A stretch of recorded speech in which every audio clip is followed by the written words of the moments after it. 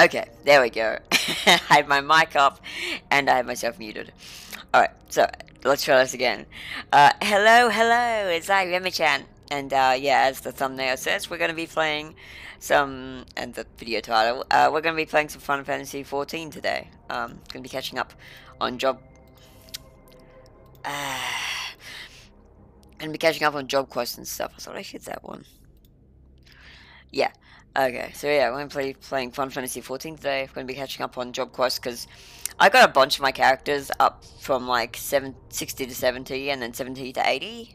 But I never actually went and did all the job quests. I just rushed via like duty roulettes and stuff mostly. Um, Especially when we had the whole road to 80 buff going. I was in circulation for like for a while anyway. It was like basically like because I jumped over to Australian like Oceanic servers because I live in Australia, so it'd be weird if I was playing over in North American servers when I don't live there. So and the latency is so much better here. So yeah, I'm like so I've been working on getting all my characters from 70 to 80. And I've only got like Dancer, and she's already at like 77 almost. And then there's just like Machinist after that. The rest are done. They're all done. So that's really cool. And then I got to start working on getting things from 80 to 90, because currently I only have 3 90s. Because yeah, I've been so focused on. I mean, Road to 80's run out now. So yeah, once I just get the milestone of getting every character 80, then I can work to 90. But for today, I'm gonna be doing the the job quests that I missed, which is quite a lot of them. So we've got a lot to go through. I've already got the game like ready to go and booted. I've just got to press play, and the moment it actually does start playing, it'll probably just show up behind me. if it goes as I hope anyway. If it doesn't, then I'm in trouble. Yeah, there it is. Cool. And you can see like Square Enix logo and everything. I'll turn the medium music off now. There, it's cool. Something I need to actually do is have sound playing background, since it's very disruptive when I'm streaming to suddenly for like sound to just suddenly disappear. It's a bit weird for you fellas.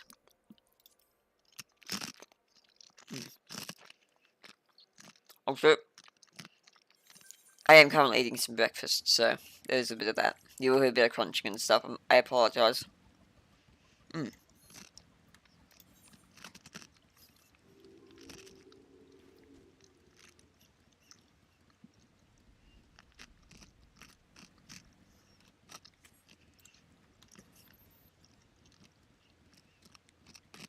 Alright. So, from what I've read, patch 6.2, the next big patch, it will actually be coming out in like a couple days. So Jesus Christ, that crept up on me fast. Because like, some of you won't know this, but I have been like busy moving and junk. And I also like lost my PC. It got bricked, so I had to get a new one, which is what I'm on right now. So all the like sort of Final Fantasy 14 news just sort of fell by the wayside. So it was really nice, like just catching up today. I'm like, oh, they're planning to drop it on like this literal maintenance. Damn, that's a nice surprise. All right. What's my travel? There we go. I was just doing some fakes with my FC yesterday. Oh, holy crap, I'm almost finished. Oh, this was all these. I don't understand how this works.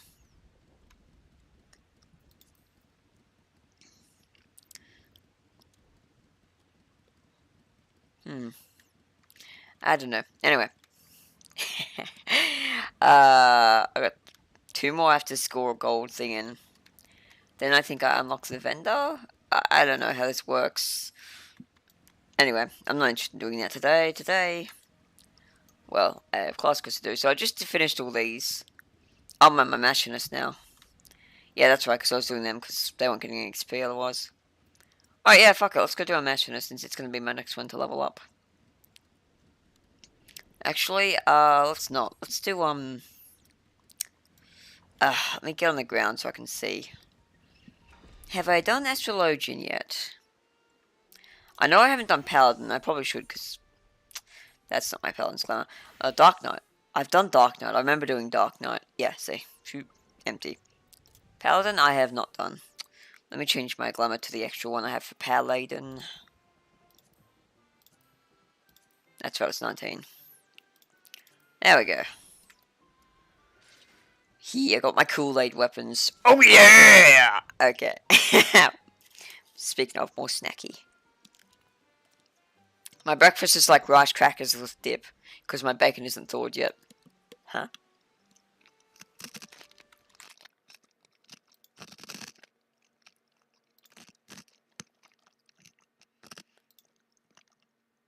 Neat. Oh, right. That reminds me.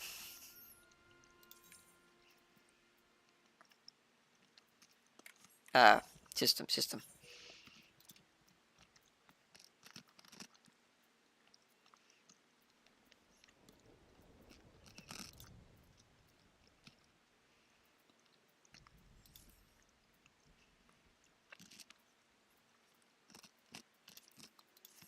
There we go. Now, I can tab without being an issue. Sorry I'm eating and stuff during stream. I just didn't have time. These are very loud to eat. Hopefully it's not too intrusive. I'm trying to have the energy.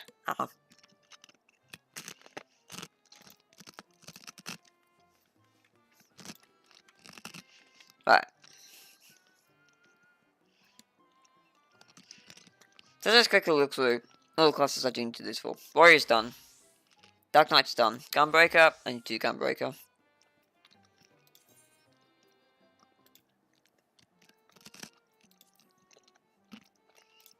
I believe I did all my Reaper things? No? What?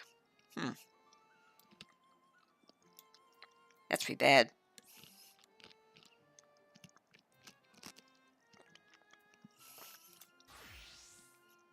Dent is done. Machinist is not. Black Mage should be done. Yeah. Summoner is not fucking done. Red Mage is done. Okay, so we've got, see, some 1, 2, 3, 4 apparently. 5, 6, 7, 8, 9, 10, 11, 12. 12 fucking, like, lots of class quests to do. Jesus. That being said, I think the one for Reaper is just like a level 80 quest. I don't think it's as actually worrisome. Anyway, time to pack my Paladin. We'll go to this first, because I get a pretty important ability from it, which is...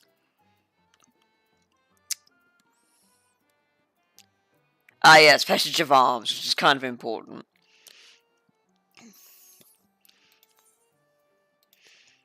Alright.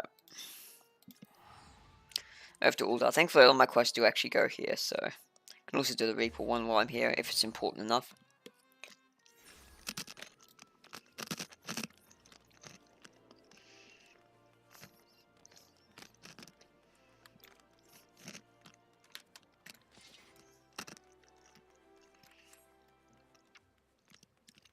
Yeah, I got mail. I can wait.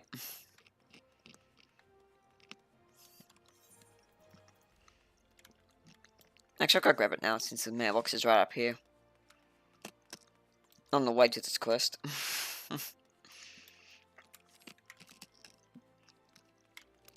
There he is.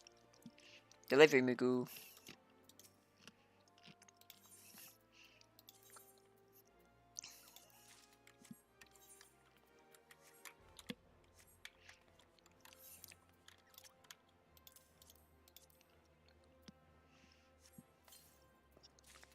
Yes, I bought it all. What are you gonna do?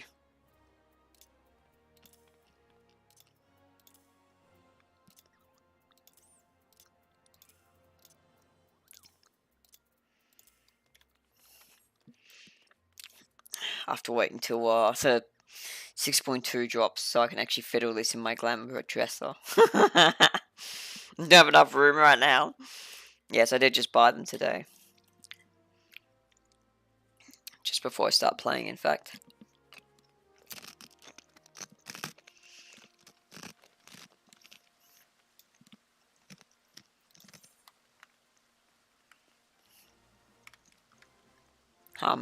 Oh. Oh, I've got to go to the Chamber of Rule. Oh no. It's okay, I'll just use the freaking Aether app.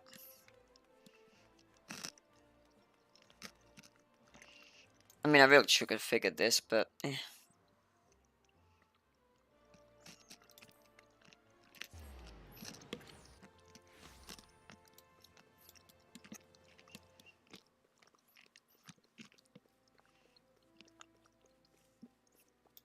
it's Jenkins again. I mean, Genlons.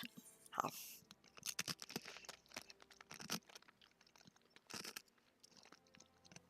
Oh, Jesus, that was 60. Oh, no.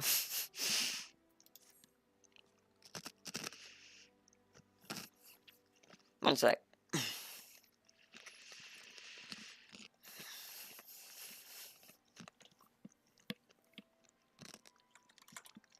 Please bear with my terrible chip-eating ass. Or rice cracker-eating ass, whatever.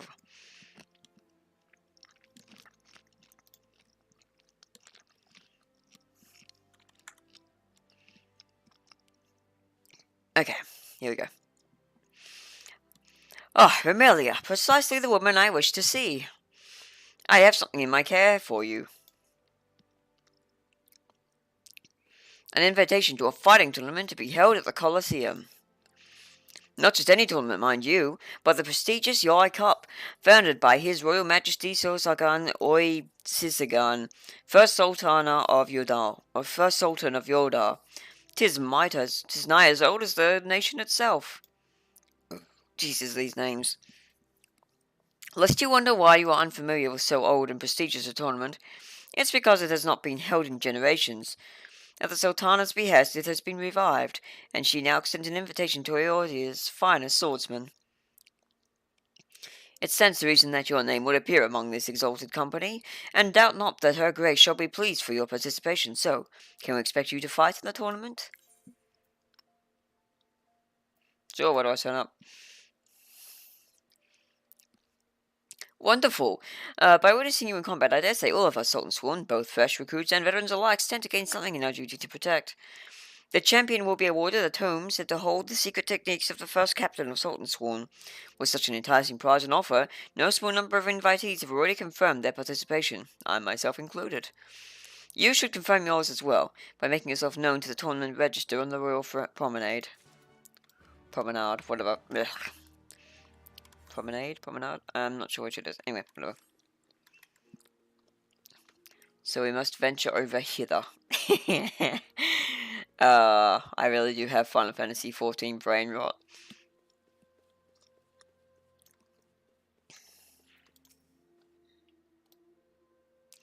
Greetings to you, good madam. You are come to enter the Yodai Cup, the Ur Cup. Your invitation, if you would be so kind.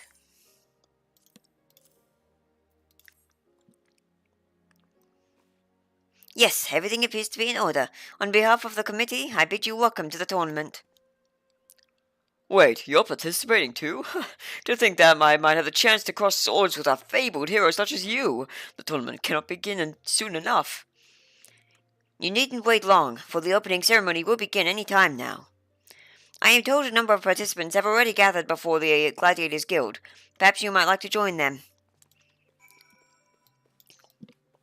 Sorry if my voice acting's not great. Like, I'm working with a dip.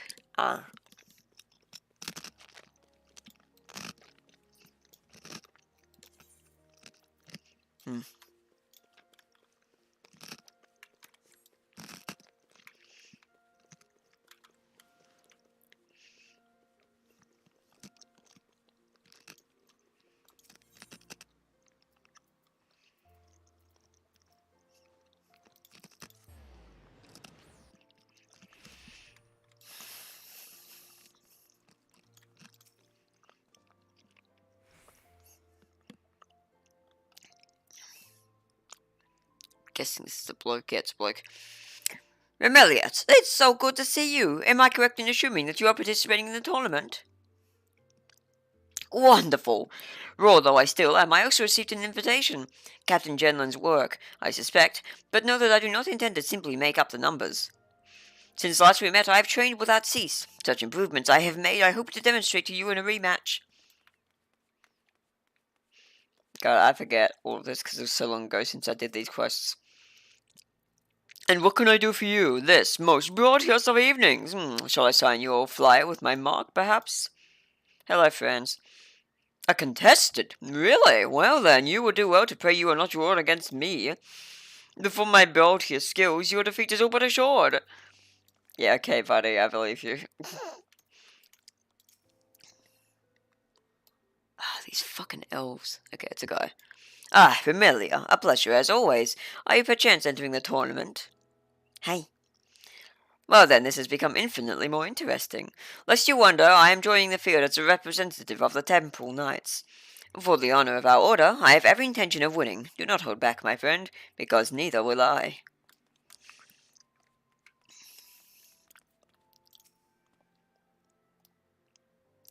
Remelia, have you spoken with the captain? He is holding on to your invitation. Already entered? Marvellous!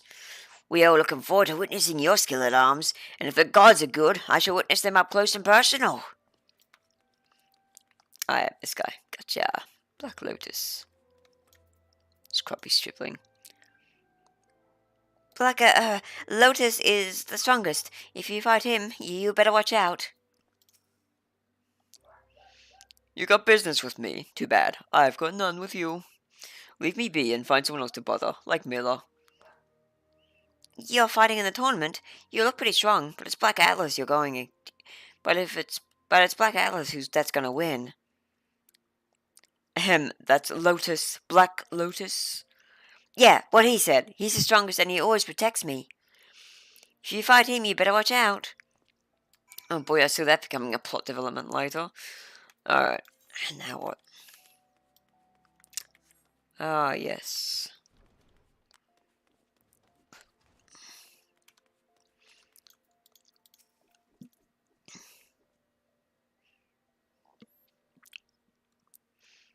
I have to refrain from my delicious rice crackers and dip. Well, if it isn't Remelia! That you would visit us at this juncture could only mean one thing. You're entering the Yule Cup. Hey. Good, good. You are one of our very best, and it pleases me to see you continuing. And it pleases me to see you continue seeking new challenges. Man, that's badly worded. And mark my words, this will be a challenge the likes of which you have never experienced. This tournament brings together the realm's finest. If you are to rise above them, nothing less than complete preparation will suffice. Speaking of preparation, have you been appraised of the rules? Nah. Then allow me to explain. The tournament is elimination. You lose, you go home. You win, you advance to the next match. And on it goes until a champion emerges. Combatants are initially divided into two groups, Nold and Thal. Sounds fancy, but they're simply labels given to two branches of the tournament tree. Okay, yeah, I see what they did there. Look, Remelia, one of your potential opponents. Knowing is half the battle, and you do well to learn all you can of the competition. Oh dear, is it that time already? The opening ceremony is about to commence. Shall we then?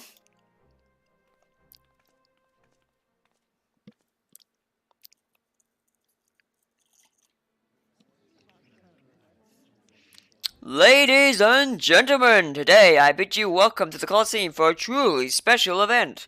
I love his shirt. To introduce it, it gives me great pleasure to call upon Her Royal Majesty, Nanamo Unamo! Yay! Best go.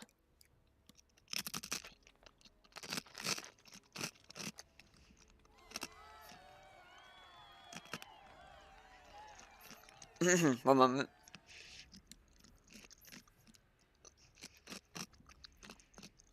Shut up, I'm hungry. Alright, let me check the chat real quick. Okay.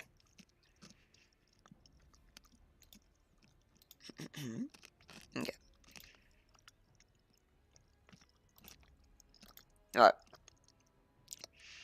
Generations ago, my ancestor, Sasagan Sasagan, founded a tournament to celebrate the skill of our nation's finest swordsmen. 100 years have passed since it was last held. By this declaration, I do hereby revive the Ul Cup. Hopefully I'm doing her voice right. Let it be known that all proceeds from this event shall go towards our continuing refugee relief efforts. My dear combatants, my fellow citizens, and I look forward to an inspiring performance from all of you. May Nothal give strength to your sword arms.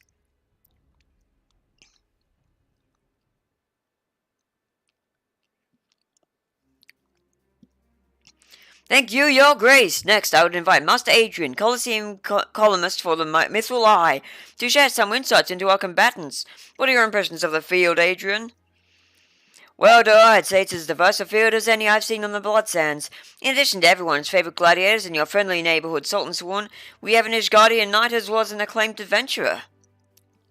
Truly a colourful cast of characters, all of whom bring their unique take on swordplay.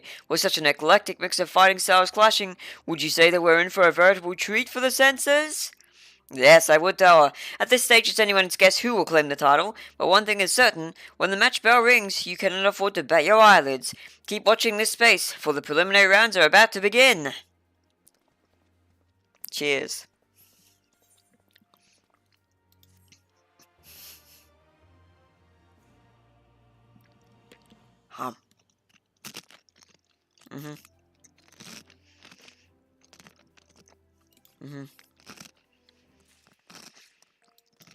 Alright, next one.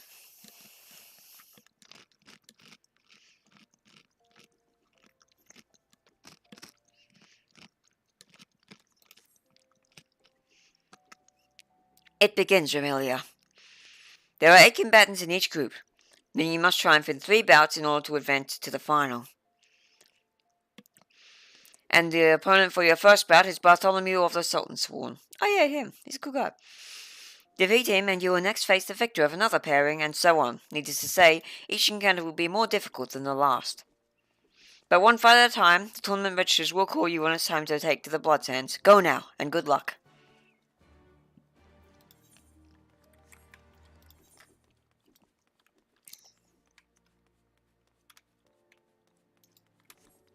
I see. Oh, excuse me. I can have another chip while I still can. Ah.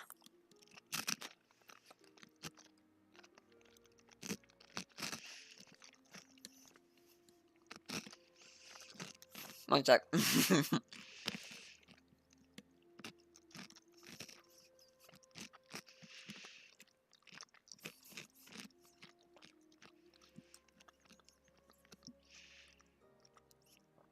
Let me hungry.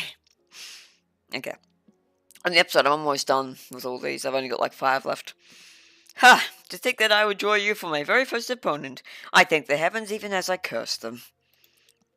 But no matter who my opponent may be, I shall fight with all my being. For the pride of the Sultan Sworn. See you on the Blood Sands, my friend. It is time, my lady. Pray see to your final preparations and let me know when you are ready to proceed. I assume he's referring to me because I don't think Bartholomew is a girl. Yeah, it was referring to me. Okay. Can I have one more chip before we begin? Ah.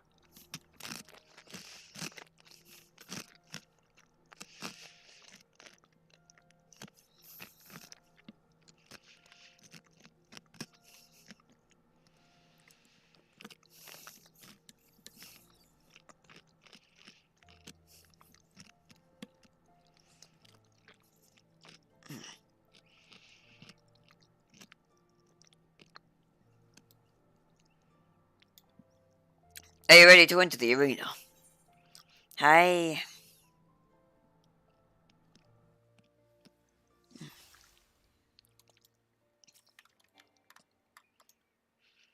Begin to the first match of the Thal group. Bartholomew versus Remilia Esoterica. Contestants, ready your arms.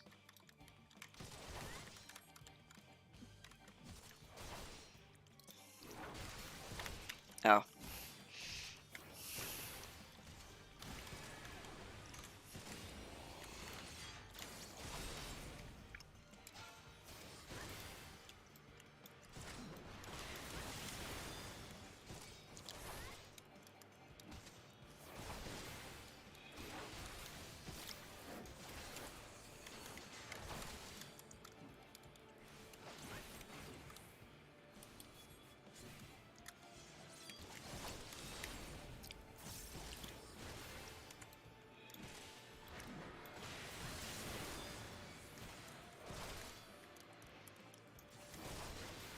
The fuck is my clemency?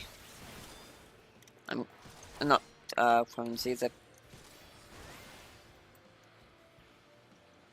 oh shit! Ow, I guess. I mean, I know what clemency is.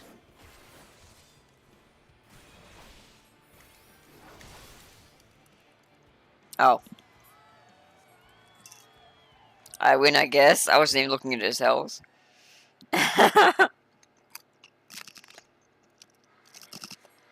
Bone pool, huh? Okay.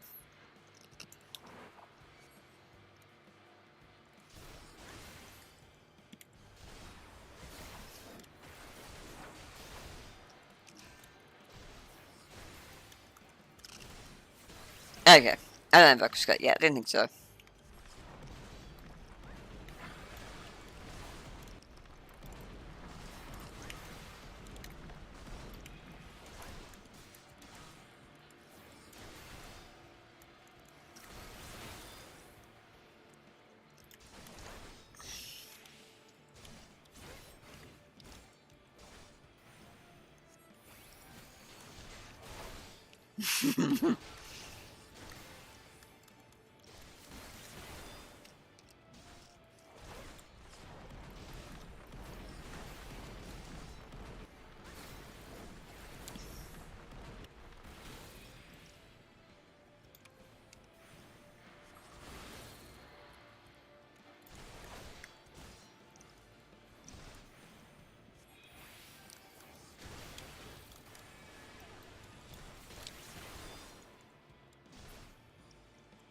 Gotcha, bitch.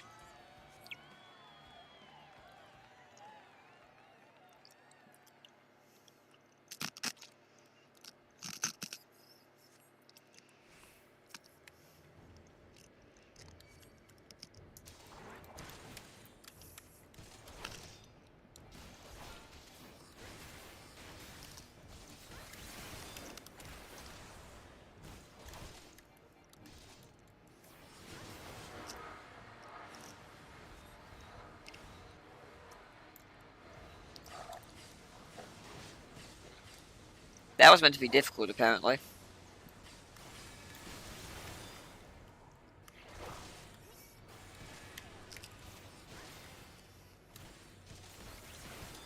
Oops.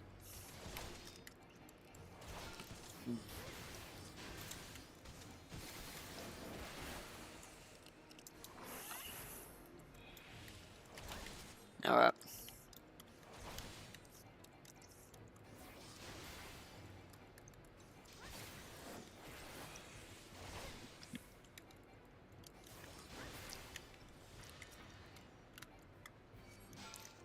Ah, what? I see.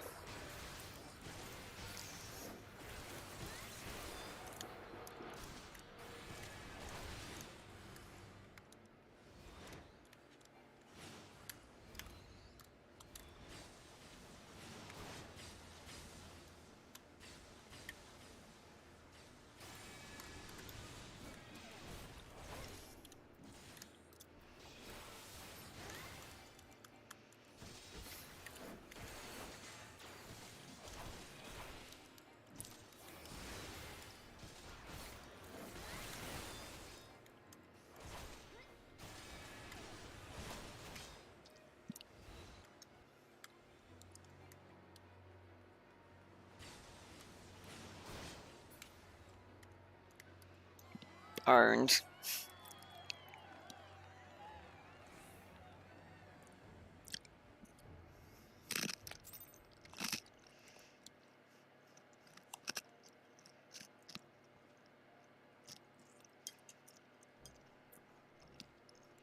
Alright, one sec.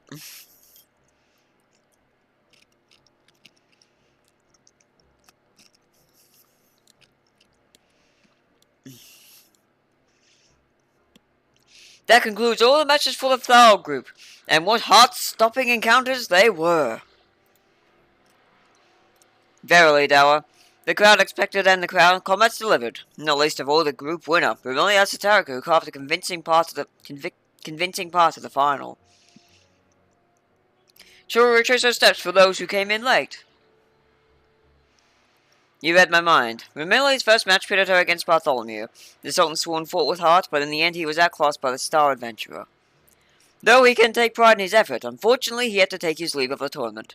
There was no getting past Remilia, who went on to face the hulking bronze bull.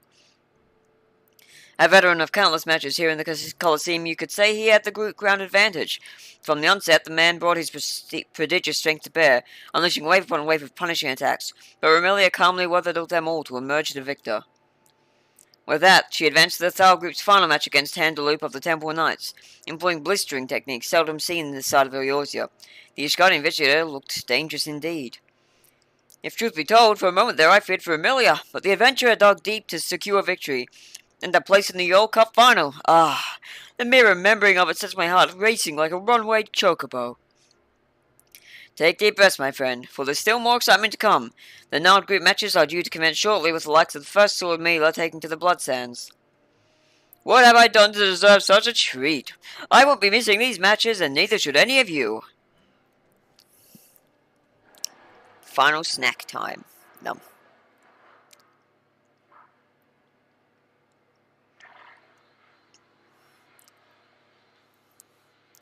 Oh, hello, we got some more evil plodding potatoes. I'll get to these first. All unfolds as anticipated. Good. The free pattern I told you about is living up to expectations, aye? That she is. Keep up your winning ways, my friend, and win us a fortune. Ah. And with that, I'm finished with my Raj crackers.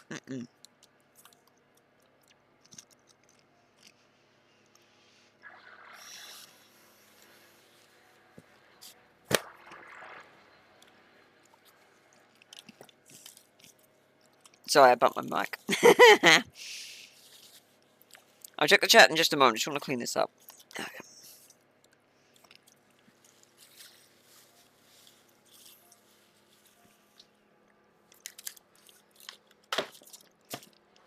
Let's put that.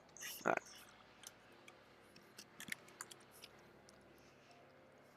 Alright. Hello, chat. Hello. Hello. Hello.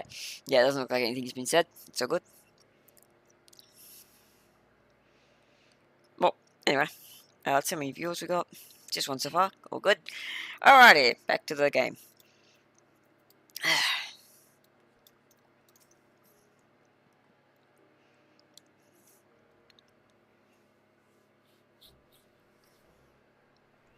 Remilia, you are magnificent! Oops.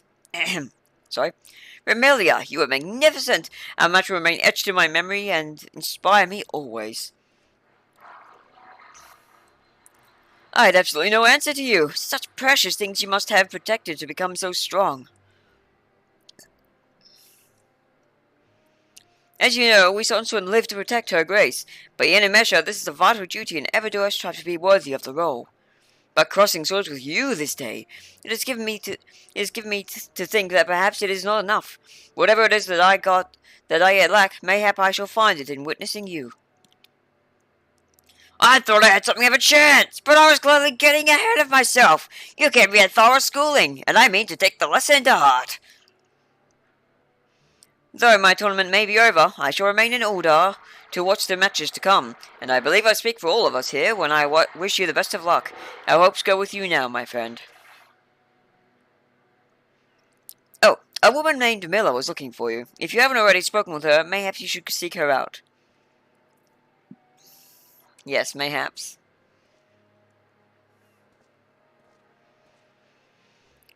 Alrighty. First things first. Fucking god, they really had to do road work outside today, didn't they? You guys can hear that, can't you? Let me check my Streamlabs. Yeah. Yeah, the fuckers are like, hey, we really hasn't streamed all weekend.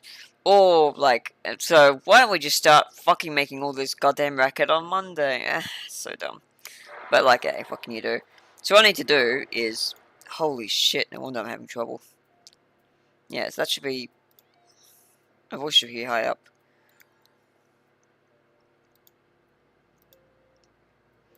There we go. Now I can hear the sound properly. Actually, I can turn the game sound in general up a bit. There we go. That should be a lot easier for you guys to hear. Yeah, cool. Alright, that should be better. Okay, sorry about the bad sound quality. I didn't think that far ahead. That's not good at all! Alright. Should be over here. Yep, cool. A place in the final. I knew you had it in you, but to witness it all unfold was nothing short of awe-inspiring.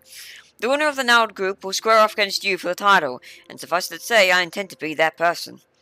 I shall see to it that a match between us becomes reality. I hope I can count on your support.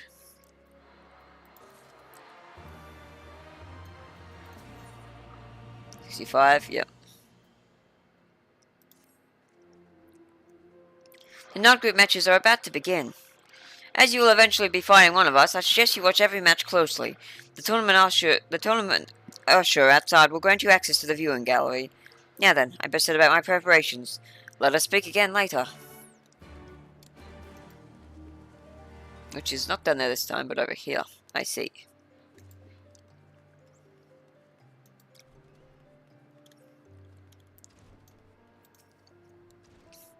Greetings, my lady. Will you be watching the Nald group matches?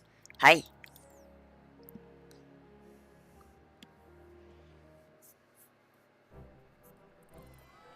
And so, the Nald group has been pared down to 2 combatants.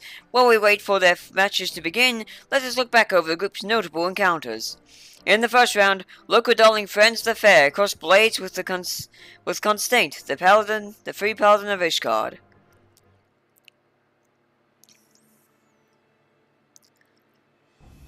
Though the pundits tipped friend as the outright favourite, the younger Constant refused to be cowed, tenaciously staying in the game before landing a single mighty blow that ended the proceedings. Undoubtedly one of the upsets of the tournament, and most upsetting of all for the maidens the realm over.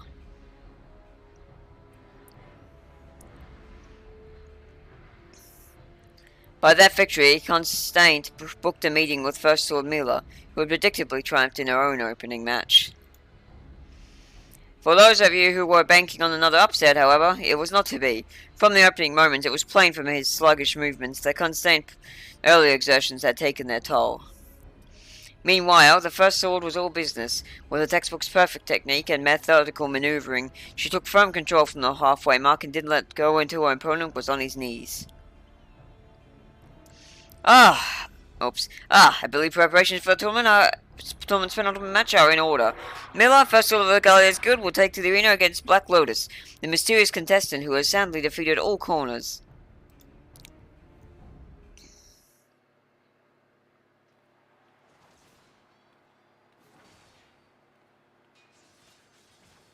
Very actually a good cinematic.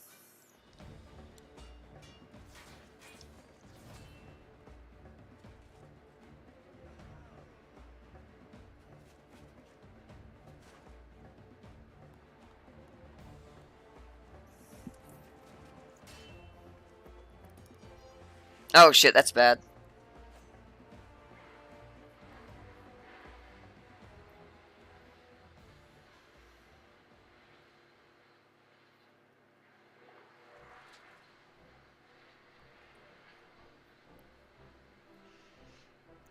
And Black Lotus advances to the Yarl Cup final!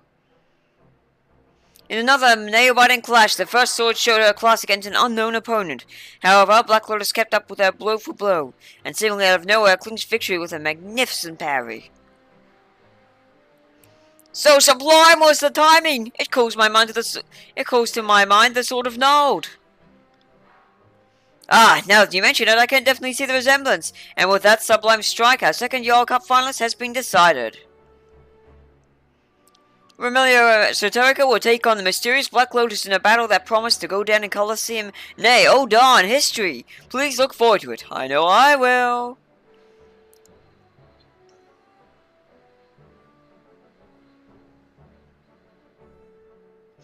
It's like, how is that little, small, fucking foxy runt gonna up me? I don't get it. She lost! Mila lost! Bah, so much for the lauded First Sword. Well, what will we do? That Black Lotus could ruin everything. If he ends up winning the tournament, we'd be neck-deep in debt paying what's owed. Fret not, my friend. We already know Black Lotus's strings. As a matter of fact, we are pulling them as we speak. Truly? Do I not always say one can never have too many guarantees? It's a fucking, like, evil mustache. It's like, Jesus, man. Hey, friends, how's it going? Oh, to think that one more beauteous than me should be found in Bushgard. Well, there was not for it but to train harder and grow more beauteous. That Black Lotus fellow, though. Oh, there was something familiar about him. A beauteous ferocity I swear I've seen before, but I cannot remember where. Very helpful. Really glad you're here to talk to me right now. Constant, that's up. Miller's truly a complete fighter, and she gave me nary a flaw and opening to exploit. I can see why she's the guild master. Well, my little campaign may be over, but I take heart in the knowledge that yours continues. I shall pray for your victory.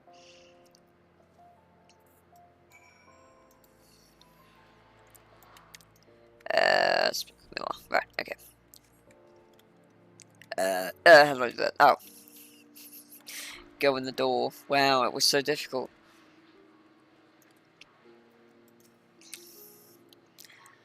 From technique to sheer strength, that Black Lotus was a class above me in all aspects.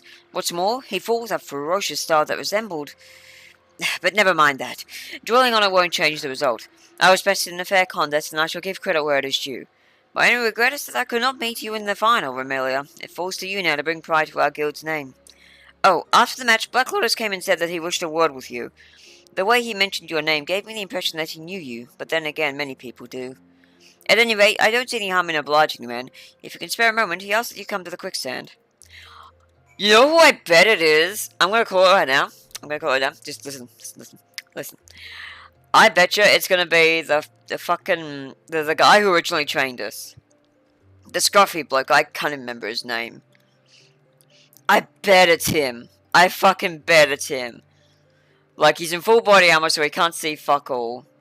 He's got an edgy-ass name, which is like that guy's whole shtick. Like, yeah, our gladiator trainer. Back when we were training to be gladiator and then started being a paladin, he just fucked off. But yeah, I bet it's him. Like, it would add up. Adventurers Guild.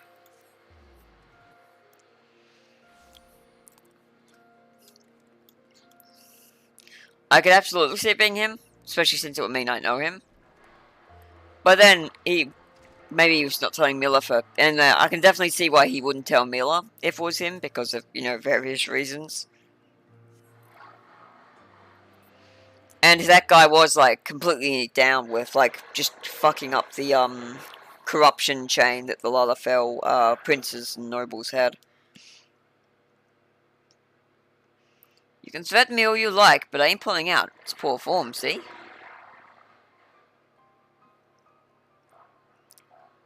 Well, far be it from me to ruin your form, but there's a trivial matter I would bring to your attention. You bastard! Very trivial, yes, I'm sure you will make the right decision.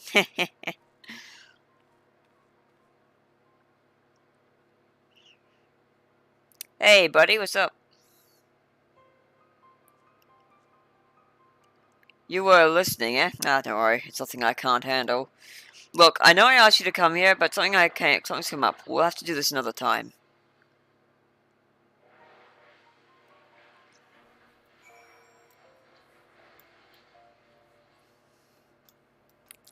Wait at the quicksand, huh? Where? That's not the fucking quicksand, bitch. That is, oh, it hadn't updated yet. Okay. Gladiators Guild, you say? Yeah, never could have guessed that. It just had said, but wait, the quicksand, like, huh? But that was the old thing, of course. Alrighty, Gladiators Guild.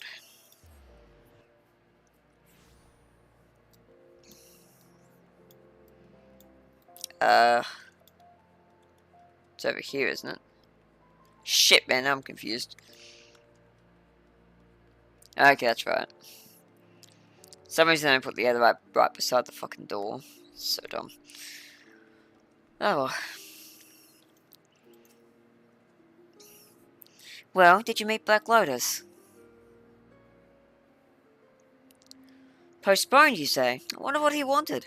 If nowhere else, you could always try chatting in the arena. It would hardly be the first time folk got talkative in battle. I must say, though, the disappointment of elimination is swiftly giving way to anticipation. I look forward to seeing you clash with the Black Lotus and, needless to say, come away with the win. Next part, woo! It's time, Amelia, the All Cup final. You have what it takes to win, just fight as you always do, and the rest will follow.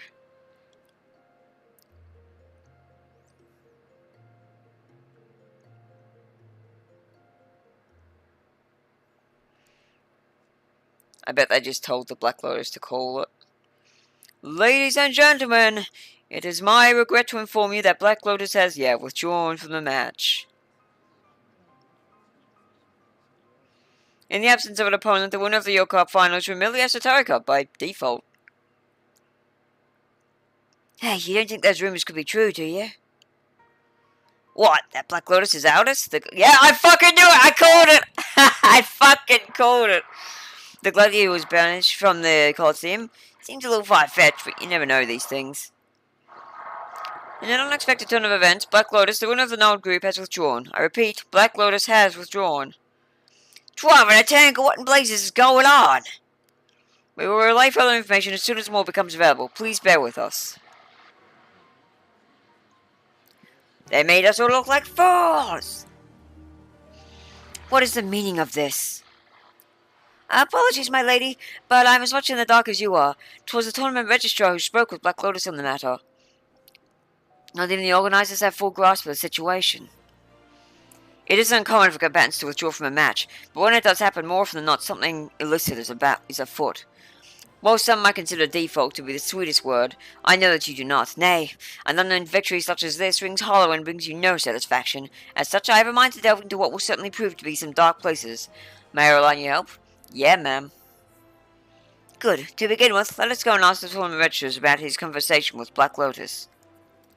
Registrar, sorry, not registrars. I'm so dumb.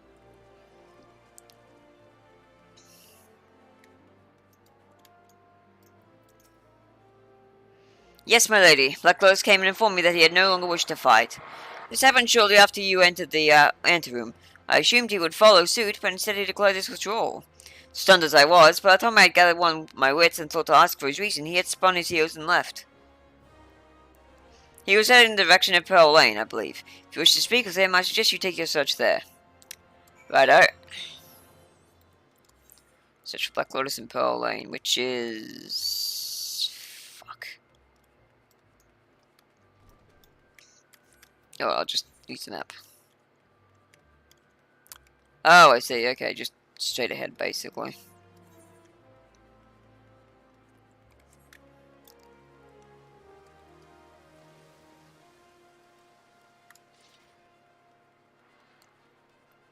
Oh, that's him.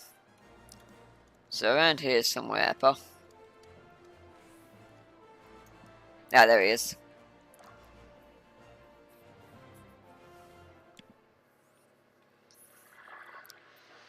Well, I'd say it's time to come clean. Sharp as you are, you've probably seen through the masquerade anyway. I sure have. Yep. I fucking called it! Remelia, it's good to see you again. As myself, at any rate. Look at my smug remark. Let me guess, the heartbroken maiden demands to know why I abandoned her at the arena.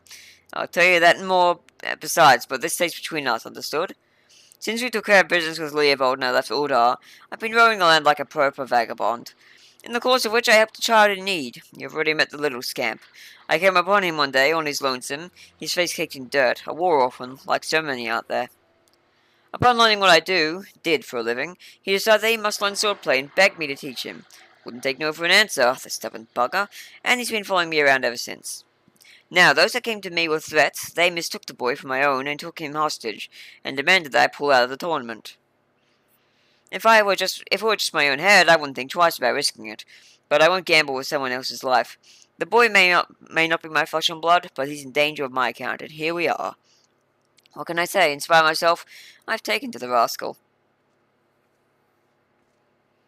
I knew it was you, from the moment we fought.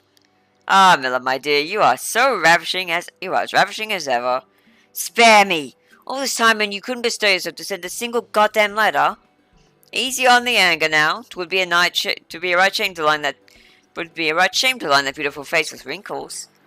That's neither here nor there. Now tell me why have you returned? As hasty as ever too, I see. If you must know, rumors have reached me of a free paladin named Remi-Chan whose skills were beyond compare. Precisely how far beyond compare has our skills become, I simply have to see. Nay, test for myself, so I made my way back to Alder. When I arrived, I learned that the prestigious Oi Cup had been revived. If Remi enters, I'd get my wish. If she doesn't, I just have to settle for winning the tournament and resume my wanderings. With a little help from an old friend, I acquired an invitation and found myself a suitably menacing full-face helm. Being something of a pariah, it wouldn't do me to be seen, you see. If you went through all that effort for the sake of fighting Remi, why did you withdraw? Simply put, to make way for money. Not mine, mind you, but someone else's. As you know, a tournament of this scale sees stupendous sums of coin moved, and there are some who would stop at nothing to ensure it moves their way. Well, turns out the Black Lotus was standing between an especially unscrupulous crew and their fortune, until they took my boy and threatened his life. But boy? Aye, well, it's rather an embarrassing tale. Let's save it for after I'm a few tankards in. Someone wants you to win, Remi, at all costs. While I do not disagree with their choice of champion, their methods don't sit well with me. But I'm afraid the rest will have to wait. The danger hasn't passed. Though I did as I was told, they have kept their part of the bargain. They haven't kept their part of the bargain. I mean to mount a rescue. For this I could use your help. I knew I could count on you. First of all, we must track down these match-fixing, child-abducting villains. For the sake of haste, let us split up and investigate. If you could ask after shady sorts in these parts, I'll see to the nearby areas. Child? When the hells did he... Oh, she feel rejected because she's tsundere as fuck. I didn't want you to send me a letter anyway, Babaka. Let me check chat. Nothing? Okay, cool.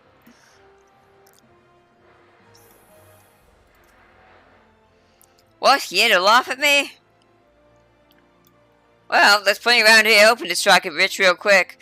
Don't know any bookmakers myself. Don't have the coin for that, but someone's bound to.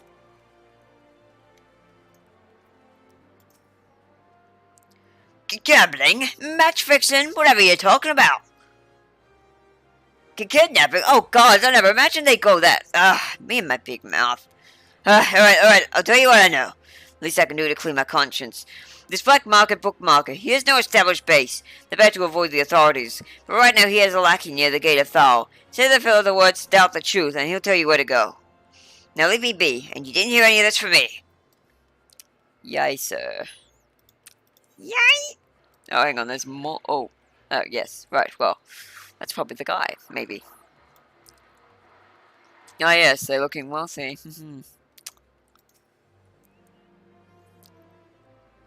Shady sorts, taking wages on the odd cup. Haven't seen any myself, but safe to say they're out there. I mean, it's Alder after all.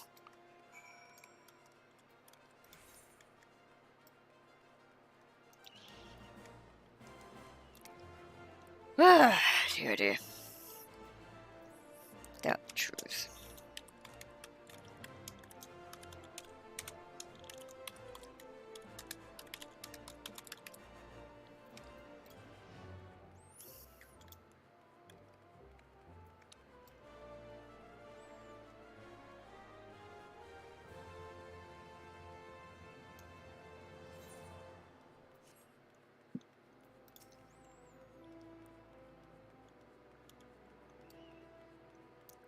Hey, butthead.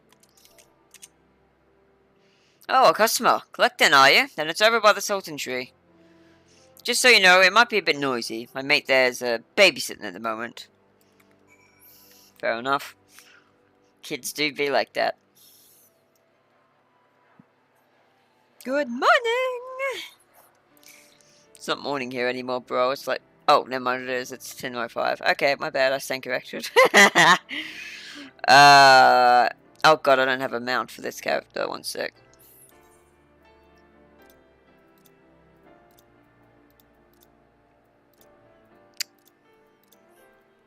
That'll work well. Got this last night.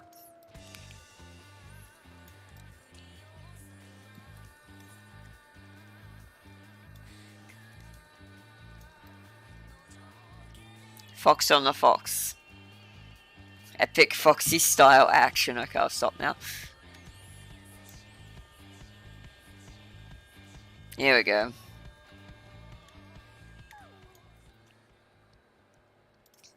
Hey, Billy Book. Yeah, what do you want?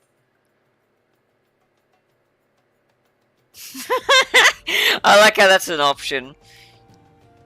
You close your boots and your chocobo. The child.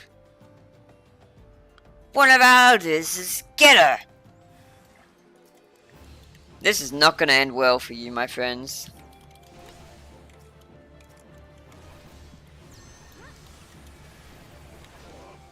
Especially seeing as this isn't duty synced. Time to go full sicko mode on them.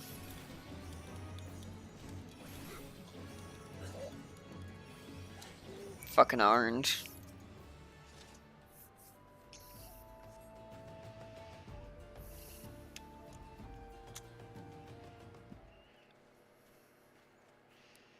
Child is unharmed? Yeah, it looks like it. Uncle Artie, I am so sorry. It was... If only I was stronger. That's nothing a little training won't fix, by the way, have you thanked Remilia here yet? Oh, right. And thanks for saving me, Remilia. At first I thought you were one of the crooks, but you're a really nice person. Oh, and you're really strong as well. I'm going to train out so I can be strong too and look after myself. Allow me to thank you also, my friend. And, lest you wonder, I haven't been idle either. I managed to find solid evidence implicating the ex-sellsword Ode, our friend whom you saw me having a chat with. The Brassblades have been alerted to his shenanigans, and he'll trouble us no more. Wait, did that boy just call you uncle? Aye, well, I'm a little too far gone to be his playmate. What of it? Wait a minute, don't tell me you assumed he was, you know. Oh, that's what explains your black mood. To prevent further misunderstanding, he isn't mine. I changed to help him and we became best friends, is all. Oh, well, it's not like I cared or anything, but Barker. It's just, given how long you were gone, I wouldn't have been surprised, is all. It takes a lot longer than that to grow him this big. This is nothing to laugh about. But it is. At any rate, all's well that ends well. It's just a pity the dream match between me and Remilia could not be. Don't be so quick to give up. You've evidence that you are being threatened, have you not? I believe there's a good chance we can still make it happen. The Yale Cup generated such excitement as the Coliseum had not seen in generations. The organisers would have been hopeless fools to forgo the chance to crown it off with a grand finale. I will lodge a formal petition in my capacity as Guildmaster. The match will take place, just you watch. That's my Miller. As brilliant as you are beautiful. The first sword is as good as her sword. The first sword is as good as her word, my friend. Our match is a guaranteed thing. When we finally meet in the arena, let us hold nothing back. And no hard feelings if I win, yes? Hi. I will go and entrust the young one to the care of the brass plates. Pray come and see me at the guild afterwards.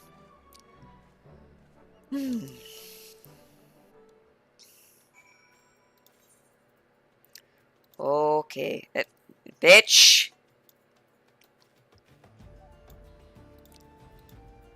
God damn it. There we go. On the upside, this will lead up to the... Oh, hang on. Dwarfsman is bugging me.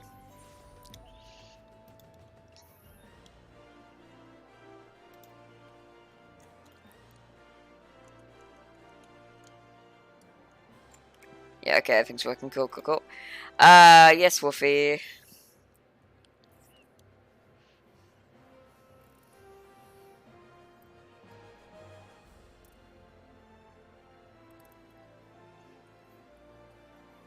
Yeah, it's I probably would have but like I probably should have, but I didn't feel like it was the right thing to do.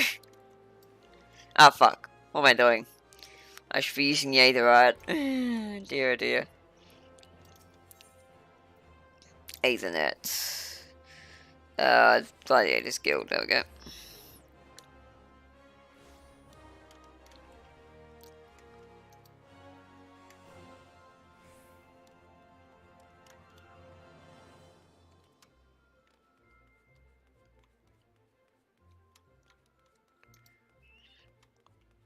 Yeah, that's right, down here.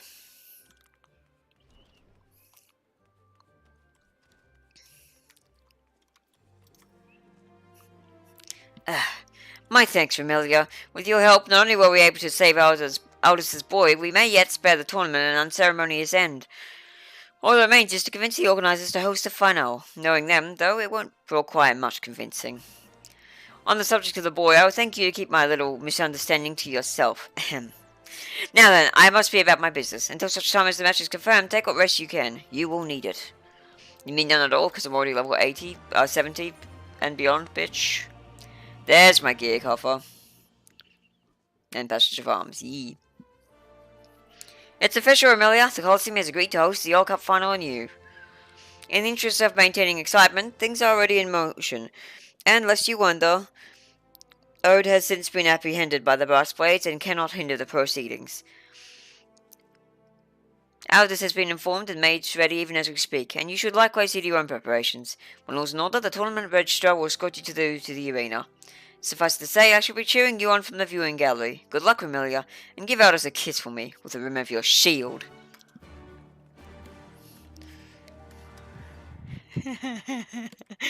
Oh, man.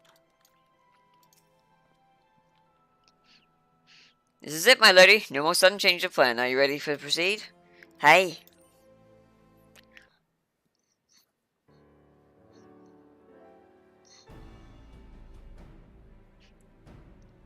Man.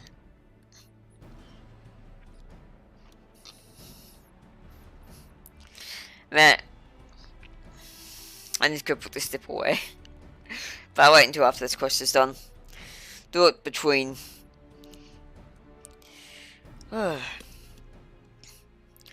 Ladies and gentlemen, finally at long last, the moment you've all been waiting for is here. The All Cup Final. Oops.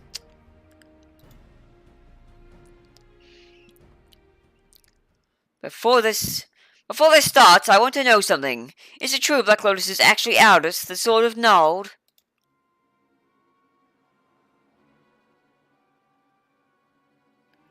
What? Black Lotus, I must ask you to remove your helmet.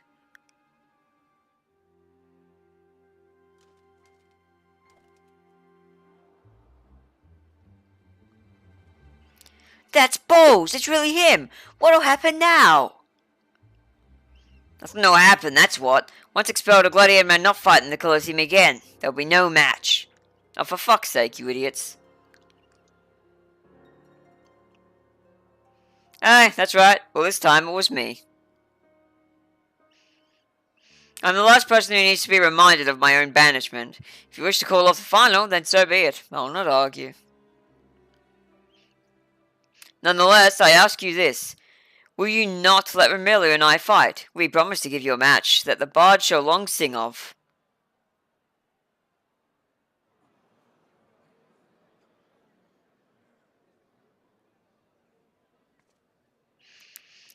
Oh, come on! One of the greatest swordsmen of our age is about to cross swords with a fabled hero, and you have to even think about it? Everyone here must be aching to see them fight. Is this not so?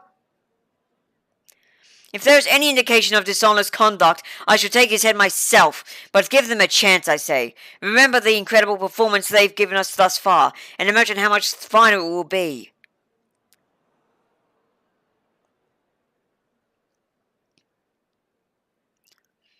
The first one speaks true! This is a once-in-a-lifetime event!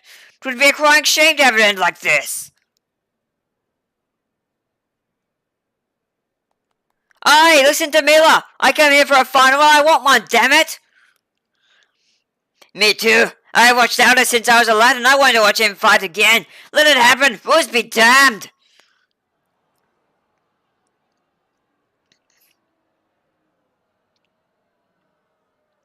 You have no objections, Remi-Chan? None.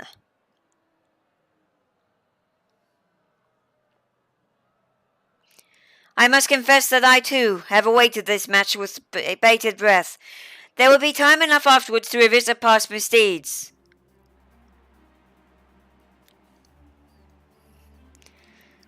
There you have it, Aldous. You have the blessing of all present.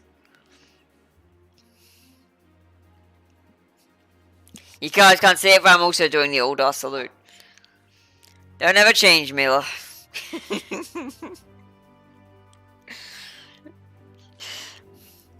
Come, Remelia. Your opponent is the Sword of Nod.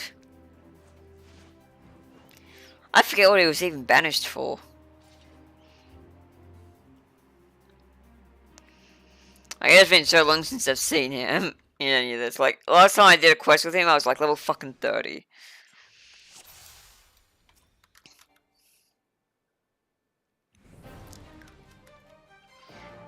What's the blessing of Death?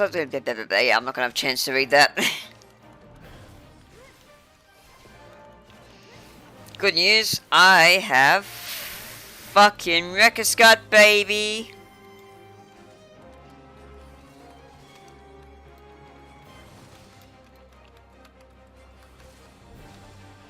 Oh yeah, one of these.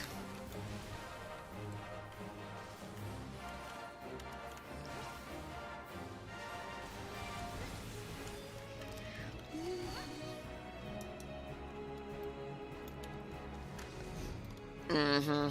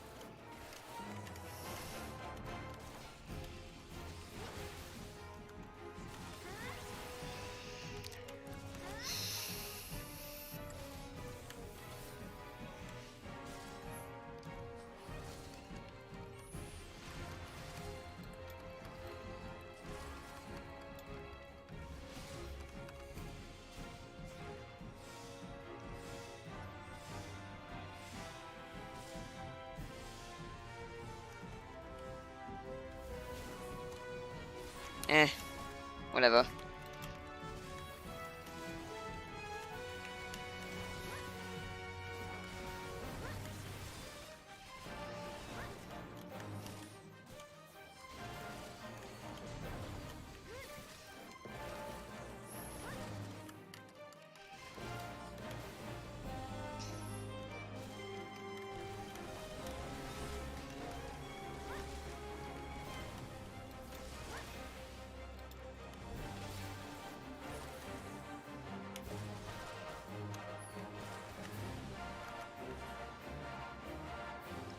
The champion of the Old Cup, the greatest swordsman in the realm is Remi-Chan Soterica! Yeah, go me. Woo.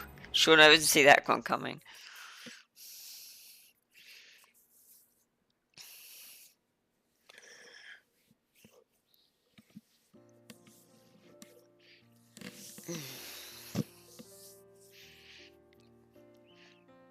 A magnificent performance from start to finish. Such exquisite blade work I have seldom beheld. Now then, perchance you have heard that the champion would be awarded a rare tome, one which holds the secret techniques of the first captain of Sultansworn, aka Passage of Arms.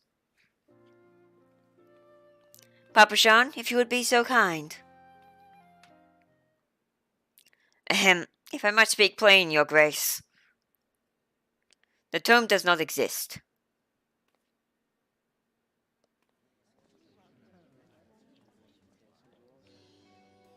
Well, I see what you did there, Master Papa-chan.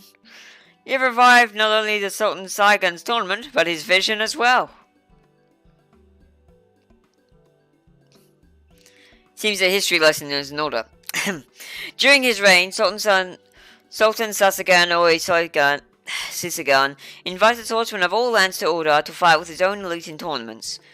In time, such tournaments came to attract sellswords, giving rise to a national institution, the grand diversion that is the Colosseum.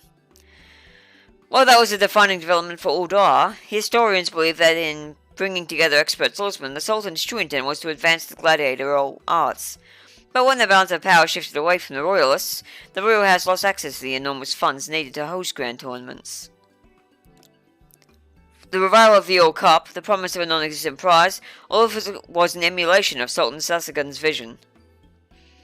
You are most perceptive, Aldous.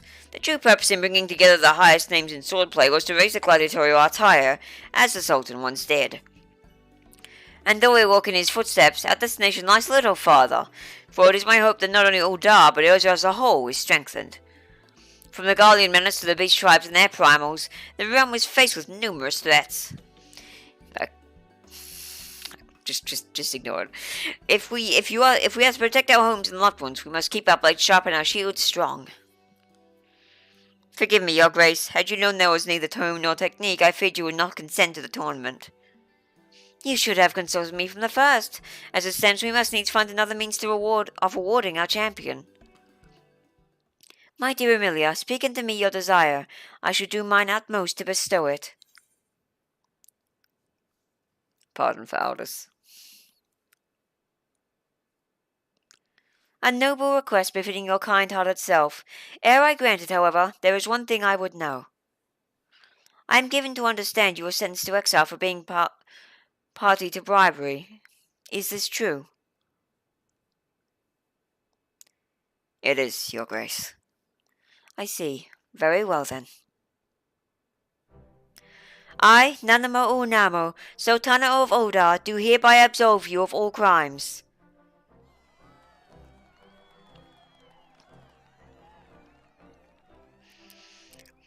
Our fair nation has need of men of your strength and skill. Now more than ever 'twould be unconscionable to cast you aside.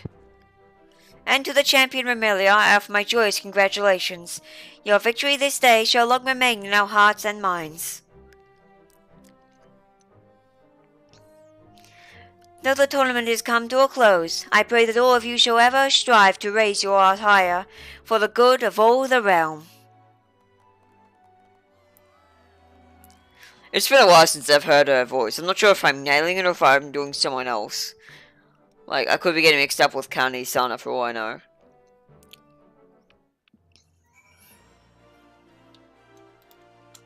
Pretty sure that's her voice. It's pretty recognizable.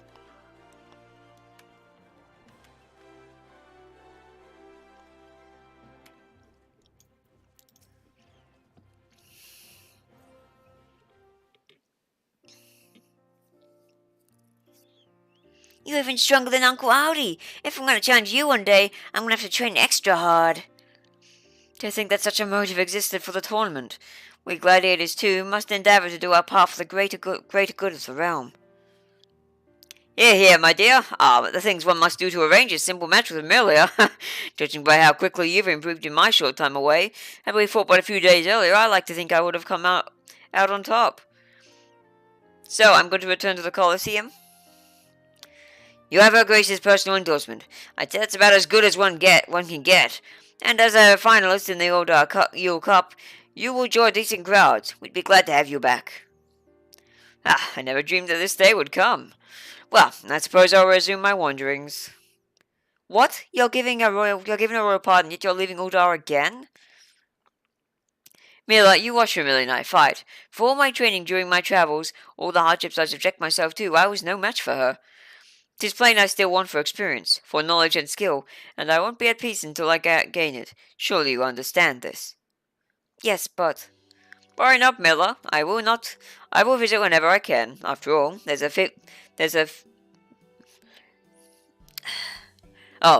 filly back home who, whinnies incessantly after me. And you, my free paladin friend, not only did you oblige me with a match, you rescued my boy and defended my honor besides. For that I cannot thank you enough. I learned much and more from our encounter, and I should be glad if you got something out of it also. Keenly do I look forward to our next meeting, when we can simply square off with no complicating factors to distract us.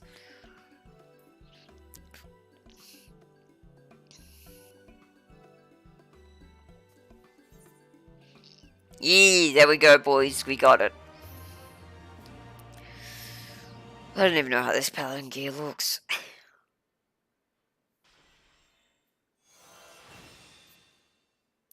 There we go. Passage of arms, baby. Cool. That finishes off paladin. Oh yeah, and I got a title. Let's see what it is.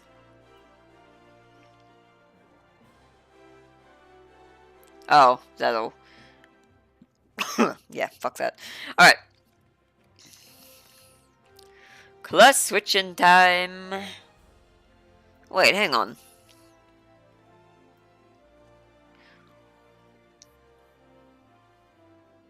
Huh. Well, that's interesting. Oh, that can wait. Alrighty. So next will be Donut Dark Knight. Gunbreaker, I guess. Let me switch to the glamour. Once I remember what the fuck it is, there it is. Perfect. Alright, but first I gotta be right back. I got a plate to wash off and a bit of dip to get rid of. So yeah, Remi will be right back, she promised.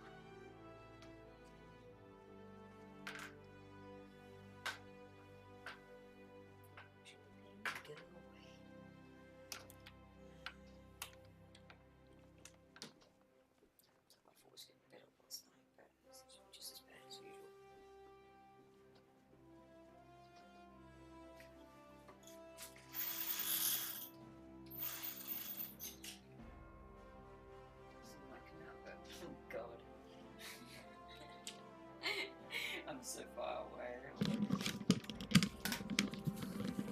Kimmer must have seen me putting the blinds up, so I'm far away and distant. There we go. Okay, I'm back. Sorry about that, folks. Cool. Alrighty, back to business. Let me just check what the Wolfman's been saying. Yeah, probably the Wolfman. Alrighty.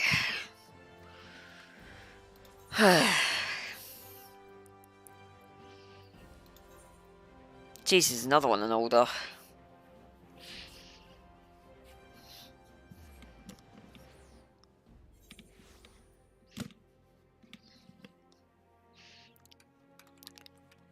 Oh, excuse me. Alright, yeah. Let me check what this certificate looked like.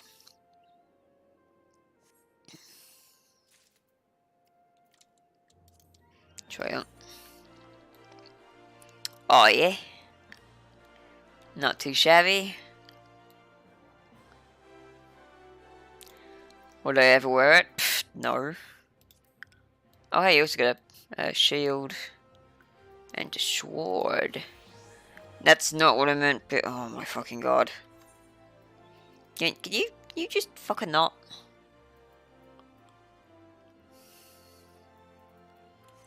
Oh my god!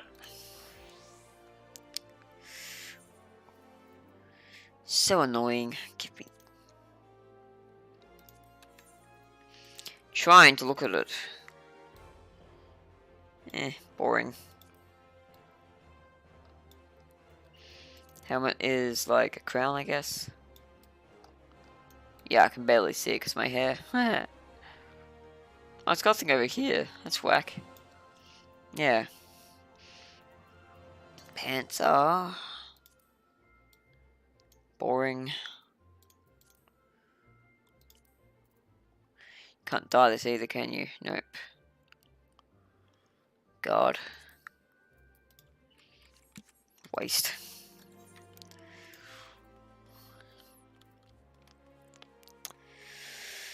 I'll have to put that in my retainer. Hang on, it was over at the Adventurers Guild, wasn't it? Yep.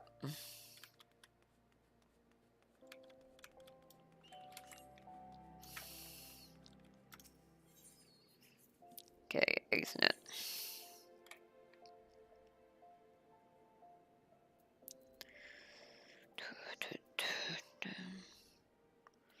Okay, quick set. Adventurers Guild out there.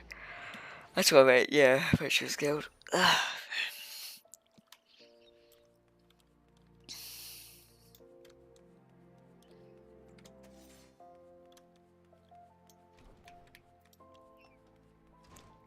Gonna go to my end room real quick. Put this stuff in my retainer. Get my hair, change my hair.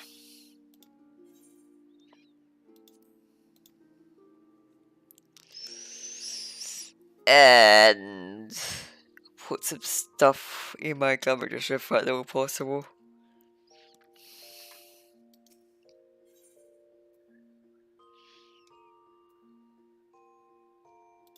Did Fire Mention sell anything? I don't have anything selling. Okay, cool. See enough. Burial. Alright, she finished the adventure. Very cool.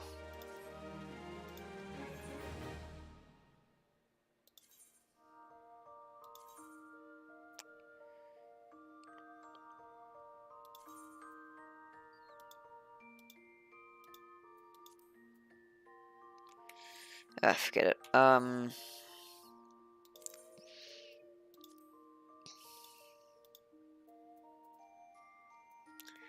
god. Okay.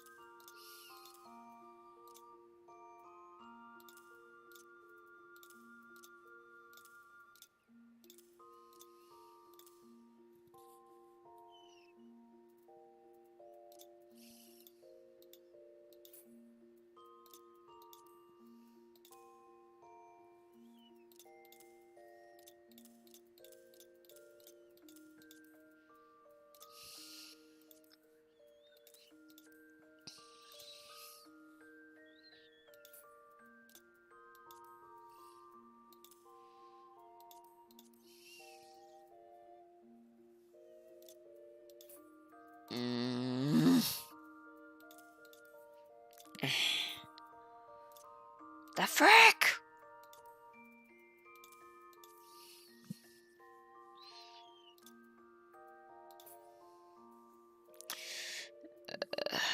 Yeah, actually, I better.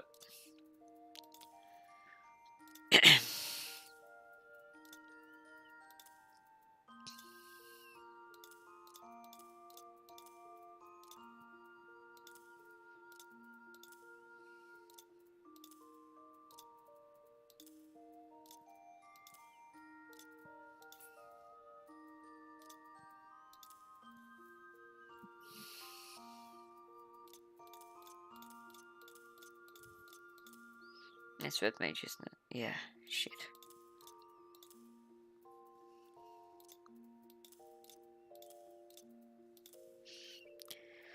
Okay, get that out.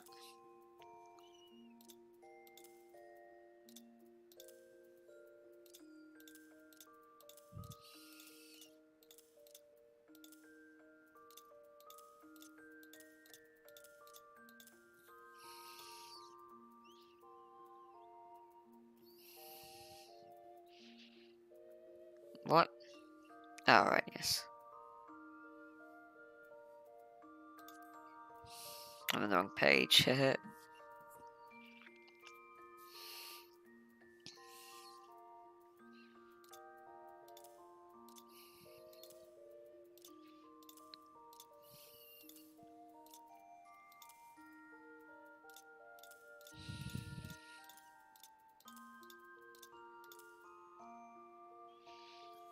This would Gunbreaker will go. This is where Monk and shit will go. Yeah. I'm running out of room.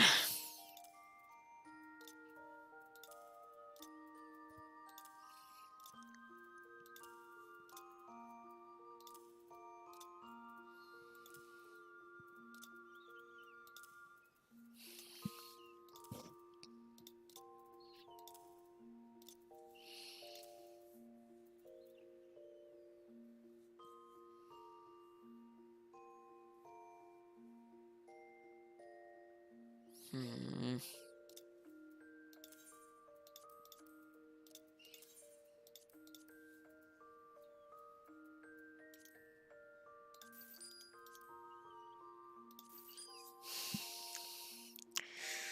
Okay.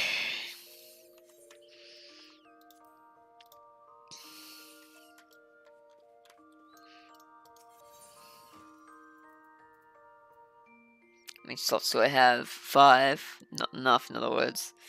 Shit.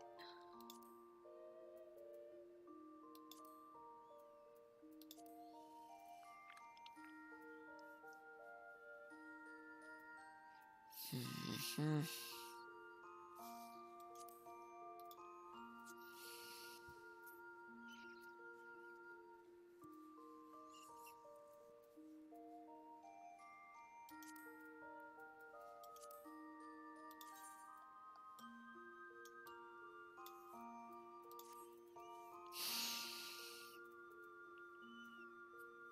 I can definitely.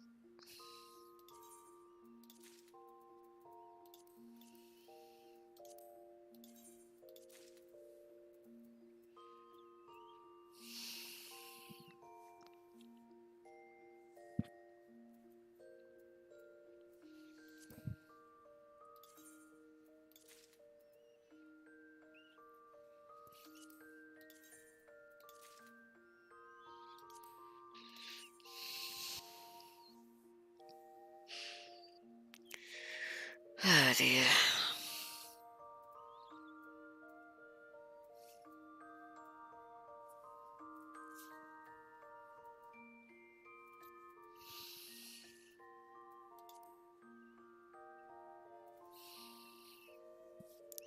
Anyway, that'll be enough.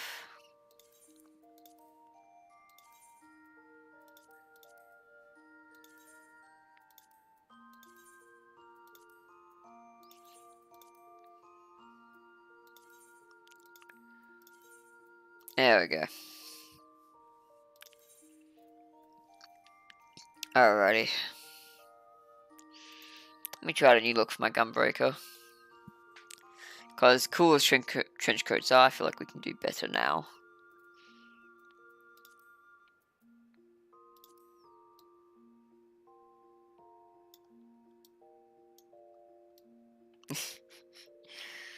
God.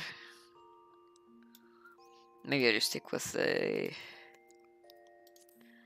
thermometer headband for this one. Alright, and then go with like a... No.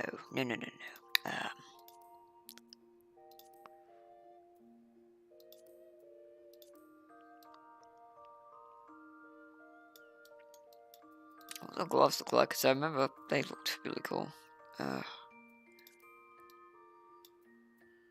Okay, never mind. I mean, alright, but... I'll go something like this, or,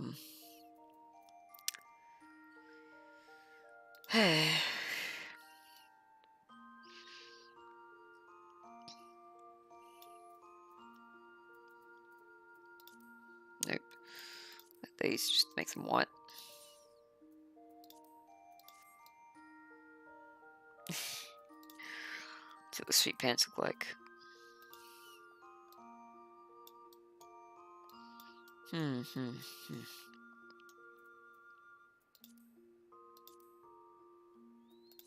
Trying out mix matching different stuff.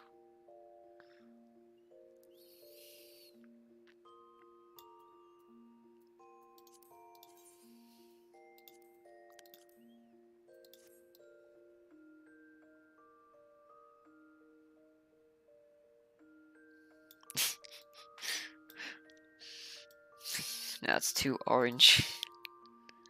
I also got the green one, damn. Oh, that's hideous, no wonder I've never used it.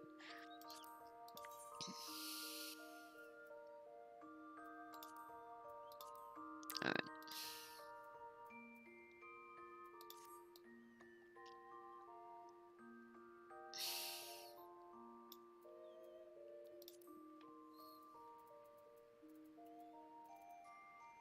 Hang on, what's the adventurer's gloves? That's really good.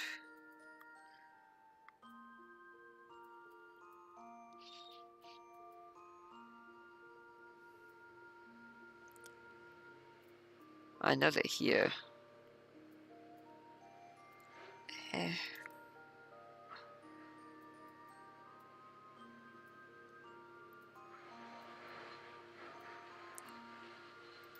That's them.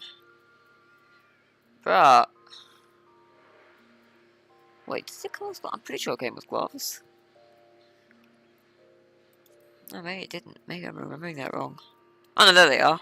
They're just way back on the list for some stupid reason. That's what I wanted.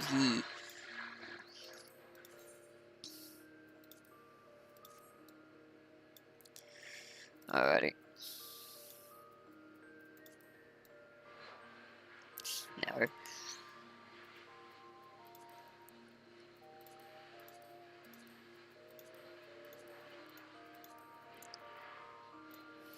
It's only for casters.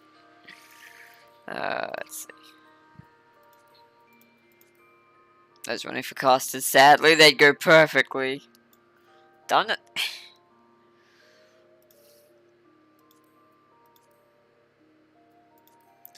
Curious. No, okay. Just thought I'd look. Okay.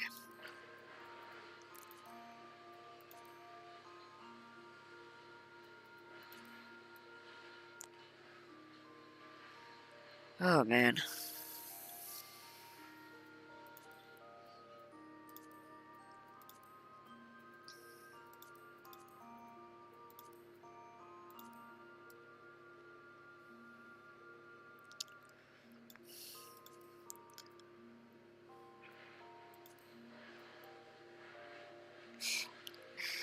Yeah, fuck it, I'll go with this for a bit.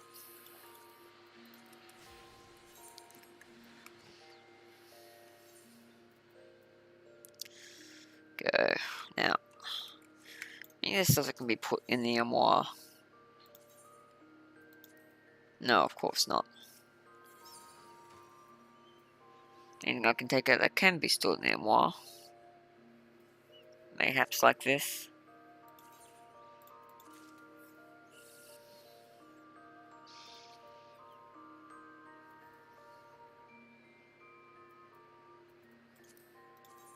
Or this. The starting gear. I don't know. Let's find out. Ah, okay, cool. That stuff can be. In which case...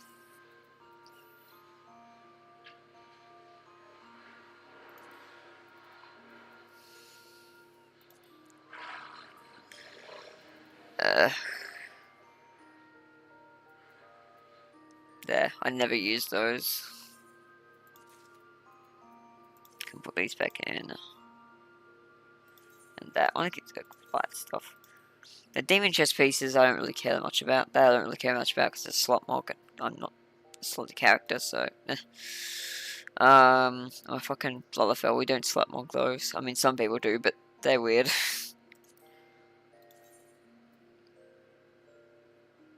Do you know what? If I put all... Even if I put all these back in... Just giving me the freaking gloves will give me enough room. Nice. A bit, barely. Also, fun fact, I now have a Chocobo suit, but I do not have a Chocobo head, I don't think. But I could go get one. Fuck it, I'm actually gonna do that before we begin this quest. Yeah, alright. I should have enough MGP. Because I'm pretty sure the Chocobo head's only like 30k.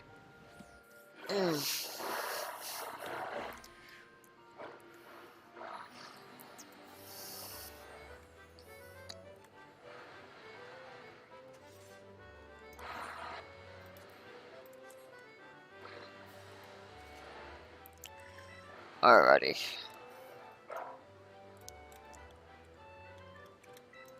Hang on, let me do it. Get a bit more. Get a bit more. I have 77k. Yeah, I should definitely have enough. Okay.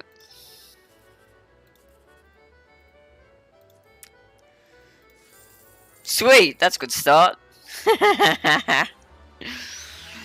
Top prize, very cool.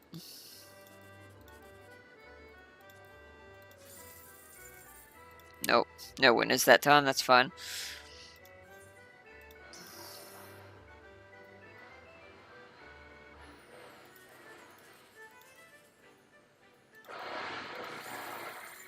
Deadly Darn. Yeah, no winners again. Saggy. So good. There's a lot of prizes to exchange for here. Including weapons. Is there any for Gunbreaker? Probably not. I think most of these were actually made before that stuff happened.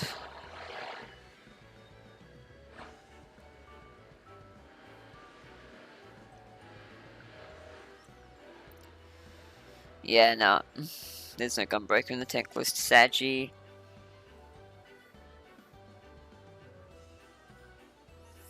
What about this? Nope, not in this in the Savage Center stuff either. Rip. Nothing, nothing, nothing. Okay. Let's change to. Let's see what we got. Armor, a lot of armor. So this is probably where we can get the Chocobo head. What's that look like? Boring as fuck, Jesus Christ. I think I have these already. I may not actually. Let me check. Ah, that's unsaid to have them. Interesting. They can be dyed? Yeah. That's anything to know about.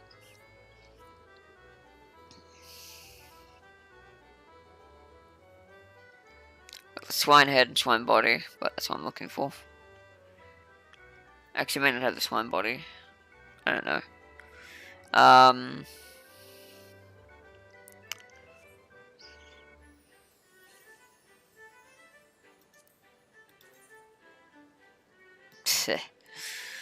Oh, God.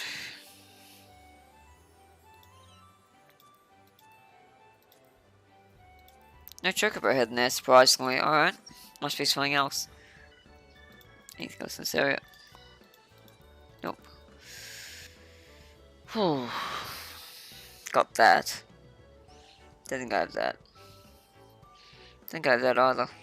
I do not.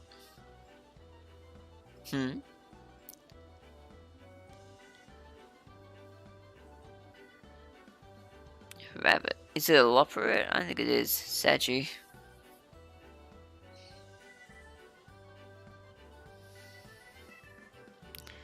I've got all these, haven't I? Yeah, of course I do.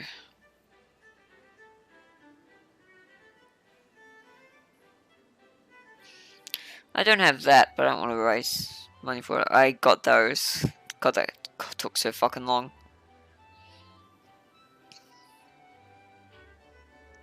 The bee's knees I have. Oh, I don't have the gold dance, damn. Well, check out price claim 4.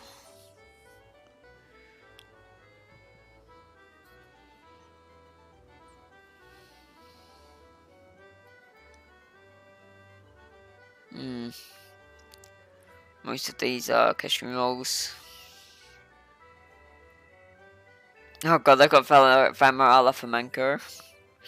I was losing my shit to that in the Dance Story quest we did on the last stream. Yeah. Yeah, alright, time to get the final dance.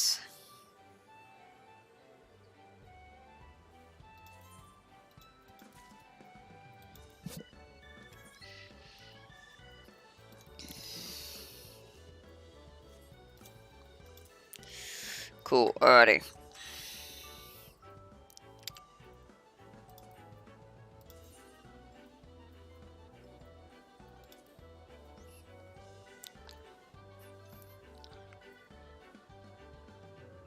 Do I have them on my toolbar anyway? I think so.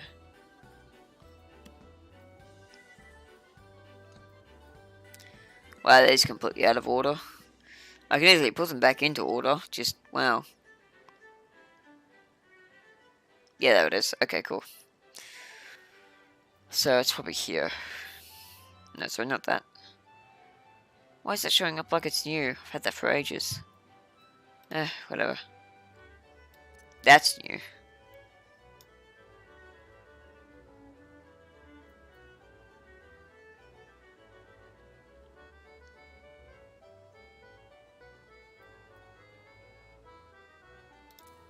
There we go.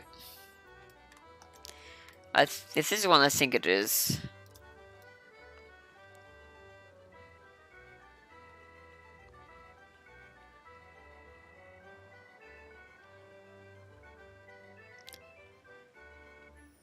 I think it was. Oh well, it's fine. It's a good dance. There we go. My screen just went black. You guys couldn't see it, but yeah, my monitor's on its way out. Okay.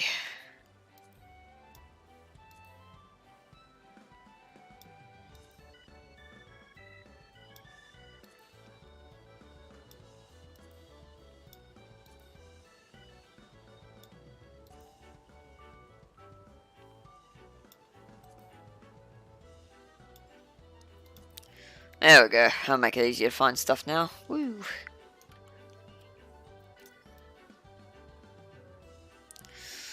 Yeah. Alright, cool. Back to the main quests. Whew.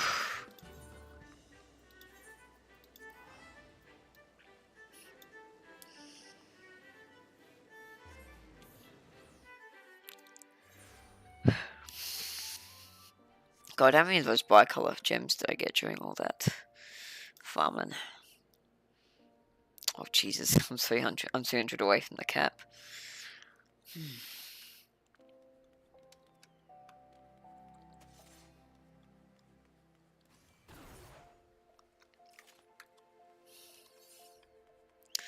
Alrighty.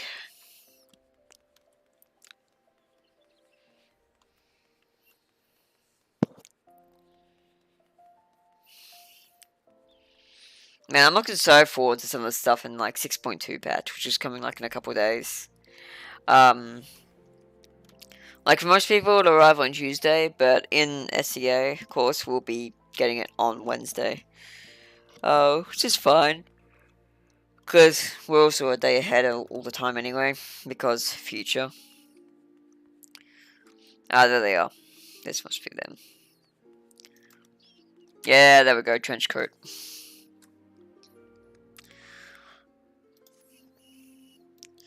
The walls that surround the city remind me of my homeland. We built it as a fortress to keep out invaders. Not that it made much difference in the end. Oh, not this again. Perhaps you could lighten the mood by sharing our recent list of bit of good news? Ah, yes. Looks like we found our next client. Nothing's been decided, but a lady named Driel is waiting for us near the Gate of Thal. We'll meet you there. Okay.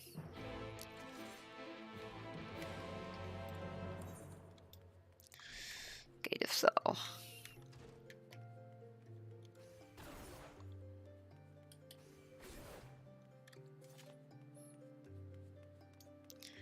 Which way is that? Oh, that's that one. I'm just gonna take a teleport to the Sapphire Avenue Exchange.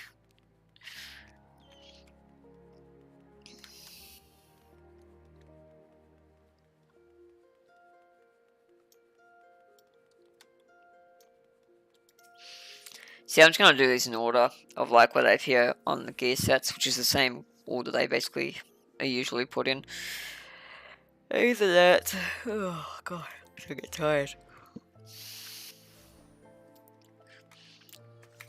Now, yeah, because of like relic weapons being a thing that they're introducing, and the fact you need to do the Hildebrand quests, I'll probably go and do my Hildebrand quests. Like after I've gotten all these class quests taken care of. I'm in no rush to go for the weapon. I think I still have like some scale powder left from last. Yeah, there it is. 7 area scale powder. I've got enough for my first one. Assuming they do it based on that again, which they may not. They might do something different this time.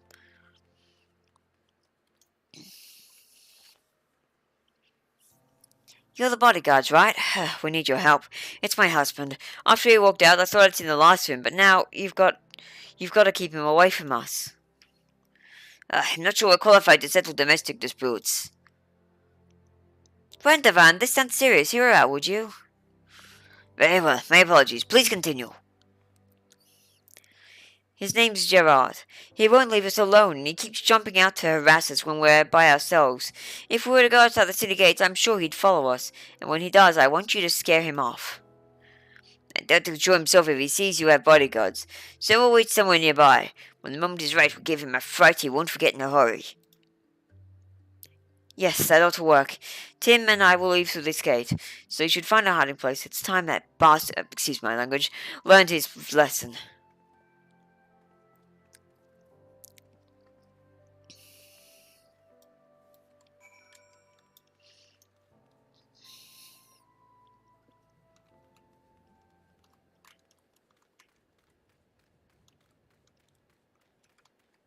Okay, where's that? Where's the hiding space? Oh, okay, over there. Gotcha.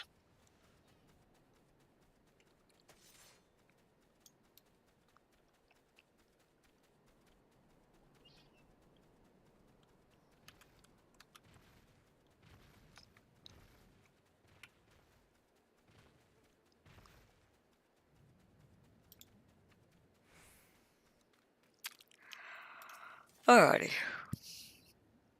Remember, we've got the boy to think about. I will not cut a man down in front of his own son, but I will if I have to. You follow my lead.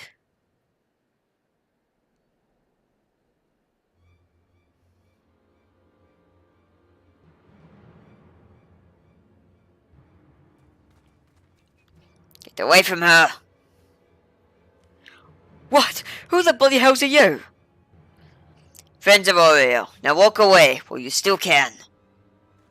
But I only want what's best for my boy. Your boy? You've got no right to call him that. He belongs to me. Uh-oh. This looks a bit dangerous. This is your final warning. Bother them again, and you won't live to regret it.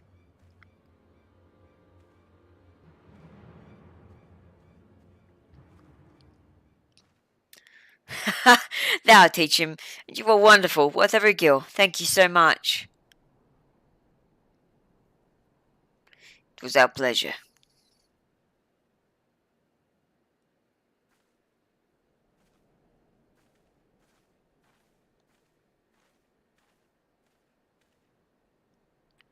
Although there wasn't much for you to do, your presence lent weight to my words.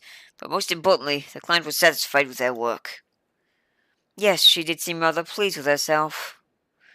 Listen, you two, there's no time to explain. We have to follow that woman. Hell's bells. When Sophie gets one of her hunches, there's no stopping her. I mean, I think she's on the right track. That mother sounds like she might be more the villain than the dude. Where are we going?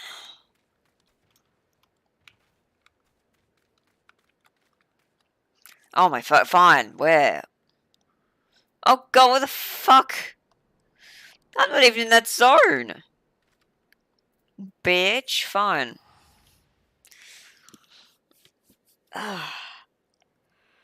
Jeez Louise. It's a bit stretchy. Alright, I don't have a mount on this. Let me fix that.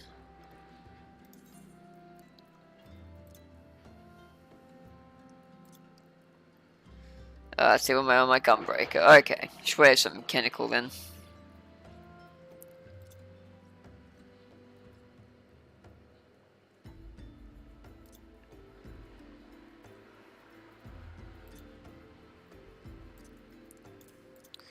Oh, she's this.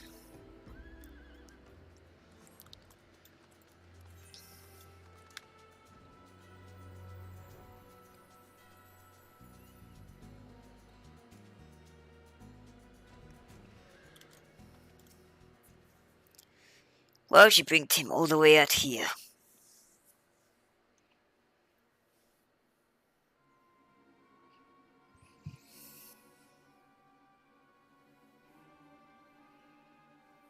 What are we supposed to do with a runt like this?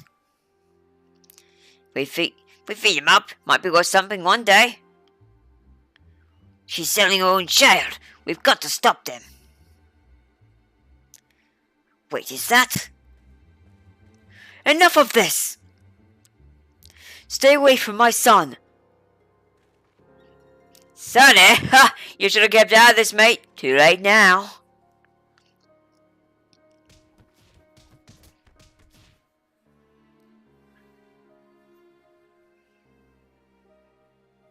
Quickly, we've got to help him.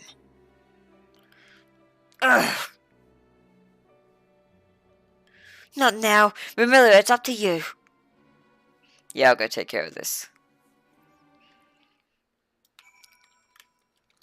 Shame on you.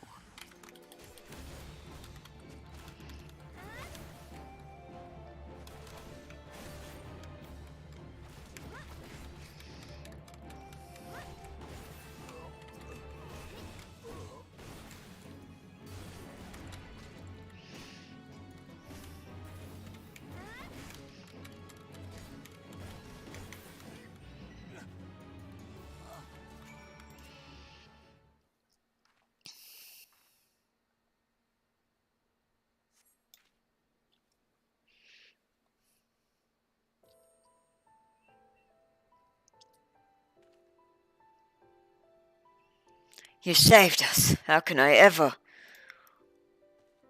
Daddy!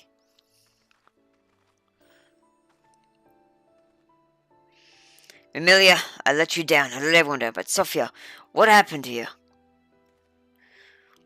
I knew from the moment I met Oriole there was something not quite right about her. It wasn't until later I realized she's a somnus addict. Once it takes hold, it changes you. She was able to keep her addiction hidden from most, but not from me, and probably not from her family either. Yes, I've known for a while, but I had no idea she'd do something like this. God, if I hadn't started gambling, this never would have happened. My debt spiraled beyond my control, and she ran to get away from me, to start a new life with our son. The shock of losing them made me realize I couldn't live like that anymore, so I vowed to turn my life around.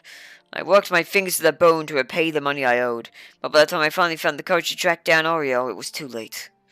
She'd made new friends, the wrong sort of friends, and had to resort to God only knows what to make ends meet. It became too much to bear, and Somnus was her only escape. Nothing else mattered to her, not even her own child. So you see, it wasn't only my life I'd ruined. I made her who she is today. That's why I don't have it in me to hate her. What will you do now? I plan to send her to Friendoli's I plan to send her to rehab. They can treat people like oil. Although it costs more than most folks can afford, my savings should cover it for a short while at least. We'll take it one day at a time and see how she responds to the treatment. I know she might never recover, but I can't give up on her. Obviously, she's in no fit state to look after Tim, so he'll be living with me.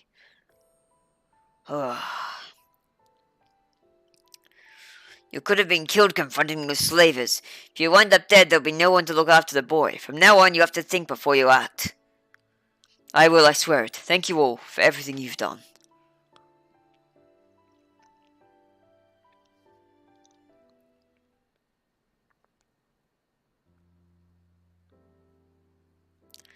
That poor child. Sophie's quick thinking may have saved him on this occasion, but I fear his hardships are far from over. I, on the other hand, only succeeded in disgracing myself again. It's not your fault, Radovan. I think you owe Remillion an explanation, though. Yes, if we had to fight side by side, there is something you should know. Though I served as an Imperial conscript for a time, sorry. After I disobeyed the direct order, I was sentenced to solitary confinement for more than a decade. Like many of the inmates, I was forced to wear a Magitech collar. Yep, I'm quite familiar with those. The wardens could use them to administer severe electric shock any time they pleased, and please them it did. The paralysis would eventually wear off, but even now, years after removing the collar, my whole body will suddenly seize up. It's as though the pain never left me and could reawaken at any moment.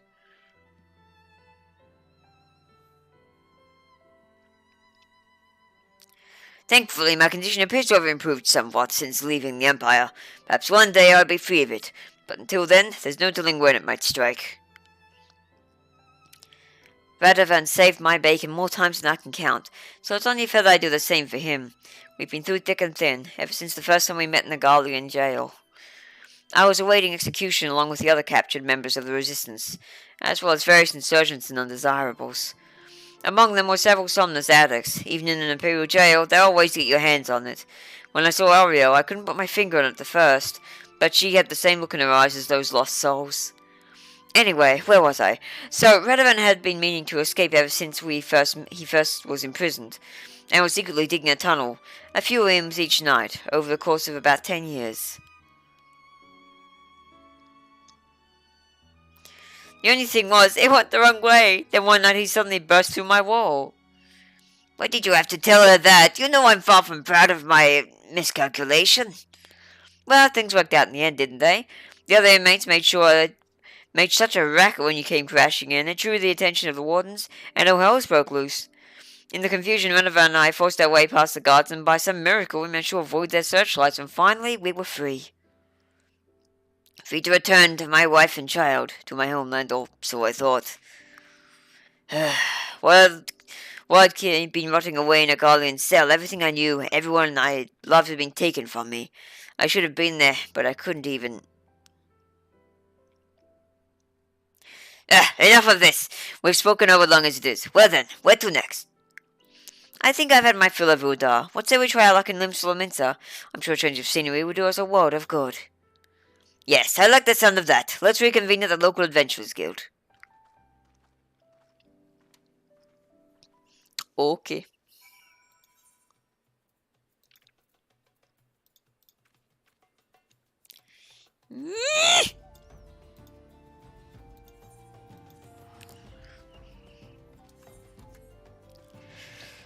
Okay.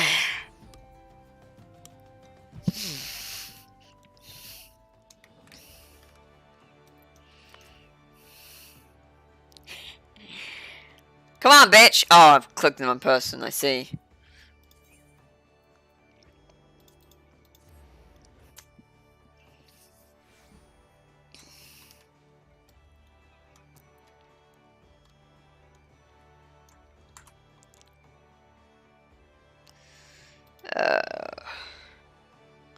Okay. Just checking stuff real quick.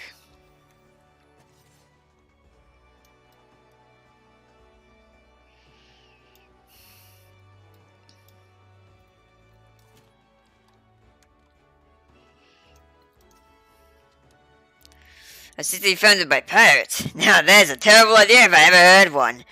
With all the cutthroats running rampant, I'm surprised there's anyone left. But what about the views? The sea breeze?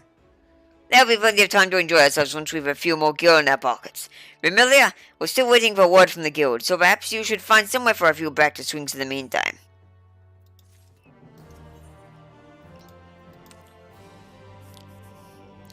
You may be pleased to hear that the Yellow Jackets have offered us an assignment. After taking on more than we'd bargained for with our previous clients, we're hoping this one will turn out to be relatively straightforward. We haven't heard what it entails yet, but I'll bet it's something important. A man called Futag Yafutag has arranged to meet us in Bulwark Hall. Let's go and see what he wants. Aye.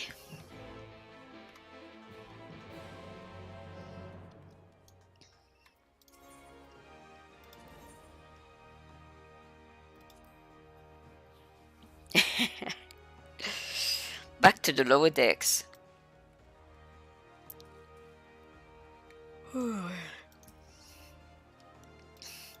Thank you for coming at such short notice. Time is of the essence, so I'll be brief. We want you to protect Goldwitz, who was until recently leader of the Flaming Mongrels. They were once a gang of raiders, but eventually settled in Limsa to extort and rob their way to a position of considerable influence in the criminal underworld. That all ended when Goldwitz turned himself in. No one saw it coming, not even the other Flaming Mongrels. He's sure to give testimony in exchange for a reduced sentence, and not just about the crimes he committed himself either. All of the gangs he's had dealings with have ample reason to silence him before he spills his secrets. He's currently being held in the Morrowby Dry Docks. Your job is to see that he reaches Limsa in one piece. So you want us to act as bodyguards to a criminal? I don't like the sound of that. We'd be protecting the information that's in his head, which could be used to bring countless other lawbreakers to justice. Sounds like a worthwhile cause to me. It is, and before you ask why we're hiring outsiders, it's to avoid attention. If I pull too many yellow jackets from their posts, their gangs will figure out what's going on. Better give the impression that it's business as usual while using professionals like you to escort him in secret. We still need to secure the route, so I'll go on ahead and see to the preparations. Come and find me at the dry docks when you're ready.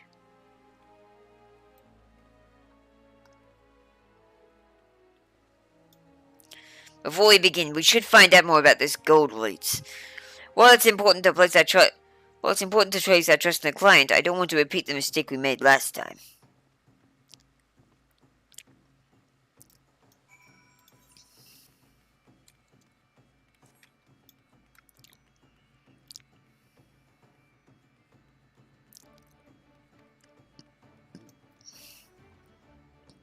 If the rumors are true, the Flaming Mongrels are involved in most of the money lending and extortion that goes on in this city.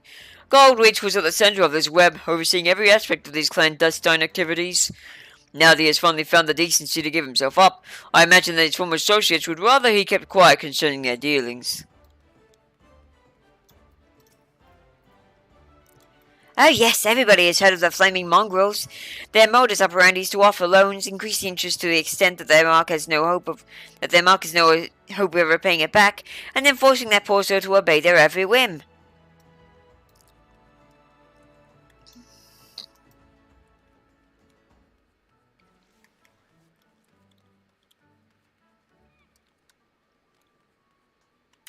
Ah, there we go. I'm not at liberty to discuss an ongoing investigation. I can say, however, that many Yellow Jackets believe heartless curs like Goldwitz deserve nothing less than death. He and his rogues have left only tragedy and despair in their wake. Mercy would be a waste.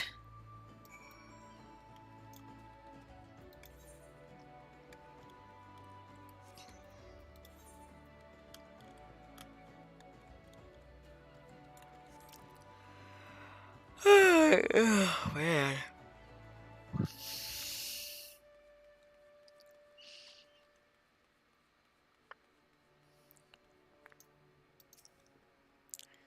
Did you hear anything useful? Yes, it's just as Futag said. Goldwood certainly has a lot of enemies on both sides of the law. Radovan, it's not too late to refuse. Think about what you're doing. Trust me, I have. Now let's say no more on the matter. We have a job to do.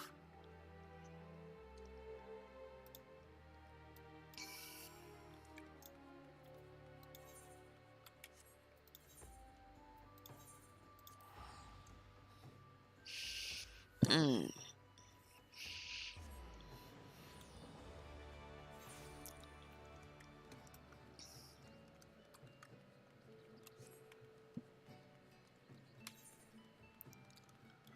Of course. Of course I fucking... I mean, I could just get my mount. But, I'm almost there now.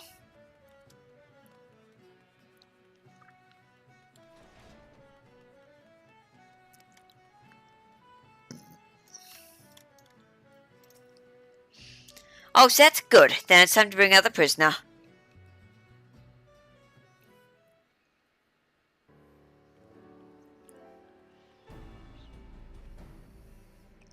I present Goldwood, Scourge of Limbs Lamenter. His life's in your hands now. Guard him well. Thank you kindly. Are you sure you've got the right man? Quite sure. Now, listen carefully. This is important. We've scoured the road ahead and we've spotted a group of unsavory figures lying in wait. The plan is to put them down and rush past before anyone realizes what's happened. Well, if that's how you prefer us to handle it, then very well. But we need someone to take the lead and cut through their ambush. I choose you for that role, Amelia. Show me how far you've come as a gunbreaker. The rest of us will stay close to Goldwood and fend off anyone try to flank us. Futag, I give you my word that we'll get him to Limsa, even if I have to carry him there. We're depending on you, Amelia. Once you've cleared the path, we'll be right behind you. We'll regroup at Oshron's embrace and assess the situation before moving on.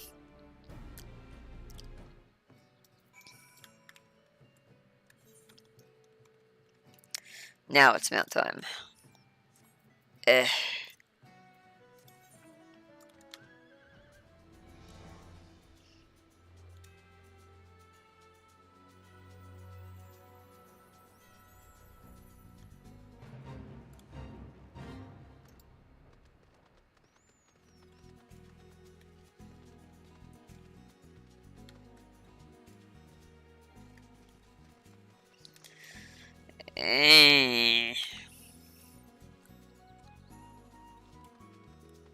There we go.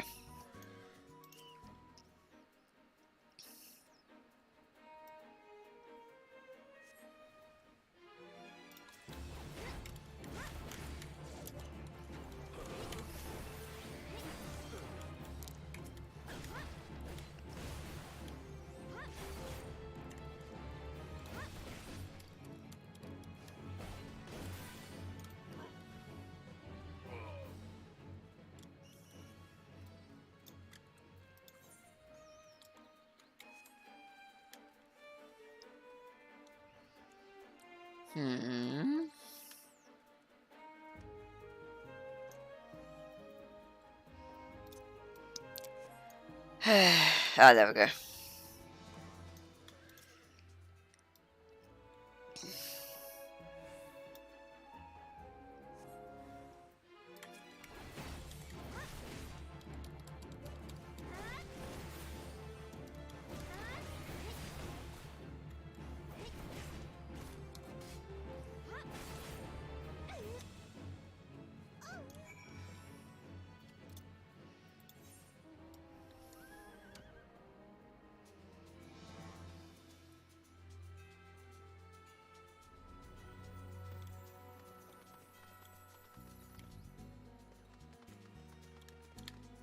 Ah, here we go.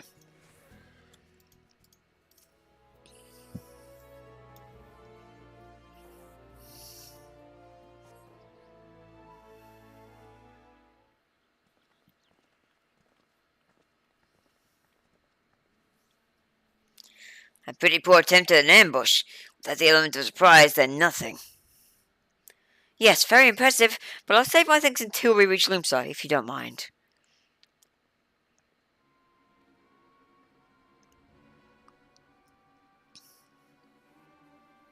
I bring bad news, I'm afraid. Those men weren't here to ambush you. They were only lookouts. The bulk of the enemy force lies ahead. We'll take the prisoner to a safe hiding place until those rogues have been dealt with. What? Why wasn't I informed sooner? We only just received the information ourselves. I'm to take the prisoner into custody, while you are to return to your post until further notice.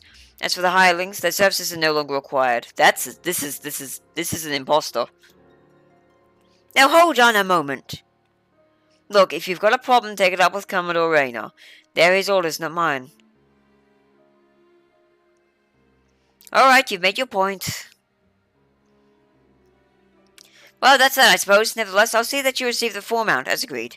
It was a pleasure working with you.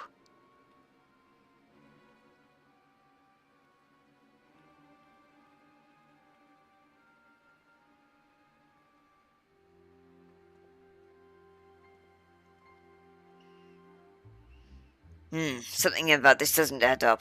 Surely it would make more sense that Futa go with them. Besides, our agreement was to seize Godward's to Limsa. That's exactly what I intend to do. You two come with me. Yeah, something's up. It looks like the shoe's on the other foot this time, so I can hardly refuse. Come on, before he does something we'll regret.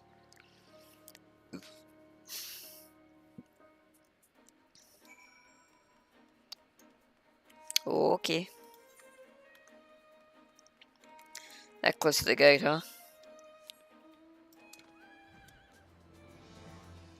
I mean, it could legit be a yellow jacket, but they're just like, yeah, I'll just kill this guy because, fuck. It's very easy to use a name of authority to make a point if you know you're gonna succeed in your thing, and then just like, you know, yeah. There's a good chance she knew he wouldn't ask, so, bit worrisome, ain't it?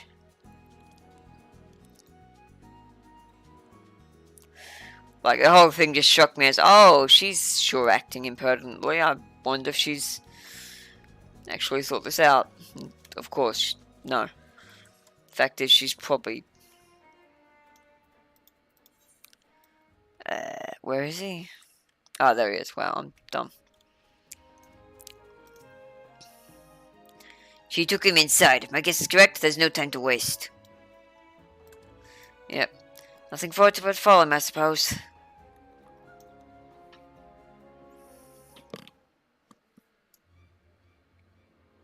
Yeah, figured as much. Called it. Stop this at once. Stay out of it, sellsword. My friend's dead because of this filth. He's got no right to live, so why would you protect him? Because I gave my word. Though he may be beyond redemption, he acts not for his own sake, but for the good of others.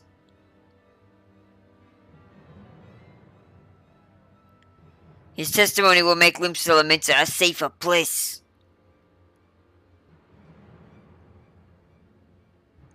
Now, lower your axe. Man, you did not think well onto it all, did you, dumb bitch? Thanks to 12 you got here when you did. It didn't take long for us to find out it was all a ruse. But by then, she'd already brought enough time to carry out her plan. Luckily for us, the three of you weren't so easily duped. Of course, she's not the only yellow jacket to bear a grudge against Goldwitz, but I never thought any of us would go to such lengths. Ah, fine bloody mess this is.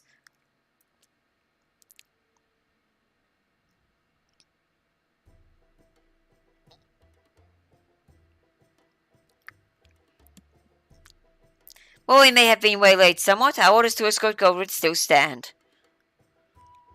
Before we go, I want to thank you all for all you've done. Truth is, I ain't got long to live. Even if I can escape having me head lopped off, the sickness will get me sure enough.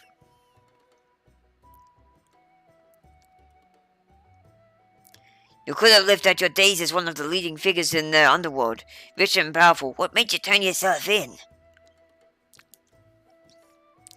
Since afore I can remember, I've been cheating and killing to put food in me belly and gilling me pocket, and I was good at it too. Worked me way to the top. But the top of what? A bunch of liars, swindlers, and murderers. And when I found out I only have a few months left, I realized Limsa the way it is because of people like me. It ain't gotta be that way, though. Not if I say my piece. In that case, we'd best get you to Limsa post-haste. Aye, before I kick the bucket, lead the way.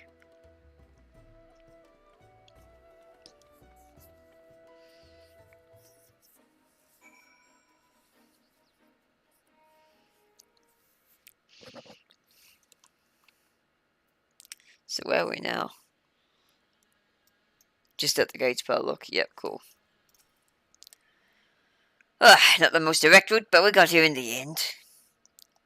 All that remains is for Goldetz to give his testimony. On behalf of the Yellow Jackets, I offer my thanks. You've kept your word. Now it's my turn. Fare you well.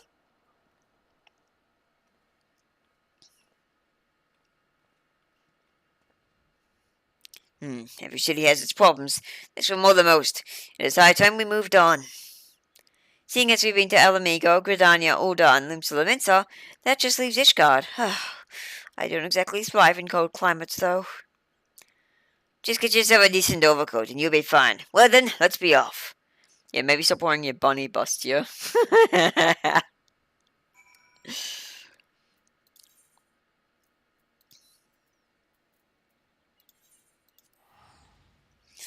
Oh, man. Oh.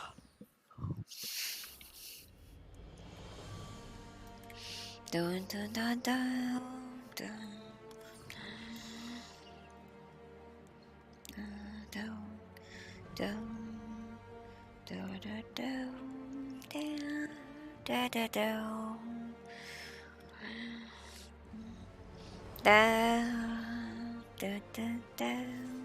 Man, I fucking love this music, I'm sorry. That's really good. I think it's like the best city theme in the game. Oakstein and Order's really good too. I'll admit it's a fair bit colder than I was expecting. Not that anything to be concerned about. Oh, look at that coat! That's easy for you to say. You'll soon get used to it, I'm sure. Anyway, Remelia, it seems that instead of offering work for an adventures guild, Lychgard's Temple Knights issue leaves. Although there do not appear to be any clients in need of protection, it's only a matter of time before something comes our way. Until then, be sure not to let your skills or your gunblade grow rusty. I saw. Okay, penultimate quest in the combat line. We at Hrothgar are quite used to snow and ice, so we sometimes forget the problems it poses for other races. This morning, a homeless Yale lad was found lying stone cold in the street. When they came to carry him away, he was frozen solid like a statue. The poor thing can't have been more than 20 summers old. We asked the Temple Knights if there was something we could do, and we were told that they had the perfect assignment for us. A client this time is Reese of Garland Ironworks. Their founder, Sid Garland, is one of the few Garlands to have turned his back on the Empire, and is a hero to many living under their rule. I wonder if I might have the honor of meeting him in person. At any rate, we must first head to the Skysteel Manufactory.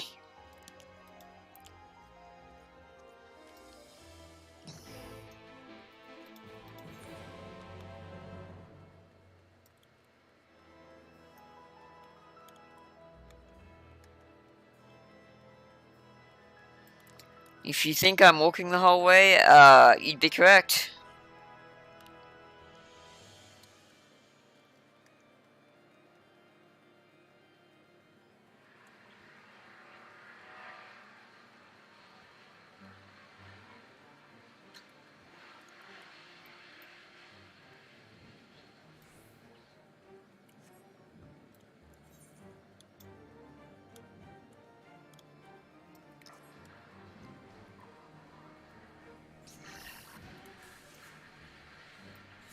That's my luck in this quest. Bit further in, I suppose.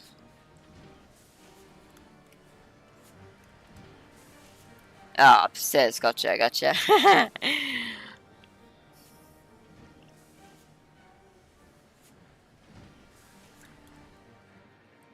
Okay, here we go.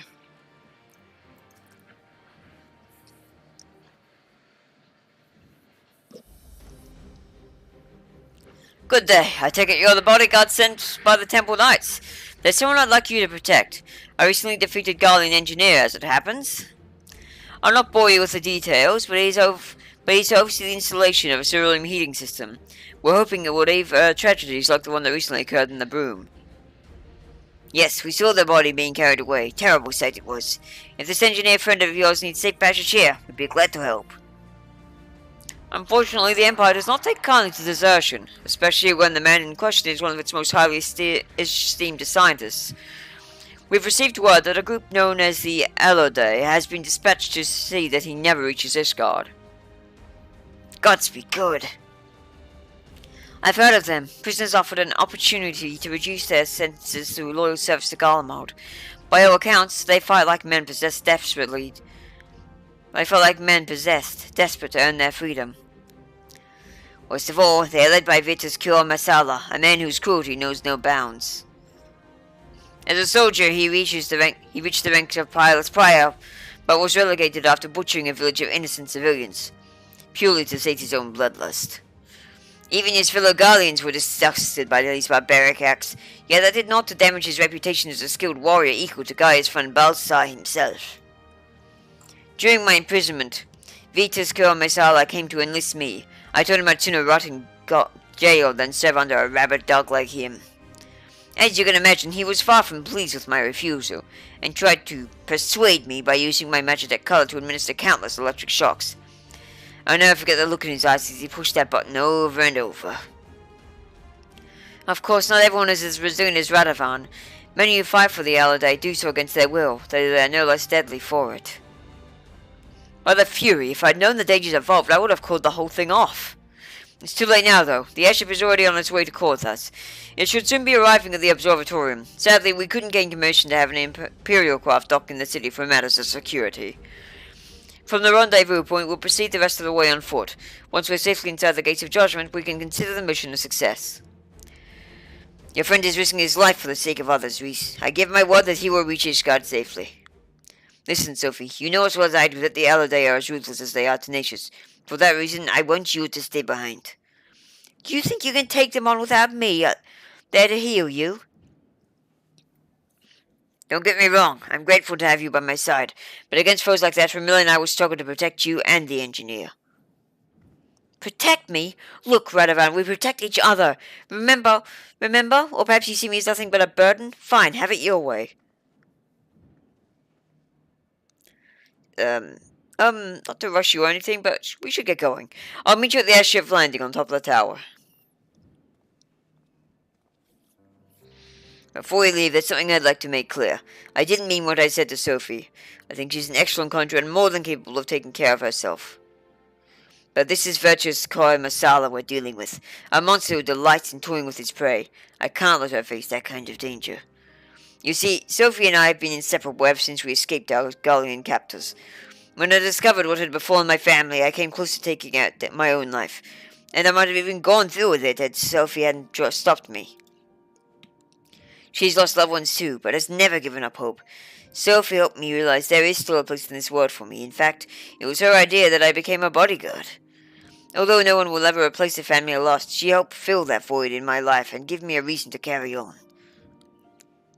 If she were here now, she would tell me to stop being such a sentimental old fool. Or words to that effect. Anyway, the sooner we finish this assignment, the sooner I can get back here and apologize to her.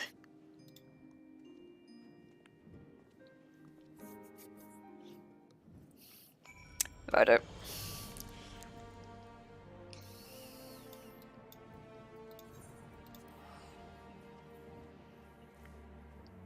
Oh dear.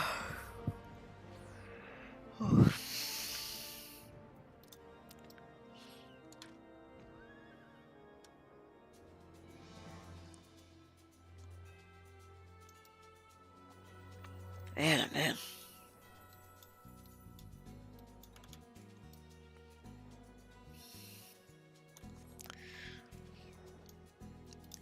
Uh,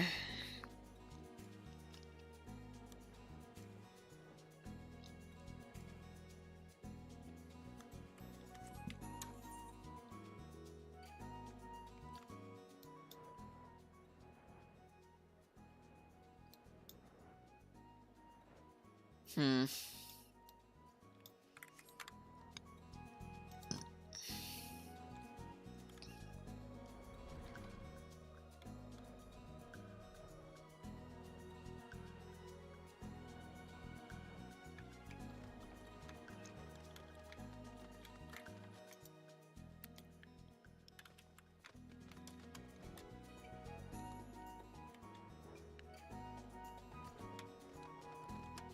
Oh, I could have just come up here from top. Whoops.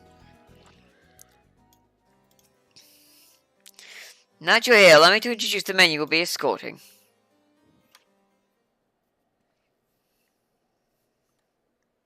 Captain Mamala. Captain Mamala, at your service, or should that be Captain Mamala now that I'm in Ishgard?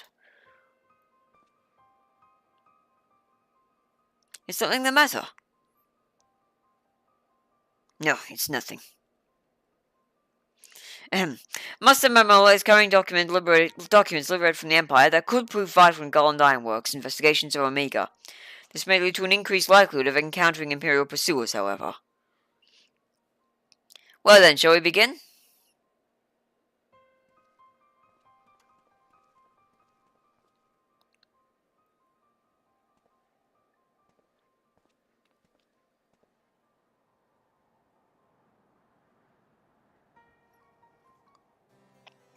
Another fellow captive or something? Perhaps. Hop! Whee! Oh, oof.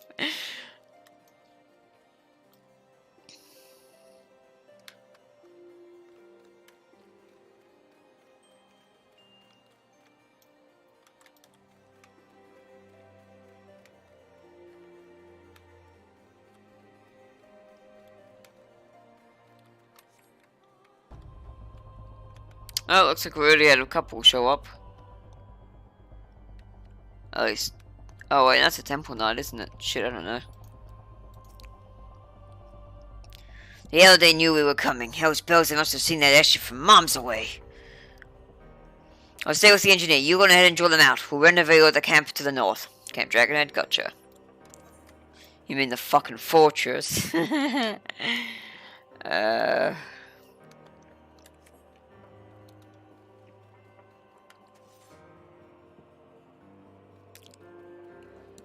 Oh dear.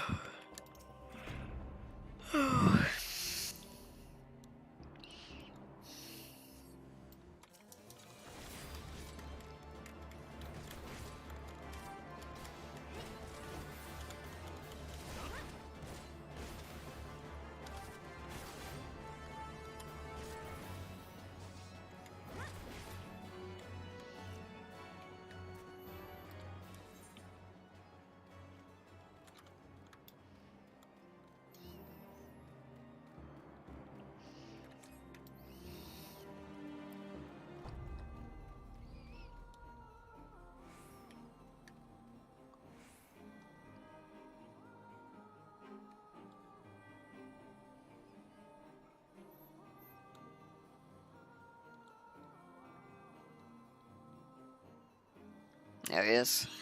It is, sorry.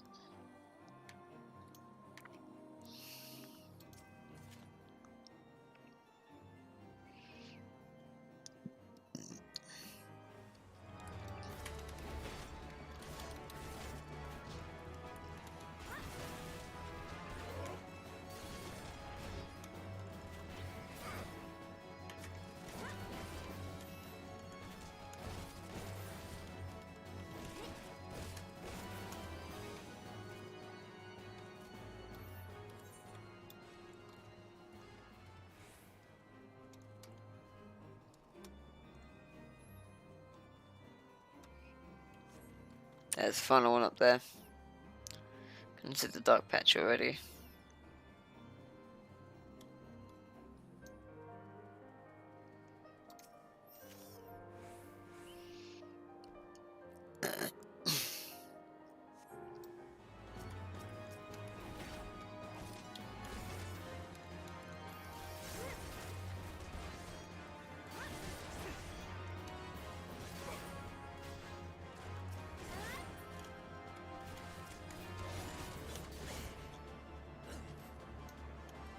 Fucking owned the Lamau.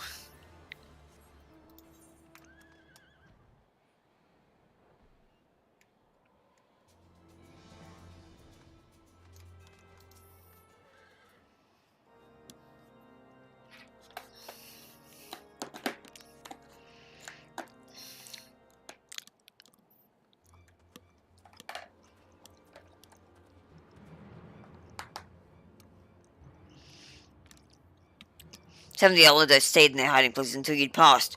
One of them got to Reese. He's hurt, but it could have been a lot worse. I'm sorry, that caught me by surprise. We've made it this far, but Vitus is still out there.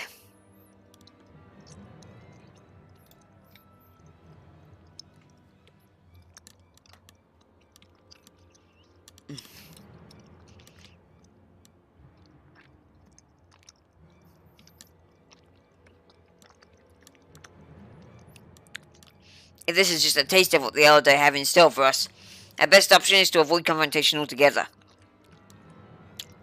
Mamulo and I will sneak past them while you and Reese stay behind. The two of you stand a better chance than a group of 4.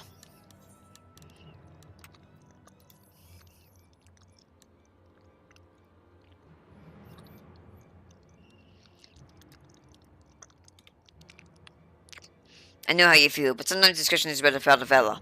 You see the sense in this, don't you? We'll meet back in Ishgard.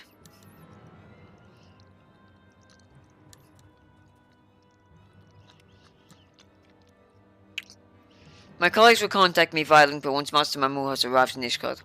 In the meantime, we should lie low. We don't want to alert the Allied to our presence any more than we already have. Oh, and I better get these wounds looked at.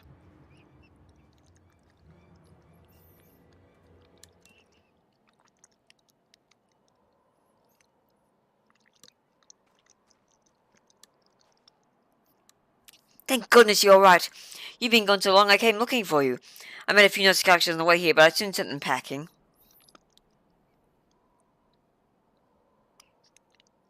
Wait, where's Radovan? And the engineer you're supposed to be escorting?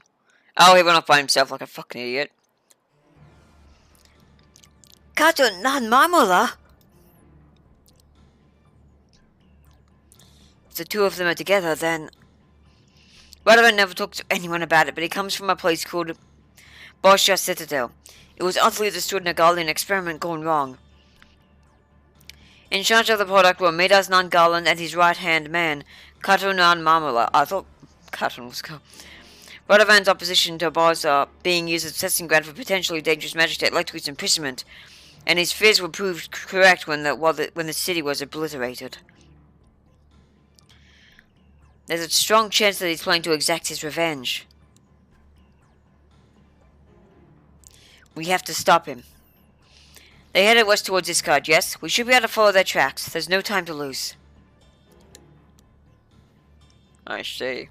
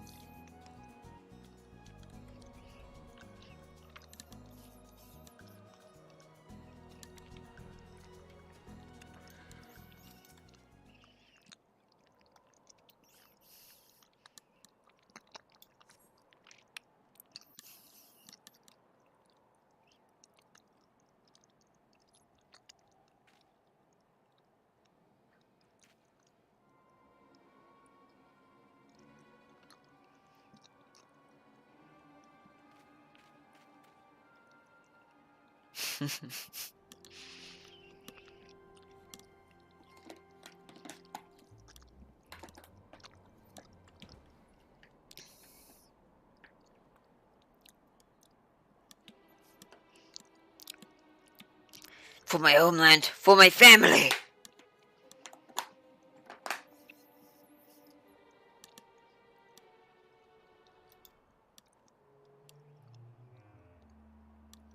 Rosh Pasha.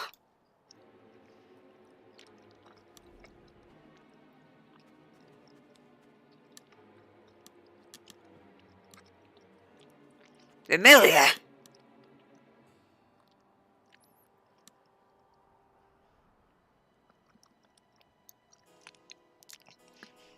Stay back. This fiend robbed me of everything I held dear. Don't deny me my vengeance.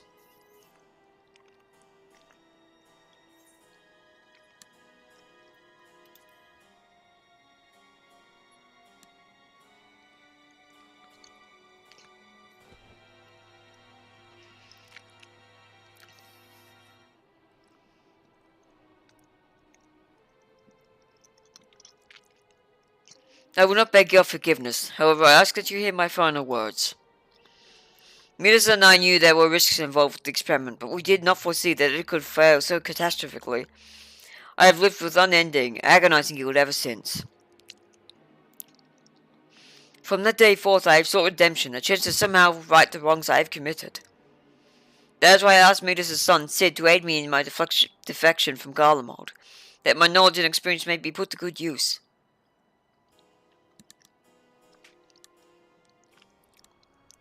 But I always knew that the sins of my past would return to haunt me.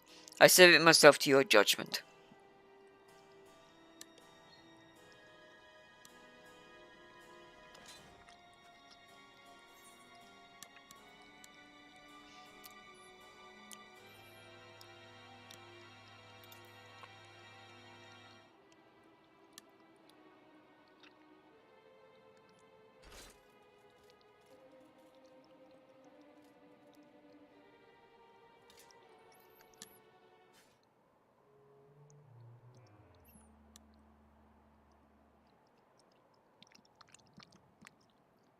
What have I become?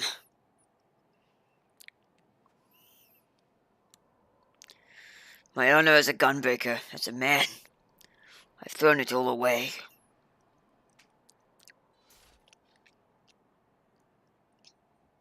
You haven't yet. You are the last of us now.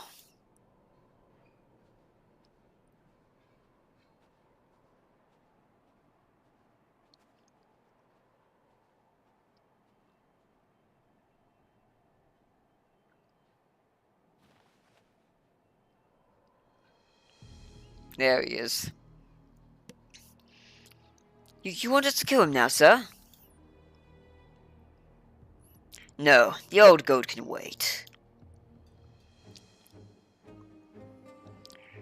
It's the prowling lion I want. Yes, your head will make a fine trophy.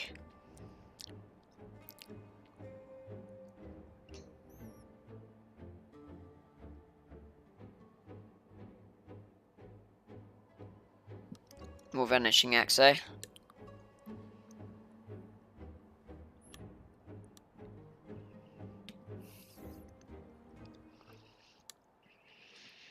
Oh my.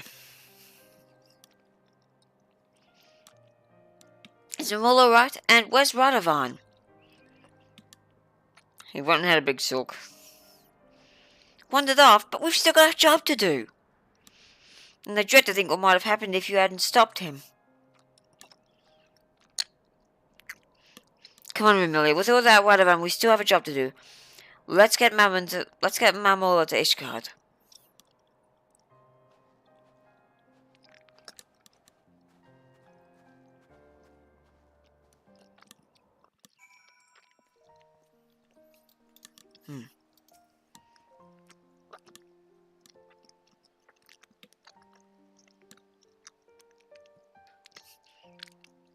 After the trouble you had reaching Camp Dragonhead, I'm pleasantly surprised that the holiday kept away from us for the remainder of the journey. Yes, fortunate indeed. All's well that ends well, as the saying goes. One thing still troubles me, though. It was Vitus Quo If Vitus Quo is as real as they say, I doubt the Lords of Ishgard will deter him from pursuing his target. As such, Master Momola will be closely guarded until we can be certain it's safe. Yes, it would be a shame if I kept from fulfilling my obligations. I hope that next time we meet I shall have glad tidings to share.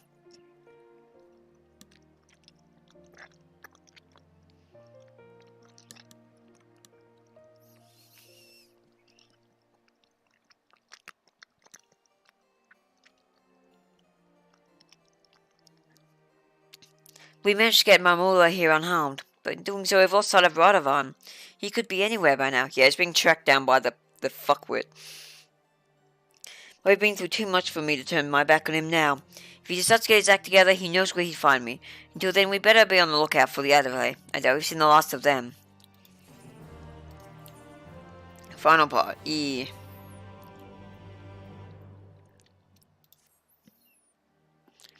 For better or worse, the Adelaide are nowhere to be seen. Reese and the others have seemed to think they've abandoned their mission and gone back to God mode, which I highly doubt. For them, failure simply isn't an option. I'll just get the rest of these out, fuck it. Finish these off today. They did good to last me this long. Oh. But what I want to know is, where's Radovan? I've got mine to pack up and leave me here, or at least find somewhere warmer to wait for him. There's one thing I can't bear, it's standing about doing nothing. Especially somewhere as bitterly cold as this. I know, let's go and ask them nights if they have any work for us.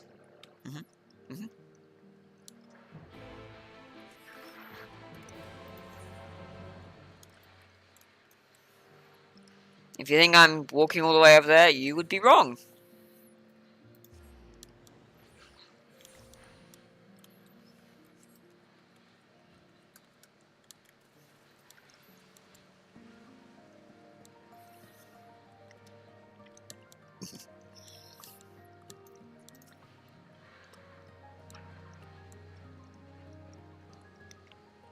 What took you so long? I've already been and spoken to them. Anyway, there's a client looking for protection, but they wish to remain anonymous. We're supposed to meet them in a place called Twin Pools, which is in western Clothas, apparently. Seeing as we have nothing better to do, we might as well go and find out what they want. It should pave the... Should have time till Radovan comes back, if nothing else. Anonymous, It's probably Radovan.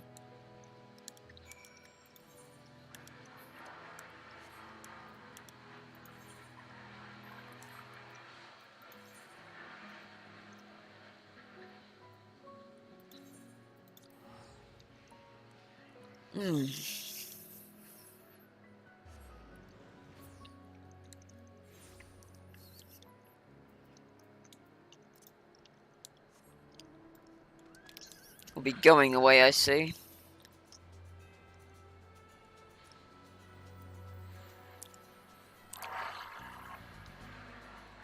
Ugh.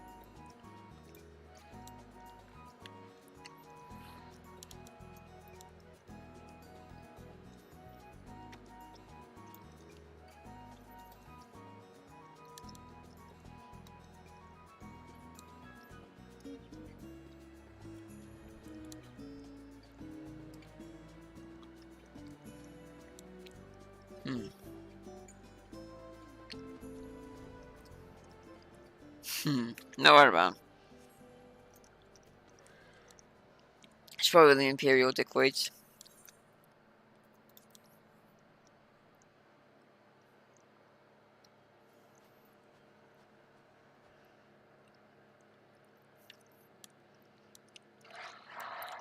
My prayers have been answered. I was beginning to think the Temple Knights had forgotten all about me. I do hope you will forgive my need for secrecy. The nature of my request is very sensitive, you see.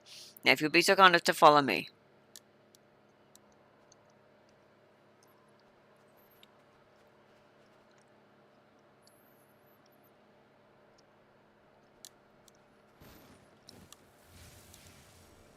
Yep, didn't see this one coming at all.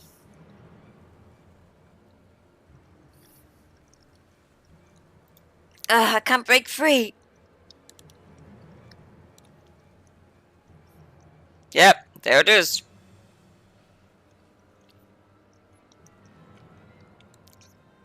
Wiggle all you want, little fly. Nothing escapes my web.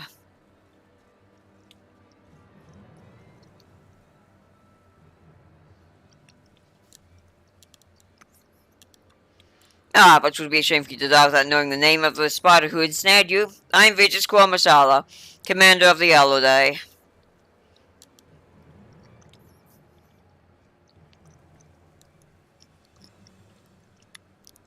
When we came to collect that old goat who strayed from the herd, I never expected to find a prowling lion, or should I say, warrior of light. Oh. I thought by that he meant the Hrothgar. The Armenian government would be delighted were to present your cause. And I doubt that restoring me to Palace Prior will suffice. No, the gaze would be far more fitting. Vitus van Masala has such a wonderful ring to it. Yes, so close I can almost taste it. Your tale ends here. In before Radovan save. Yep.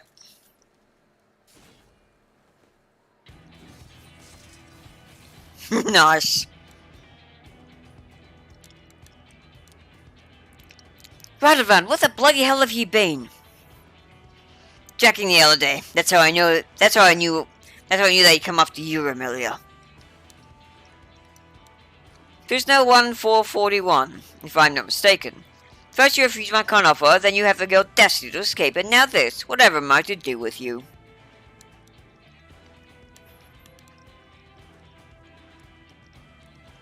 You're not the only one with a few tricks up his sleeve, Vitus.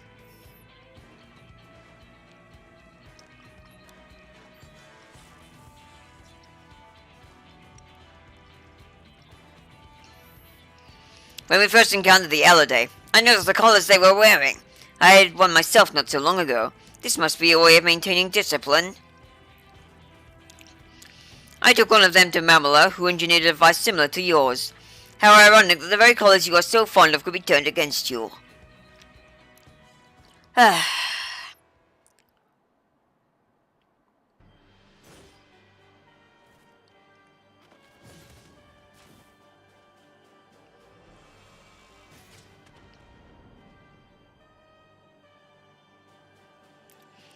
Worthless dogs. Of course, I never needed the Elodie or all those magic traps to slay the likes of you, but I prefer to leave nothing to chance. No matter, we will just have to settle this the old-fashioned way. Speaking of which, where did you find those antiques? If you think they can compare to a Garlean gunblade, you are wrong. Very, very wrong. As much as I wish to fight him alone, there is more at stake here than my pride. We must rid the world of this beast once and for all. Remilia, Sophie, follow my lead.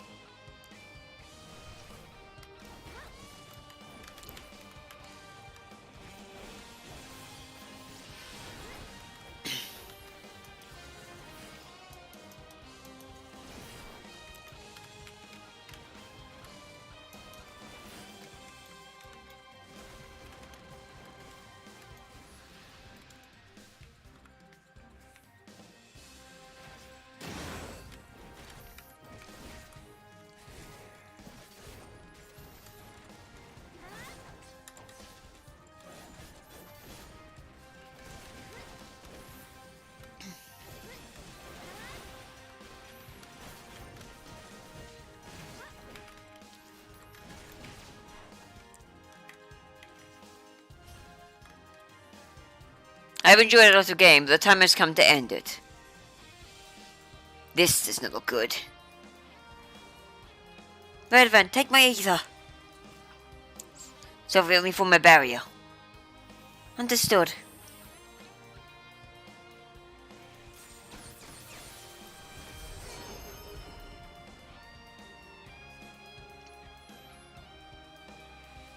You have defied me long enough. We made it, but that took everything we had. I will do what I can. Oh, spent little flies? Now worry, Flight. There's no one left to save you.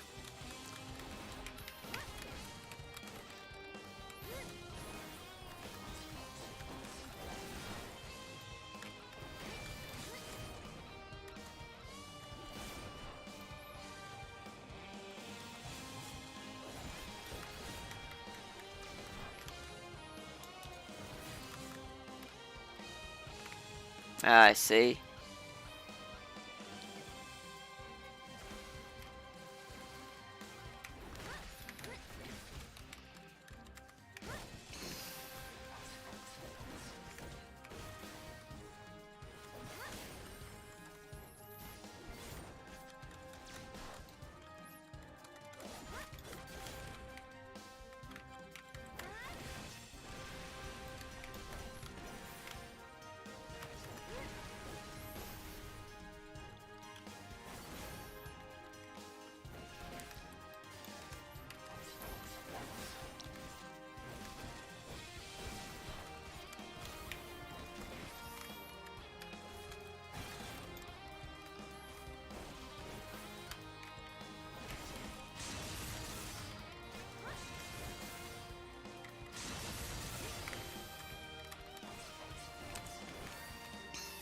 Impressive, but no much for Gully and Magitech. How about you?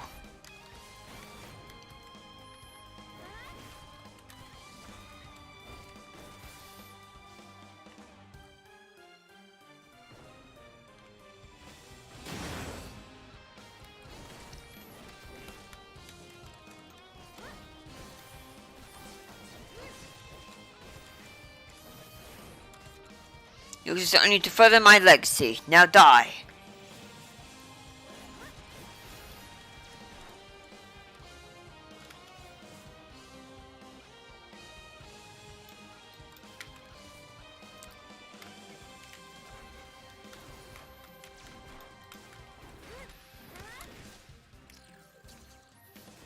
Damn, yeah, this guy's got some real mechanics.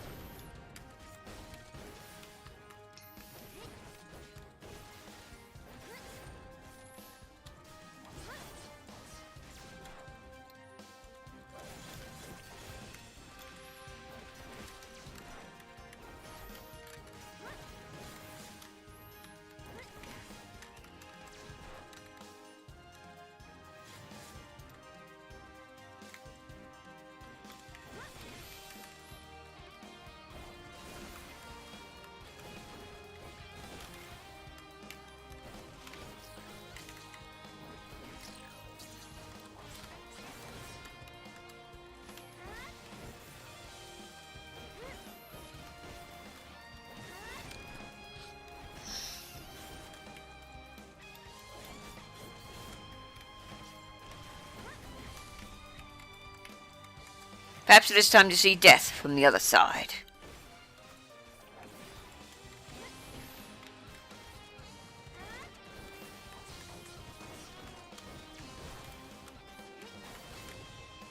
There'll be nothing left to bury. How dare you? Yeah, fuck you. Fucking owned Lamau. Okay, final quest complete, basically. I never thought I'd live to see the day that Virtue's Claw Masala met his match. You are a better comeback than I ever was. For what it's worth, I'm sorry for all the trouble I put you both through. You're sorry? I should bloody well hope so too, you great oaf. What were you thinking, threatening Mamula like that? Not to mention leaving us to escort him to Ishgard. When Remilia found me in Mamula, I noticed the Eldar watching us from a nearby cliff top. Yeah, I did too. I thought it was strange that they passed up the opportunity to attack us, so I made it appear as though I'd abandoned you and started following them in secret. I discovered that their primary target was now the Warrior of Light, not Kato Mamola. Their scouts saw you on the way to Camp Dragon and reported to Vitus, who then called off the ambush to see for himself if the information was valid. Powerful as he was, he would never show his hand unless he was certain of victory, so he waited to make his move. One thing I did know for certain is that even if the three of us fought together, we wouldn't stand a chance against the full might of the Aladay. That was when I decided to consult our fugitive engineer. We talked into the early hours of the morning until we reached an understanding, and he agreed to construct the Magitech control device. In order for the plan to work, I would have to remain hidden until the very last moment, even from the two of you. But I thought you needed time alone to think about what you'd done? The remorse I felt for dishonoring myself was no act. When I realized Mamola's identity, I wanted to confront him about Borgia, but I needed to get him away from you and Reese. I never had any intention of killing him. All I wanted was him to admit to his crimes. But it still gave me a sick sense of satisfaction to see him on his knees, defeated. That is when I knew I had betrayed the ideals of the Gunbreaker, that I had abandoned my honor. I want to thank you for guiding me back to the true path. With Vitus gone, any remaining members of the Aladay are free of his control and are likely to be treated as fugitives running from the Empire. In any case, I think it is safe for Mamola to come out of hiding now.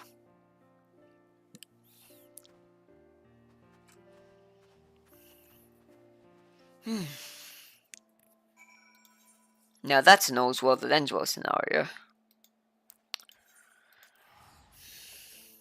I'm going to the Forgotten Night. Noted.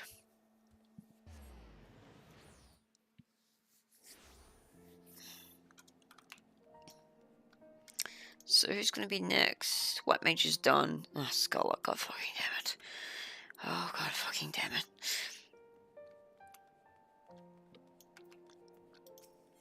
On the upside, Scholar like outfits look pretty cool. Not you. Ethernet. Got the night. Here we go.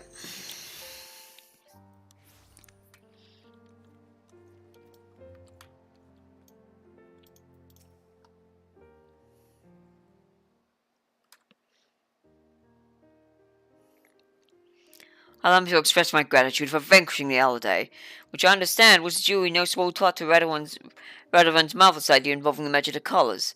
I am glad to hear the device I cobbled together functioned as intended. Yes, we couldn't have done it without your help. Vitus alone pushed the three of us to our limits. Had the Aladay joined the fight, things would have ended very differently. We owe you our lives.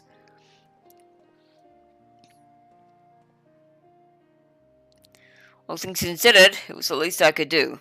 A remarkably simple matter, in fact, compared to my next endeavour, the installation of Ishgard's cerulean helium system.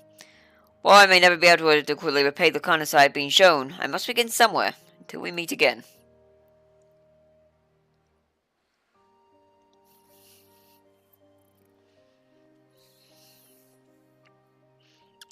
Remilia, since I first met you, I knew you had the potential to become a Gunbreaker. As you know of my claim to escape the destruction of Borgia Citadel, I thought together the Gunblade would die with me. Now that I have passed on all I know to you, my successor, I feel that there is little for you to gain from taking on assignments with us. Yes, we can hardly expect the Warrior of Light to spend valuable time assisting us with our money-making schemes. Before we part ways, however, there is one last place I would like to visit with you. I hear that a great many adventurers who hope to make a name for themselves here of Revenant's Toll. I imagine there will be plenty to keep us busy. But more than anything, I'm hoping to find others to whom I can impart the teachings of my clan. Once people see you with your gunblade strapped to your back, I'm sure it'll pique their curiosity. So, will you come with us? Hi.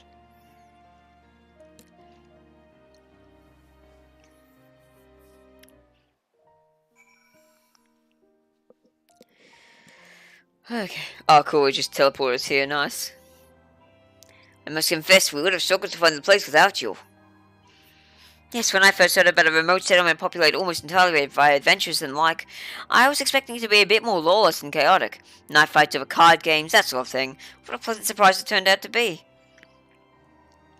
With a little luck, I'll find candidates to train as gunbreakers. Although it goes against the tradition of my clan to teach outsiders, making yours prove to me that we were being overly cautious. You see, the gunblade is forged for one purpose, to protect. We fear that its techniques would fall into the hands of those who seek to oppress and conquer, such as the Garleans and the Elegans before them. Centuries of being beset by enemies on all sides taught us to fear and mistrust those not of our clan. That is why we kept our hearts such a closely guarded secret. But when you came to our rescue that day, you acted without a thought for your own safety to aid those in need. This is the true essence of a gunbreaker. You have your own ideals to protect, your own promises to keep. Go forth, familiar, and follow your path wherever it may lead.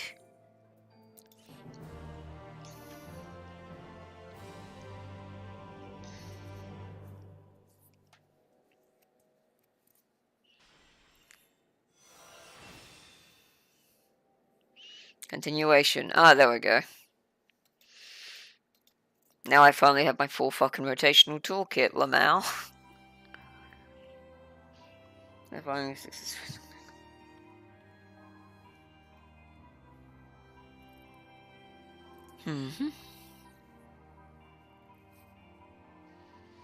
I'll have to look into all that later.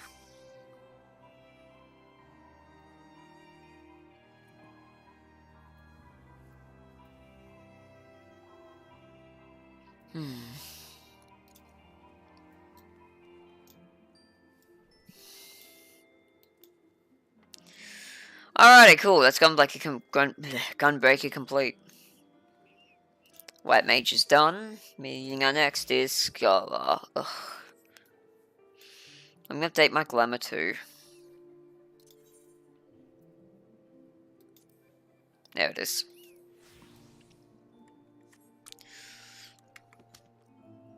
Yep, very good. Okay.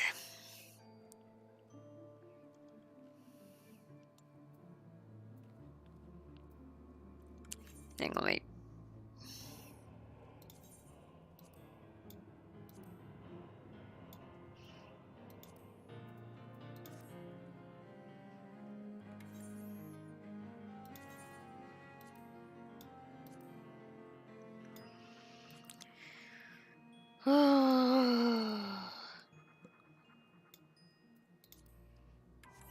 There we go. Okay.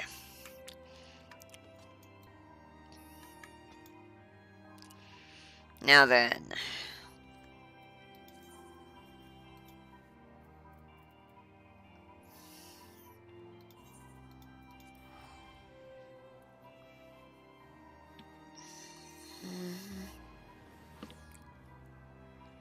Oh, man. So stretchy and yawny today. Ethernet. Hang on. Where was this again? Oh, up the Marauders Guild. Okay, then.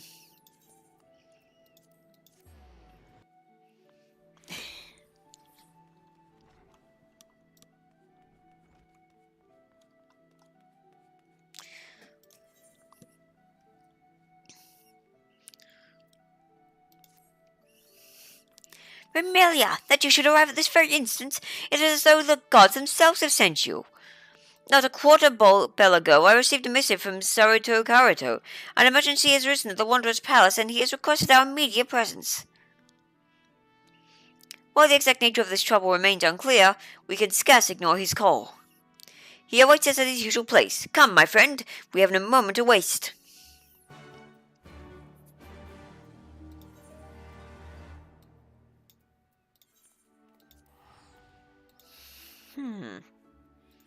Say level 60, yep.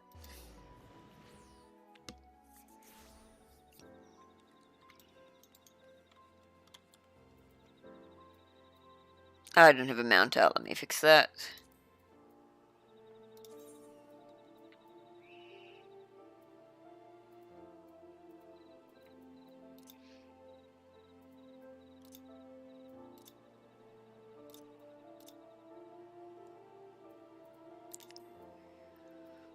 The chair seems like for the scholar, huh?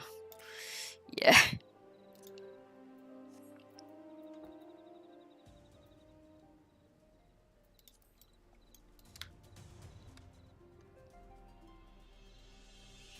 Dun, dun, dun, dun, dun. Dun, dun, dun, dun, dun, dun. Oh man, I love this theme.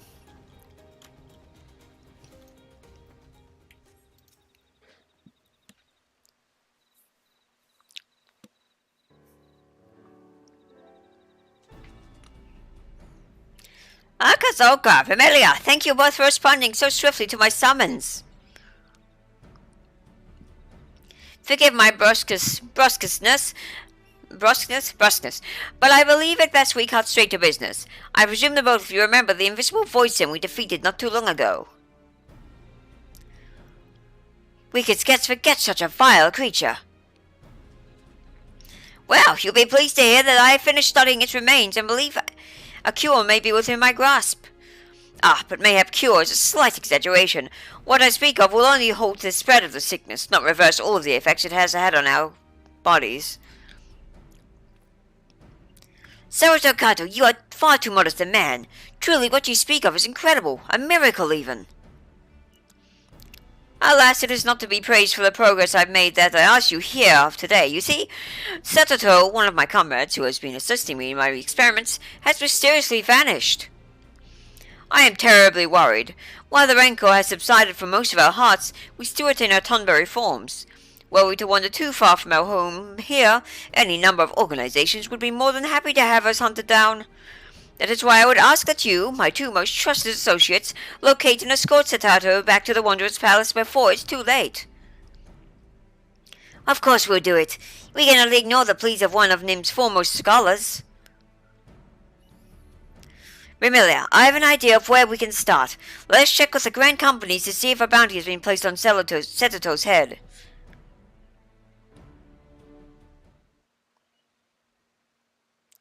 Bounty? Oh, let us hope it has not yet come to that.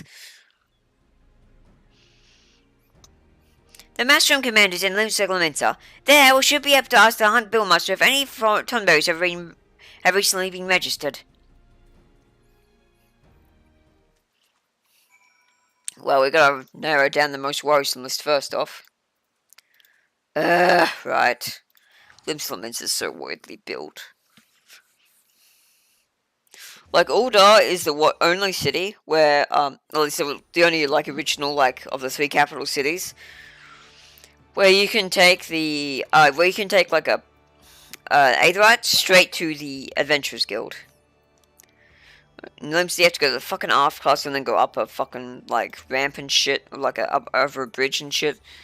In Gridania, it's even worse, because you don't even have an Aetherite, it's just like, oh yeah, you know, you just boom in, but then you gotta go all the way around this weird ass nip. Oh, it's just annoying. Gridania sucks. That's my hot take for the day. Take it as you will. But alright, come on. Does anyone honestly like prefer Gridania to any of these other cities? I mean, Limited Valentia definitely has, like, the RP scene shit, which, you know, can be good or bad depending on what your preference is, but anyway. Good morning to you, sir. How might I be of service to you today? We're looking to slay a Tonberry. A Tonberry, eh? We currently have only one Tonberry marked for the hunt, by the name of Marberry. Marberry? If I recall correctly, it was marked for the hunt from even before Setato disappeared.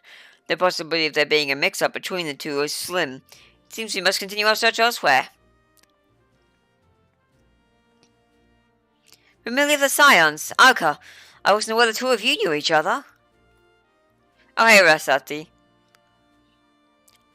Rasati, good to see you again. I think I may have forgotten to say so the other day, but I greatly appreciate your help with my training. You know I'm always happy to help. I don't suppose you've come all this way to thank me. However, what brings the two of you here? We're searching for an escaped Tonberry and thought it might have been marked for the hunt. A Tonberry, you say? Well, I can't promise this is in any way related. A few days back, a disturbance broke out in Vesper Bay. They discovered a stowaway hiding on one of the ferries. Indeed?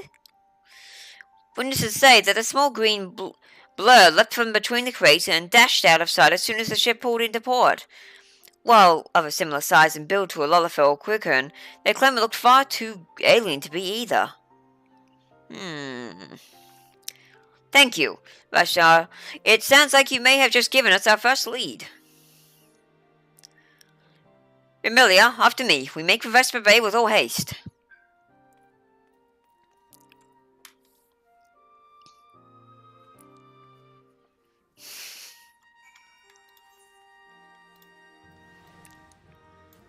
Vesper Bay, wait.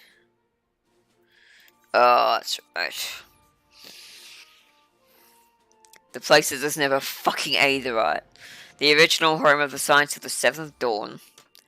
The prey return to the waking sands, blah blah blah.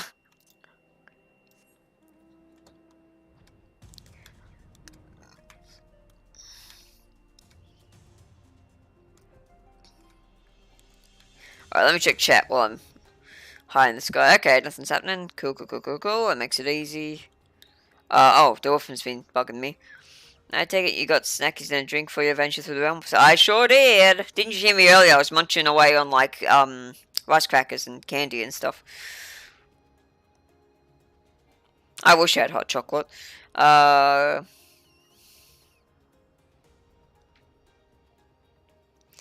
Yeah, something like that. Except it's not written by fucking, J.K. Rowling, so it doesn't have, turf-ass bloody bullshit included.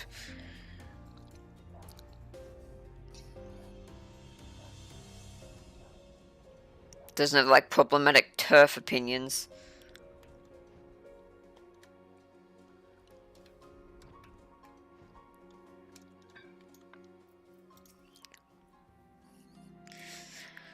Oh, good, for a moment I thought I'd lost you. Let's begin by questioning this man here. He appears to be one of the men from the ferry Russia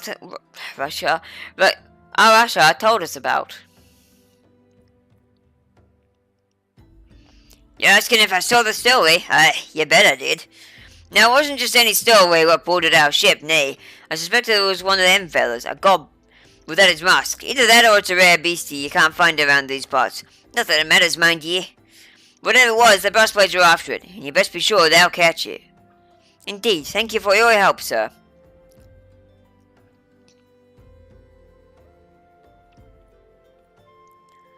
If an organization that large has yet to find the stowaway, we've little chance of succeeding in such an endeavor ourselves. Rather than blindly rushing about, our time would be better spent gathering what information we can regarding this incident. I shall go and speak with my acquaintances in Oldar. In the meantime, I ask that you return to Soroto Karuto and inform him of all that we've learned. Okay.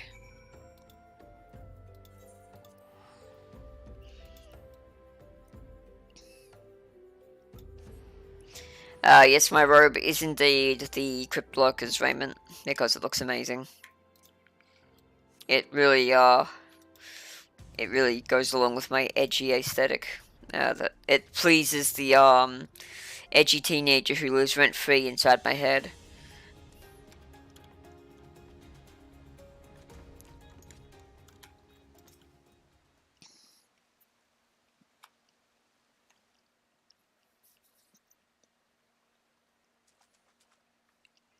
Remelia, I can only hope your swift return means you came bearing good news. Unfortunately not. Has crossed the sea and is likely now in Thunderland, you say? What could possibly have spurred our friend to do such a thing? Soroto Karuto, forgive my tardiness. I made a small detour to Ultra to speak with my associates. Unfortunately, they could tell me nothing aside from the fact that the boss blades are looking into who the stowaway might be. I have nevertheless asked that they keep an ear to the ground and report to me should they learn more.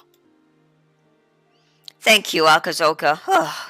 If, as you suspect, our friend has fled to the vast continent of Oldenard, there is little sense in us conducting any more searches.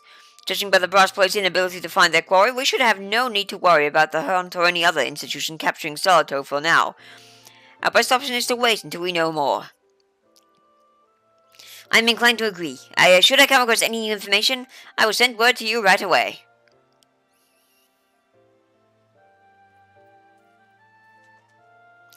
There's a good chance this search will turn into something of a long-term effort, Familiar. I suggest you rest while you still can.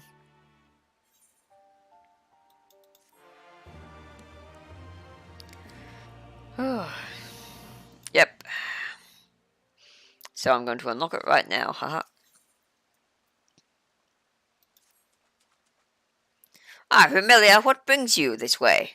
Oh, it seems then Akozaka lost missive somehow failed to reach you. He has uncovered information regarding Setato's possible whereabouts and is currently waiting for you to join him at the Marauders Guild in Limsalinta. You best hurry. Okay. We're auto skilled again. Maybe look like taking out there.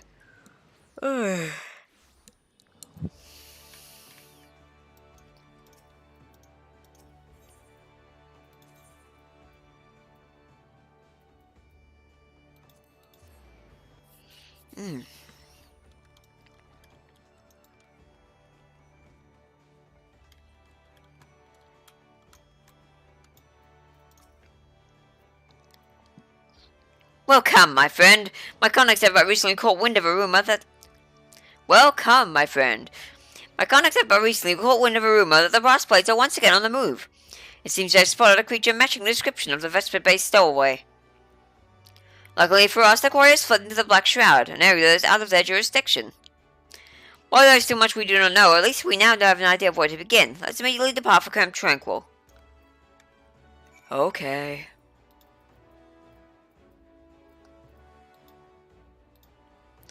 There we go.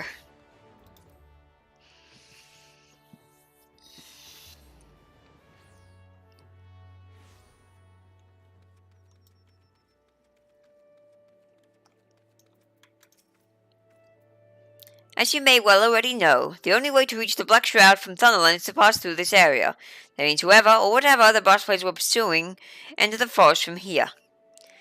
If our hunch is correct and Satoto is in there, we best hurry. A Tonberry who has seen little of the outside world would likely not last more than a few days on their own. To cover more ground all in less time, I suggest we split up. I shall take the north while you scour the south. Once we're done, let us meet back here.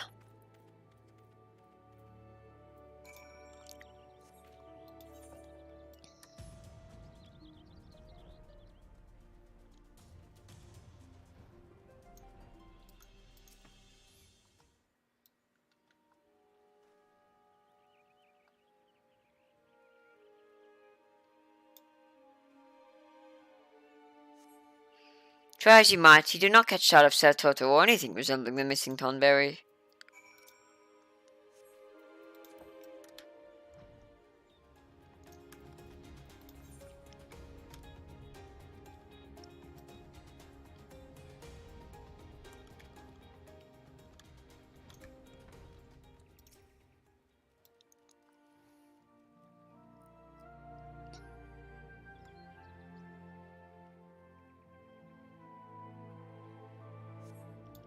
Try as you might, yeah, you already read that bit.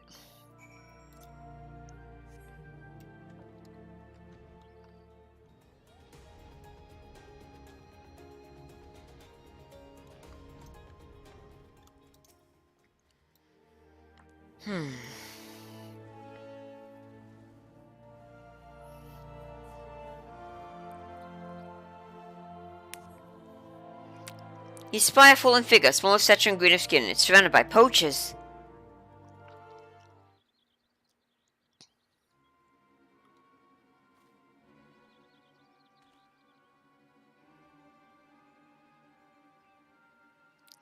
Looks like we've struck gold. If we're gonna sell this thing, we're guaranteed a fortune. 7 L's, don't go celebrating just yet. We've got to kill it first. The I don't think I broke my bloody knife.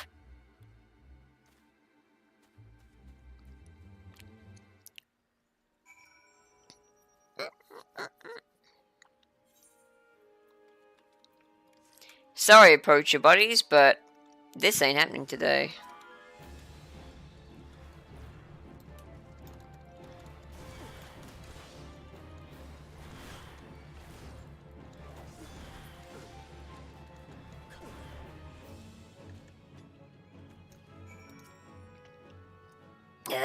Father, is this where it all ends? Tinope is injured. Quickly cast Add Loquium upon her that she might be healed. Oh, it's a go. Okay. Good to know. Add Loquium. Where's my Add Loquium? Add Loquium. Add Loquium.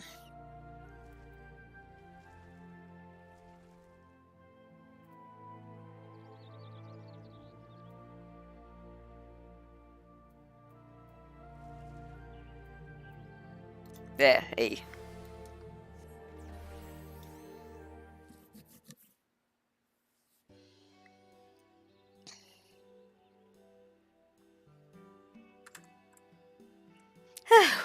Thank you, madam. You saved my life. That spell, you wouldn't me in magics. Are you by chance Remi-Chan, the adventurer in possession of a soul crystal? Saratoga Karuto often speaks of you. Hey. Oh, thank the gods. You're safe.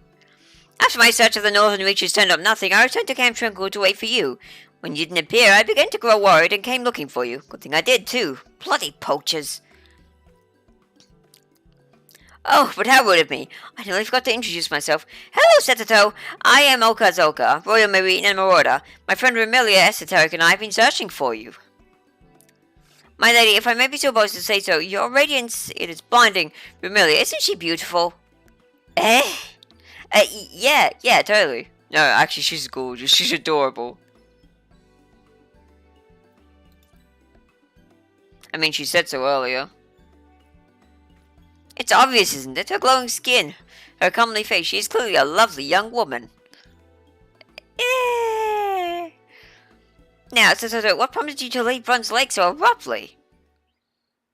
As you are likely already aware, Saratoga Karuto saved us. While on the outside we remain as tombourers, he has purged our hearts of the rancor. And that is why I left. There is something I must take care of now that my mind is once again my own. And what, pray tell, is that? Over 1,500 years ago, back when Nim was still at its peak, my father was a scholar in the Royal Marine. He was dispatched upon a secret and incredibly dangerous mission to infiltrate Amdapor. The day he left was the last time I ever saw him. I suspect the reason he never returned was because he was discovered and apprehended by the Amdapori. And so he came here to the place the ancient nation once stood? You do realize that regardless of whether he survived or not, your father, I know. I am under no illusions that he might still be alive. Even if he somehow escaped Amdapor, unlike those of us sealed away in the tower, the passage of time would have eventually robbed him of his life. I'm only looking to find something that reminds me of him, a keepsake, if you will. It sounds as though you loved your father a great deal. Very well. If this means that much to you, we, the Royal Marines, shall volunteer to aid you in the search. Right, Remi-Chan? Hey. The two of you would really do that for me? Oh, thank you. Thank you so very much. Now, let us return to Camp Tranquil. There we can discuss how to proceed. Hang on. Chat's going off.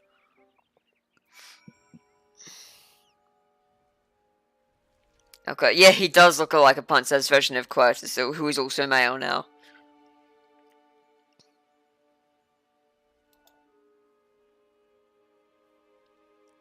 Okay.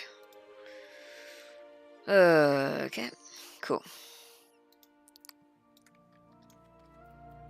Okay, so I'll go to Camp Tranquil. Right.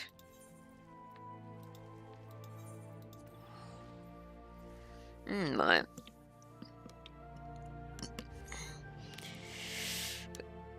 We'll go get some more snacks in a bit.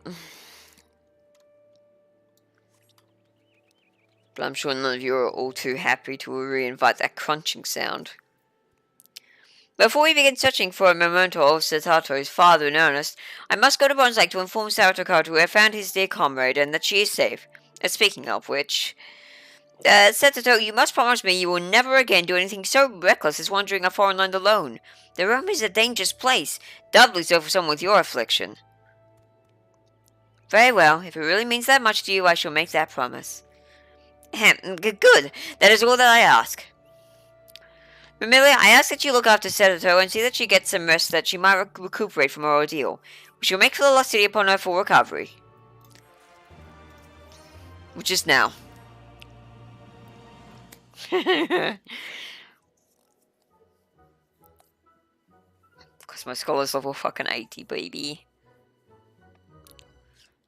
Setato, you appear to be doing much better. Even your complexion has returned to normal. Indeed, I, too, notice that my skin once again glows a healthy shade of green.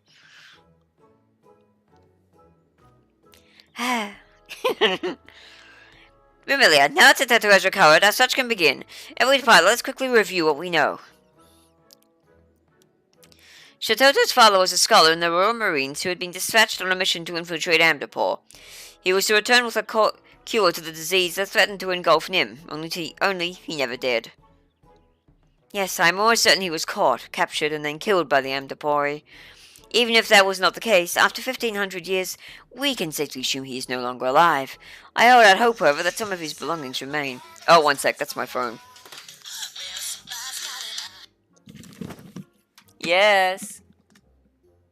Who is it? I don't have an Amazon Prime subscription, you dumb bint. Fuck off. That's so stupid. It's like, oh yeah, we've come to inform you that your Amazon Prime subscription has been cancelled prematurely. I'm like, I don't have an Amazon Prime subscription, so nice try, scammer. Even if that was not the case, after 15... Oh, right, yes. However, that's something that belongs to me. Okay, I did already forsake that. The Amdapori were extremely dedicated to expanding their knowledge of healing magic. Anything in a scholar's possession would have been of incredible value to them, and had your father been captured, they would have confiscated all that he had. He would then likely have been transported to a remote and secure location for interrogation. That means... our chances of finding anything that once belonged to him will be highest in Amdapor Keep. Oh, Alka, not only are you terribly kind, but you're keen of mine as well.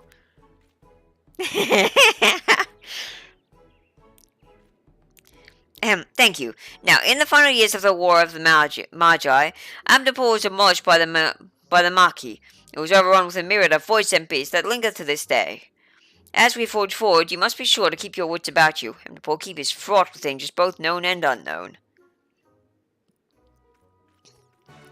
Alright, let's go. Dungeon duty, baby.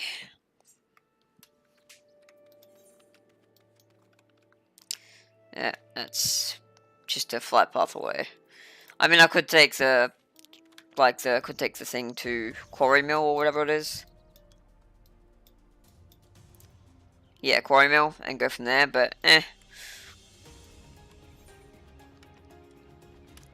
it wouldn't be much.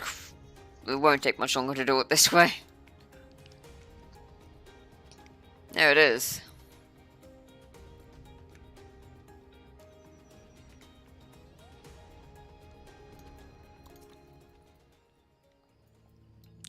We finally made it. Remi-Chan, if you're ready, please lead the way. Hi. Oh my.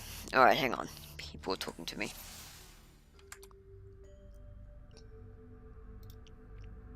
Why can't you just fucking leave me alone?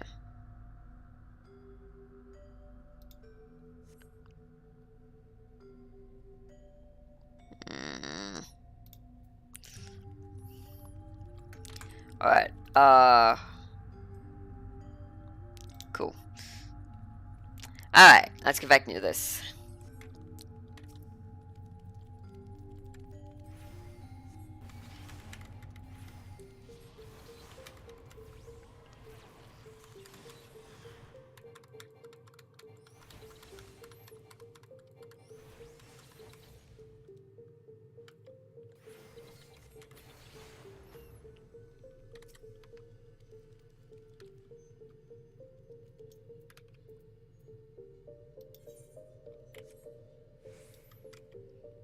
Oh, like that. Gotcha.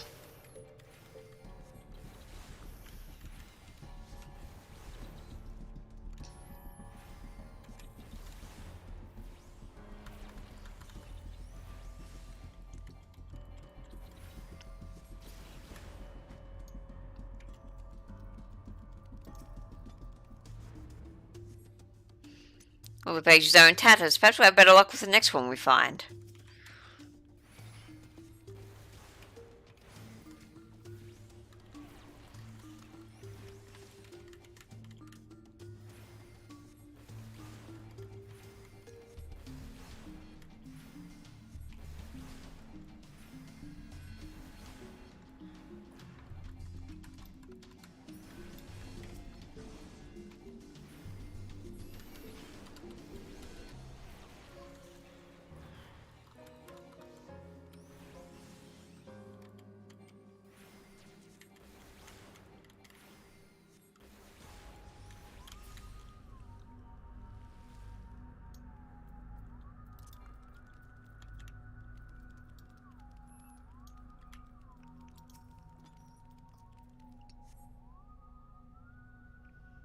Interrogation of the naming species spy weapon is scheduled to soon take place at the moot hall.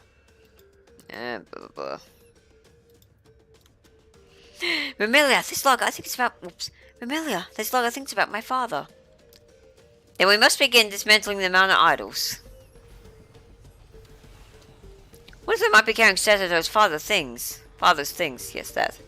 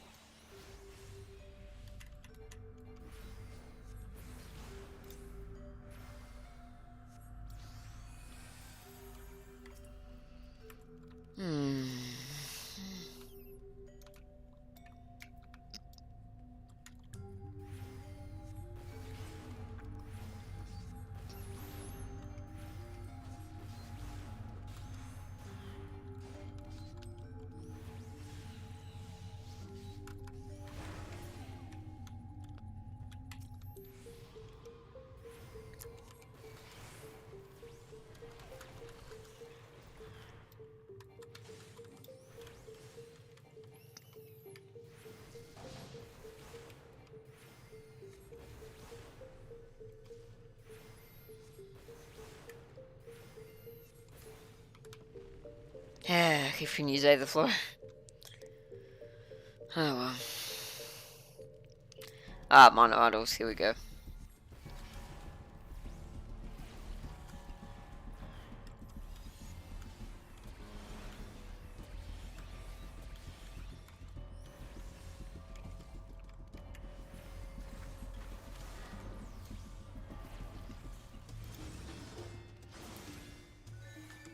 Sure, it's not my fairy tree now I'm thinking of it.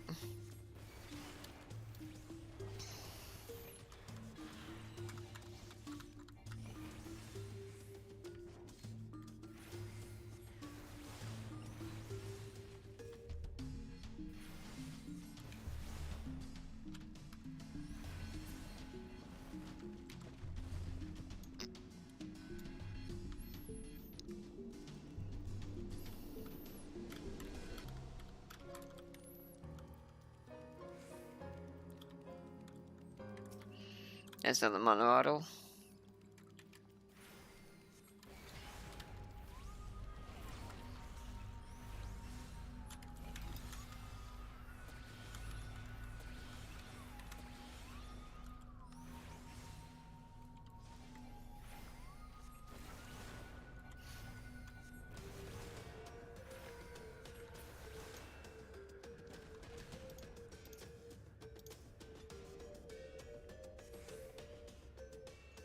This chest is full of the brim with treasure.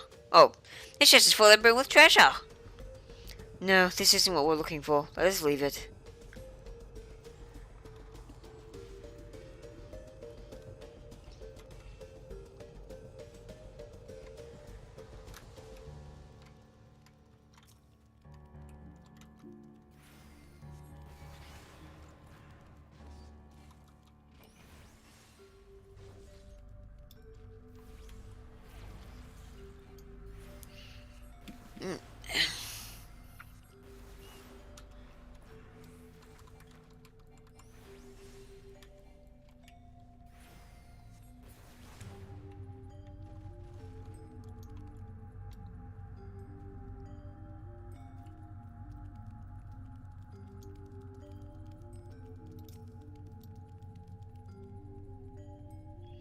Why, there's so many broken mana. Oh, great gods, that beast over there! He spotted us. We have no choice but to fight.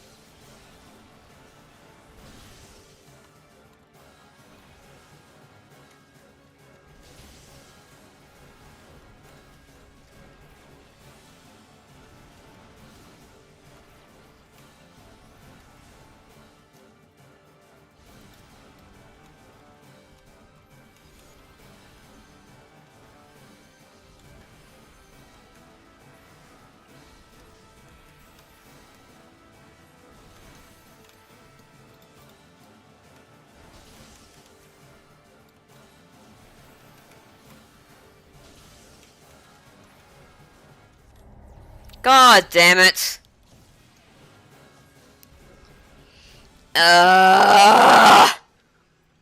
So basically, I'm just gonna make sure I don't plot those anywhere where they're gonna be hurting my teammates. I see. Very easy, please. Should give me the option to begin with. I'm not doing this because I can't do it, just because I don't want to fucking waste time on this. It's a fucking...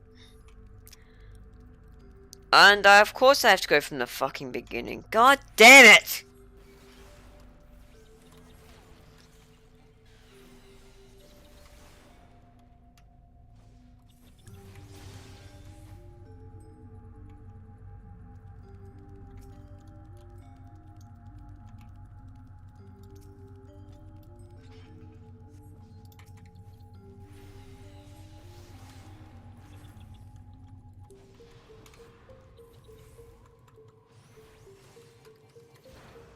Ah, so much easier.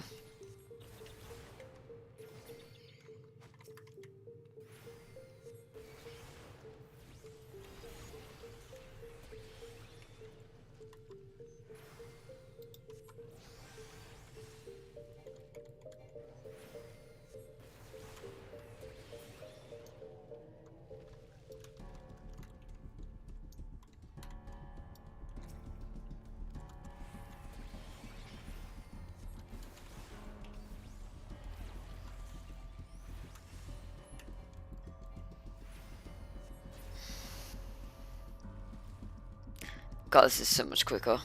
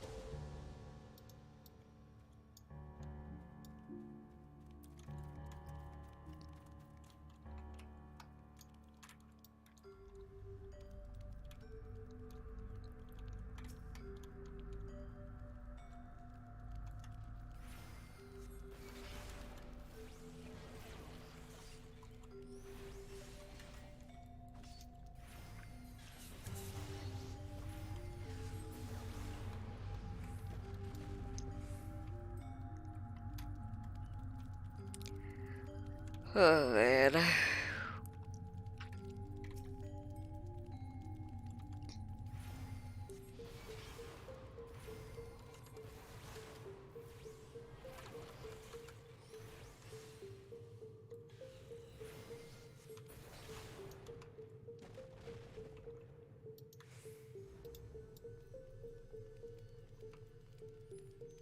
Here we are again.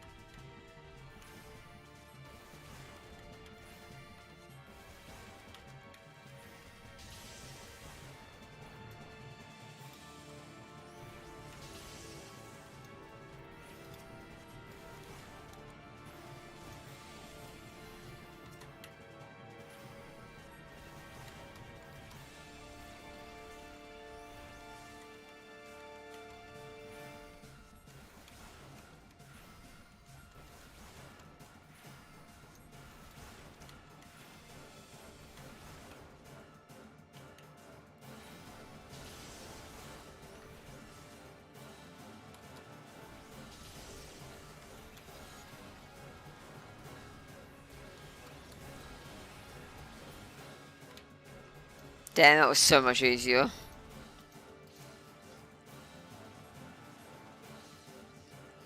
Senator Amelia, perhaps this is it? Oh my gosh.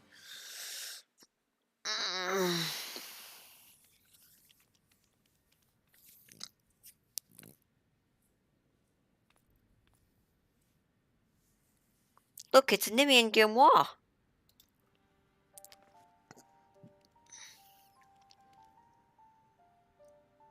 I recognize this. It's my father's, and these. These are his robes. They're from the day he left. All of it has been so perfectly preserved, it's almost as though he'd be wearing them but yesterday. Oh, what's this?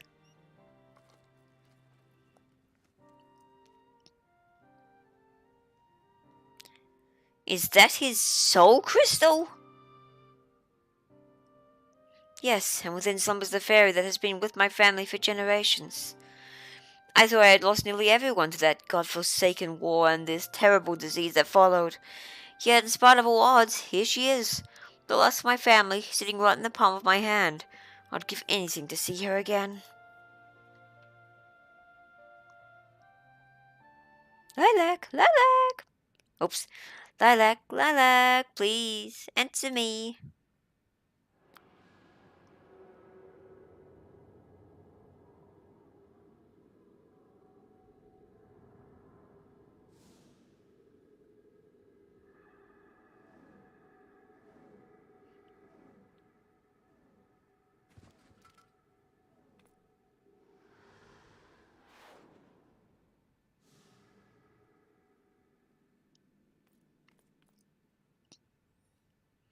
Satoto! Satoto!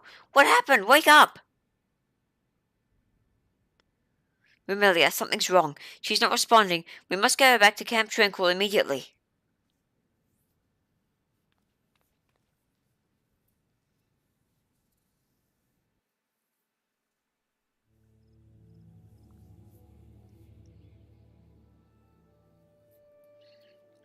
Looks like the Void Sync got hold of that soul crystal.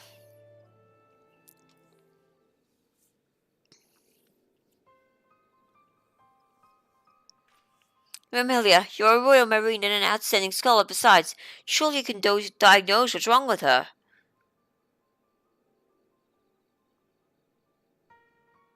Satoto has no external injuries, and both her breathing and pulse are stable. Despite this, she appears to have slipped into a coma, from which we will not wake any time soon.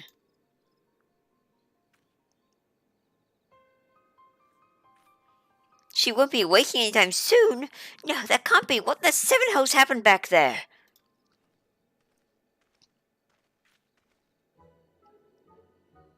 Troubled civilians in need of a helping hand, I presume. Might the wood whalers be of assistance?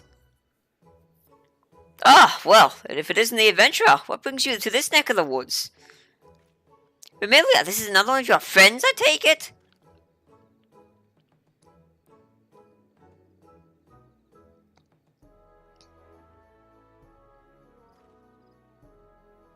So, in essence, our botched invocation rendered this thing unconscious. The solution to that is simple enough. Just leave it there to rest until it wakes up. Thing! How dare you speak of Satoto in such a callous manner? And to think that you would suggest we leave this beautiful young lady out here in the open until she wakes up. You must be mad. This young lady? You're quite sure that's what she is? My apologies. I shall carry the young girl inside and see that she's given a proper place to rest. But before that, this coat of green mucus isn't contagious, is it? Green mucus? That's not green mucus, it's... never mind. No, it's not contagious. You should be fine. Thank you for your help, sir. It is greatly appreciated.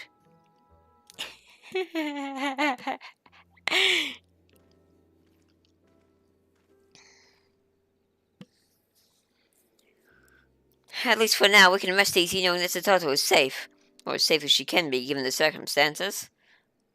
All should be in order. I've seen to it that your friend has been given a comfortable bed to rest in until she recovers. Oh, my head.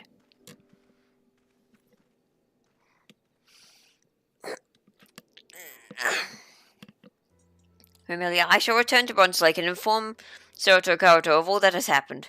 Perhaps he will be able to shed light on what is wrong with Seto. In the meantime, I would ask that you remain near on hand and keep an eye on her. Don't worry, I shouldn't be away too long. Okay. Oh, fucking headaches. Please go away. So rare for me to get headaches at all.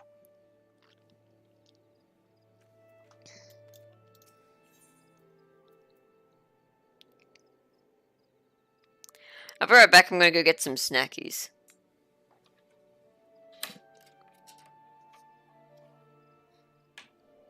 By which I mean, I already have the snackies here. I just need to go get plate and some dip.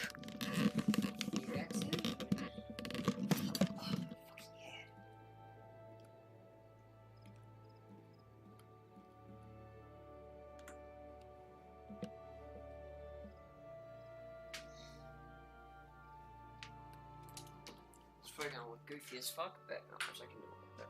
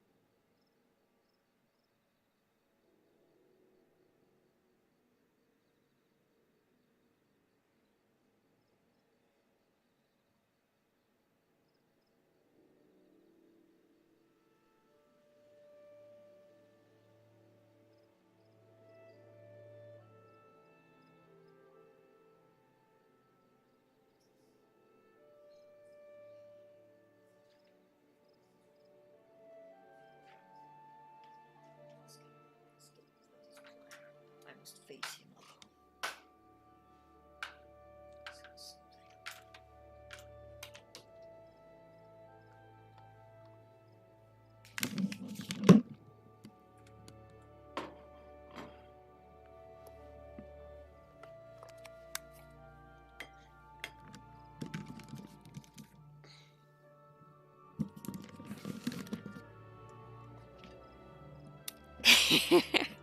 Man, that looked silly.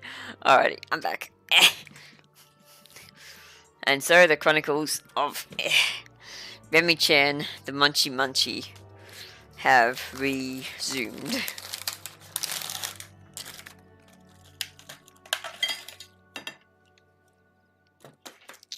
That's my rice crackers gone. Well, not gone, but on my plate. I'm not gonna need to keep those. Cool. And dip. Can't need dip. I'll dip you, you dog. Give me that. One bag.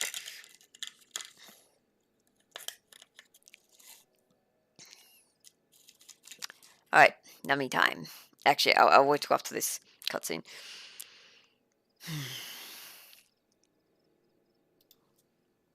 Okay.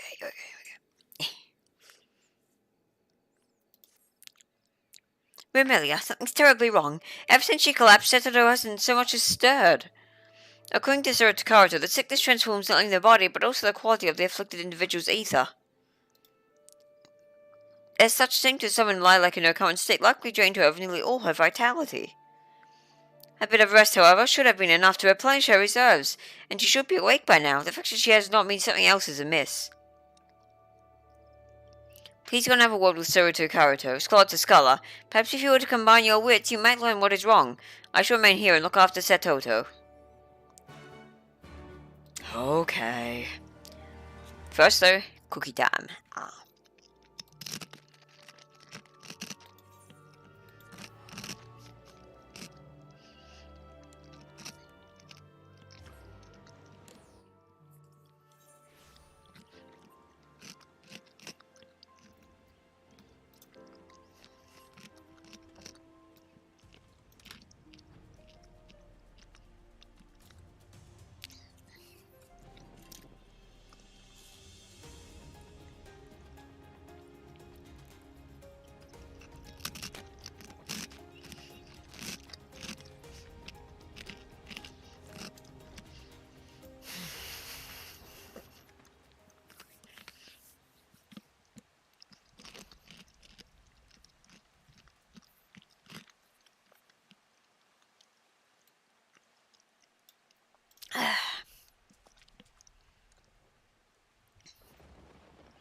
So, Sateto still slumbers on.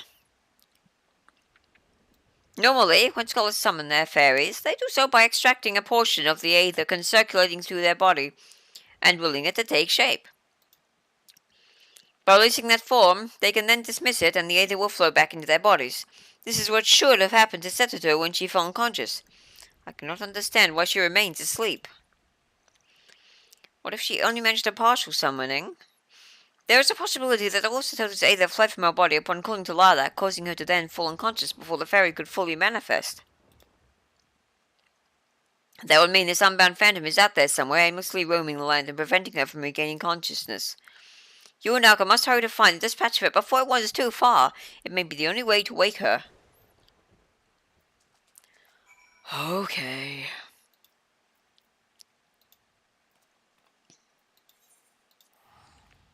More snackies. Num num.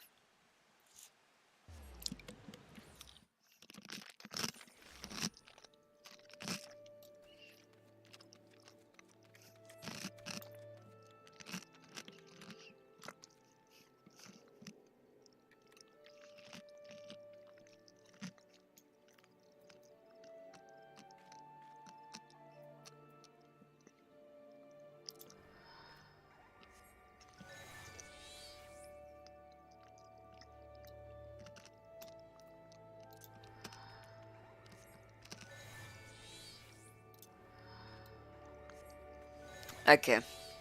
I'll just checking if that would change based on, you know. Oh man.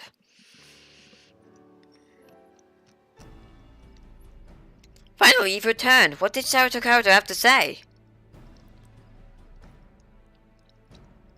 A partially summoned familiar. Then, as Saratokato suggests, we must hunt this thing down and destroy it. Do you recall how, right before Satoto fell unconscious at the ruins, a purple sphere of light appeared before us? That must be the phantom fairy to which he refers. Problem is, the moment it materialized, it vanished from Amdapor Keep. There's no telling where it could have gone. The two of you are looking awfully somber. What's wrong? I explain. Does this thing by any chance resemble a floating violet orb? So you've seen it? No, but many of the whalers have been claiming they encountered a spectre in the forest. In fact, reports have been so numerous in number that I've been given orders to investigate the matter. Interestingly enough, the description they've given me seems to match the phantom fairy of yours.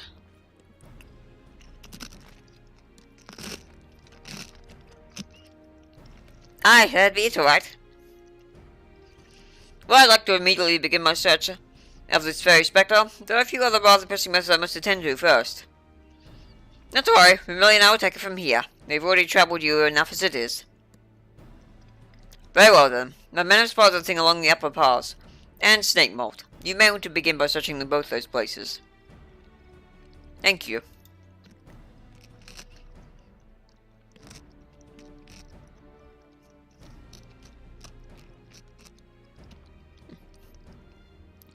I'm not doing it for you. I'm doing it for the young lady.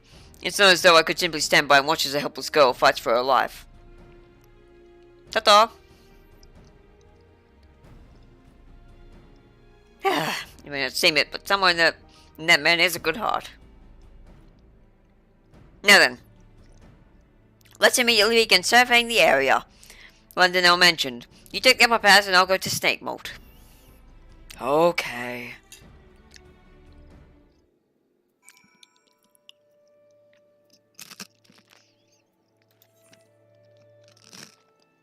Oh, cool. This is the penultimate quest. Nice.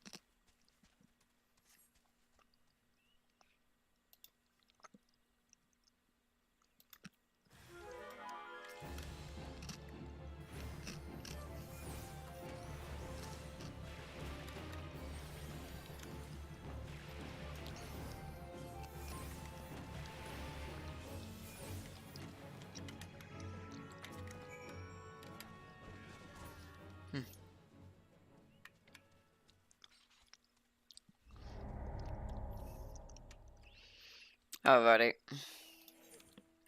Gotcha.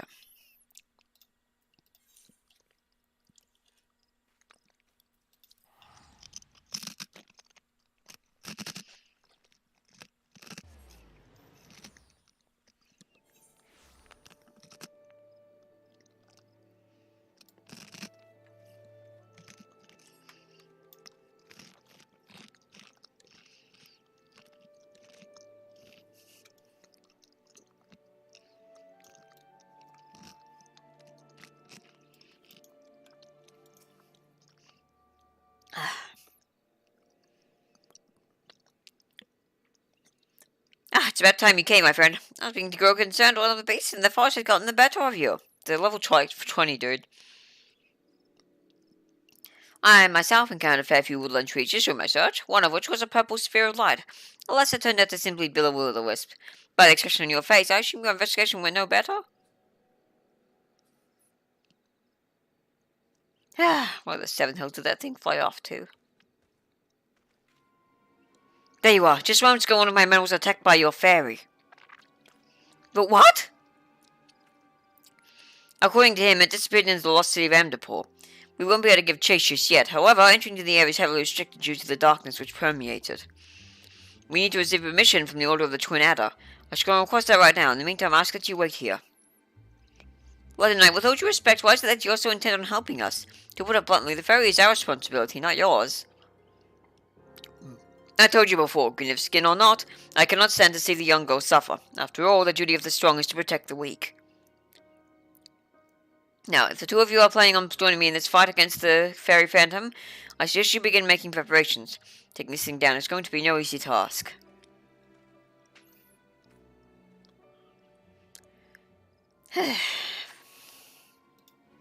Final quest approacheth. Yay!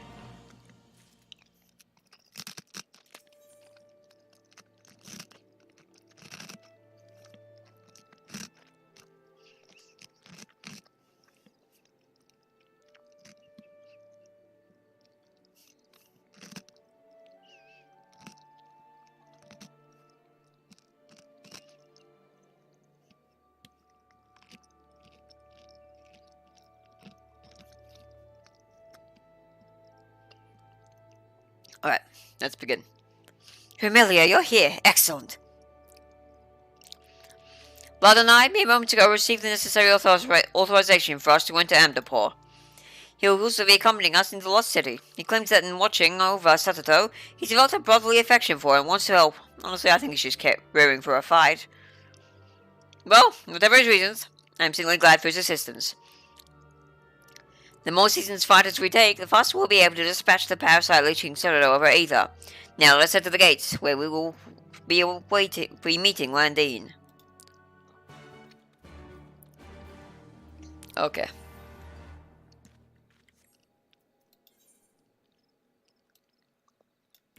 Fuck, fine. I think I've even unlocked this dungeon.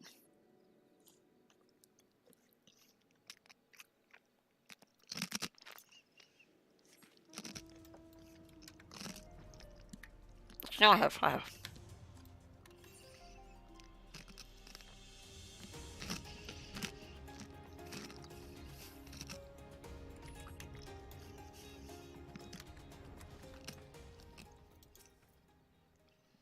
Are you ready, Remi-Chan? Good. The moment Lard and I are joining us, we'll enter the Lost City.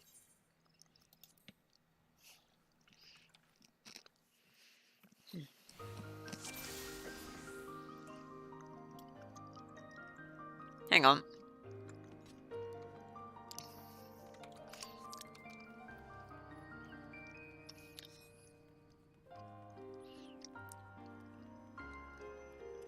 No, I've never been here.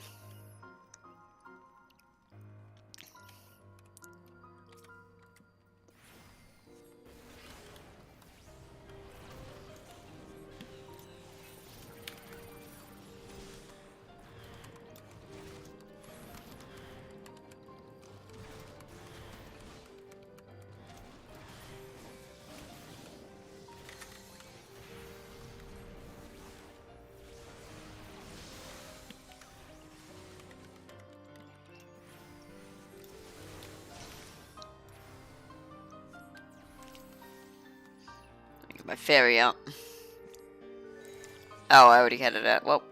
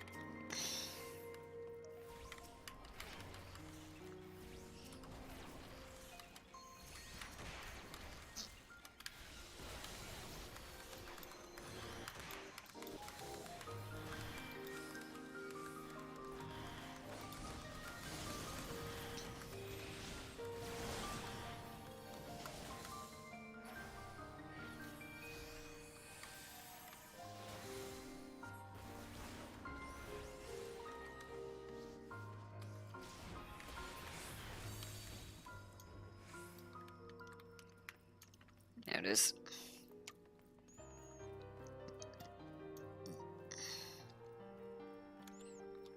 Is it waiting for us?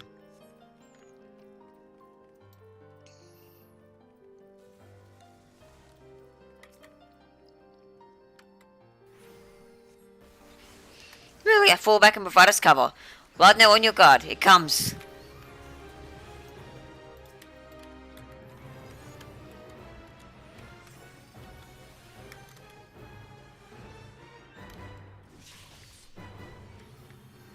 Ow.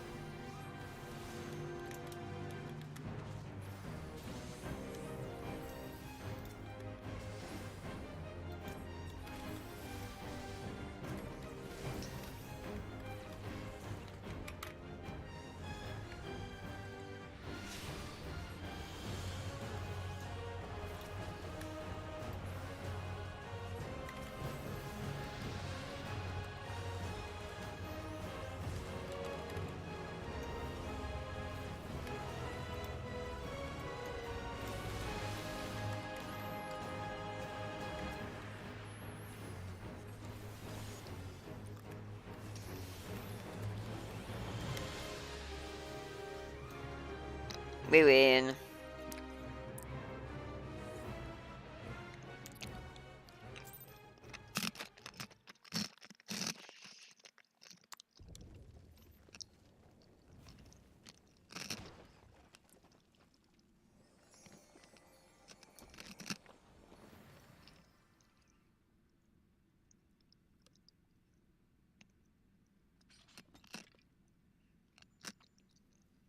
Is it? Is it gone? Haha, it is! We did it! It's another victory for the Royal Marines!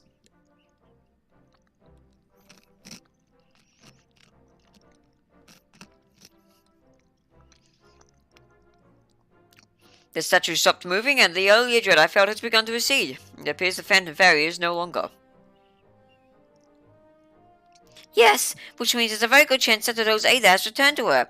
She'll be up soon. Let's hurry back so that she might have a friendly face to wave to.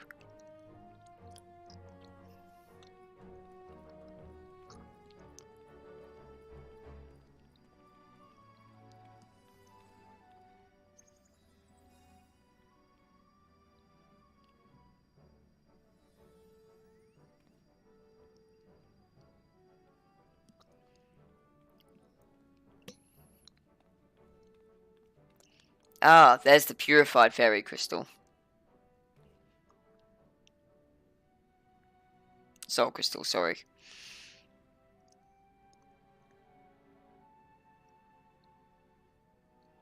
Remelia, what in the God's name are you doing? Come on, we must return to Camp Temple for Crow's Taste.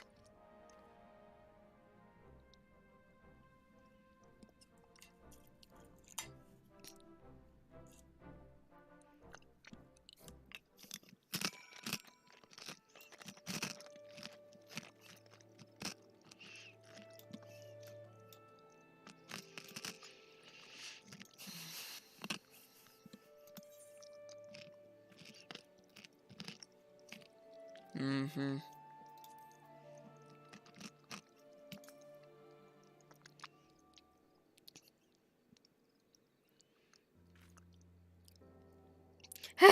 That fight took a lot more out of me than I thought it did. What's the total in London for that matter?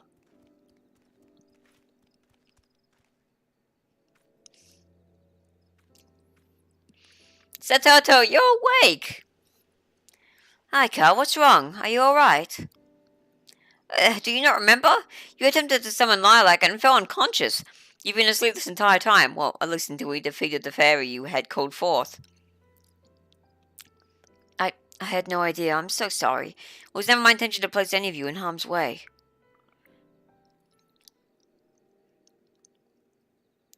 While I was sleeping, I had a dream. It was of my father. When the first wave of that sickness hit, person after person began taking ill. I watched as he and the other scholars rushed through the streets, trying to save anyone they could. Then the sickness struck me. When my skin began to turn green and my limbs began to shrink, he decided to embark upon a mission to obtain the cure, when he knew was destined to end in failure from the very start. He made his way to where all the white mages resided, the enemy nation of Amdapur. In a last-ditch attempt to save me, he infiltrated their borders. I suppose we all know now how that story ends. Even if he no longer cared for me, loathed me, even for what I had become, it wouldn't matter. I just wish I could have seen him one last time. What are you talking about, Satoto? Your father would have been delighted to see the stunning young woman you've grown into. Thank you, Akka. You always know what to say. Well, I've always known I'd never again feel my father's loving embrace. I had thought that maybe, just maybe, I could have at least seen his fairy. You may yet. In my selfish desire to do so, however, I put everyone in danger, including Lilac. Words are not enough to express how sorry I am. That reminds me, Satoto, do you have any idea why Lilac was so drawn to the lost city? You need not worry about it, friend. There is likely little rhyme or... Oops, sorry.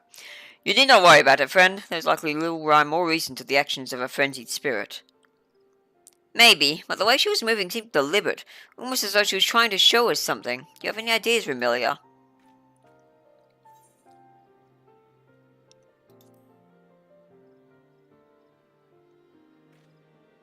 A gemstone? I think this is what Lilac was trying to lead us to. We should take it to Soroto Kito that he might examine it. He, of all people, would be able to comprehend its significance.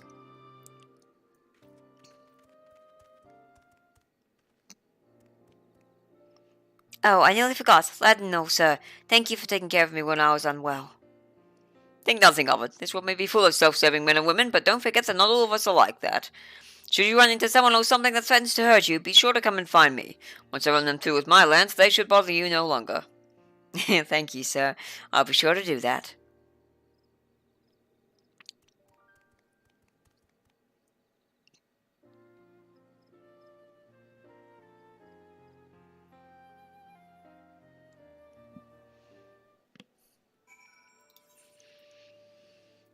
Well, let's see, here we go.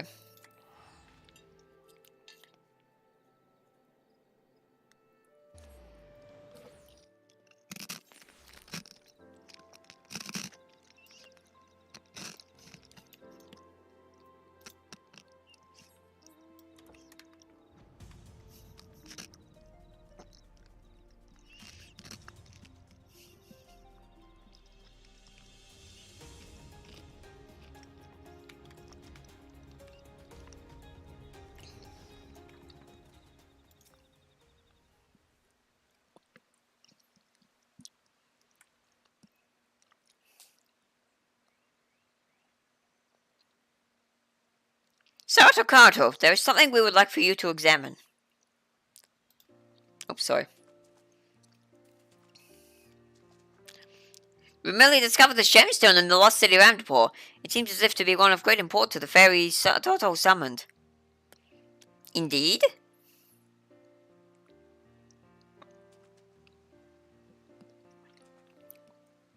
Dear gods, it couldn't possibly be. This gemstone, it appears to contain concentrated white magics. How did you find this? From what you described, I can only surmise that this is the guardian statue's crystal core, and the source of its power. Is it possible, then, that this is what Setato's father sought to acquire by infiltrating Amdapur? It is very likely. Had the Nimians managed to attain and analyze one of these gemstones, we could have found the remedies to any number of disease possible, even that of the sickness which destroyed our lands. It is just thought. Lilac was acting with deliberate intent. She had guided us to the lost city, that we might uncover this.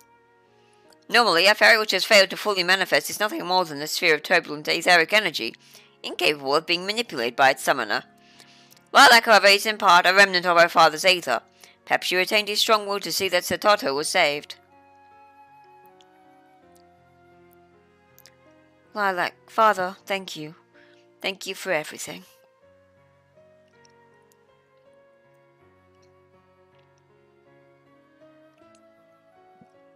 It is so weird saying a character's name like Lilac when I've had such a strong focus on the character with that kind of a name. Same with happened with Coco. There's a character called Coco in this game, but they're an NPC and they don't do fucking anything. Well, now. In my selfish desire to reconnect with my father, I caused the two of you a great deal of distress. For that, I am terribly sorry. Said Turtle, there's no need to apologize. Your undying gratitude is more than enough. Thank you, Alka, for everything. That you should, even now, treat me like you're the young girl I once was. It's perhaps what I've come to like about you most. My apologies, said Turtle. I didn't quite catch that. Do you think you could... Said Turtle, are you alright? You're going red. Mayhap you need to lay down and rest? I'm perfectly fine. Although, Alka, the next time the Royal Marines are out training, would it be alright if I joined you? Of course. You'd be a fine addition to our ranks, my lady. You're the daughter of one of Nim's very own Royal Marines, after all. For now, this is enough. When the day comes that I regain my original body, however, I pray that you will give me strength, Father, Lilac, that I might one day convey my feeling to him.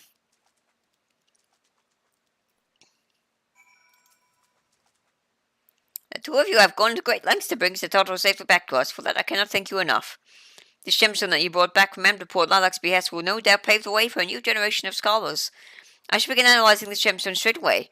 I will do whatever it takes to discover the core, and thus carry on Satato's father's legacy.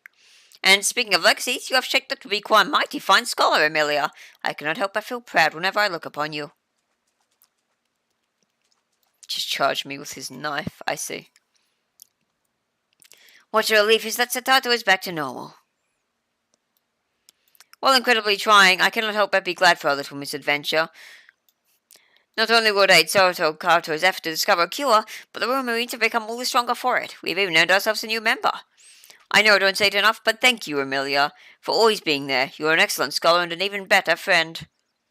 Now, let us leave this place. It is past time we return home to continue our training. To victory, come hills or high water. Okay then. Sweet.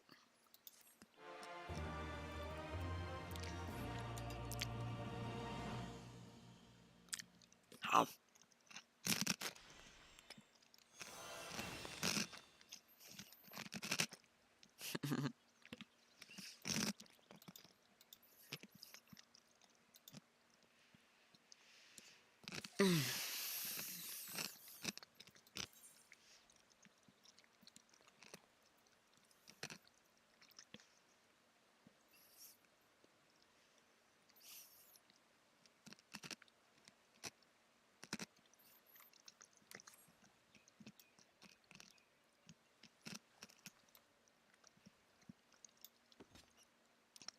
Alrighty.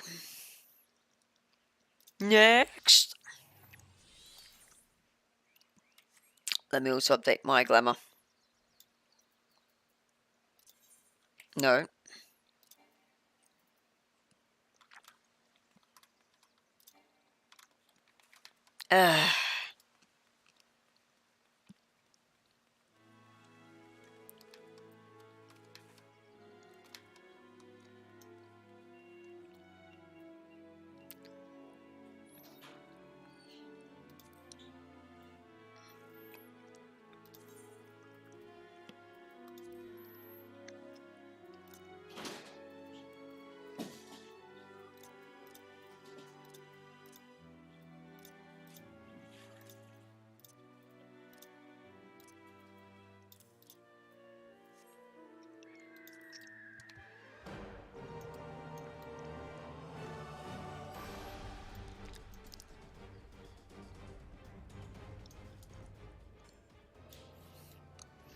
Okay. Now should we... Here we go. Number 3, wasn't it? Yeah. Alright, astrologian time.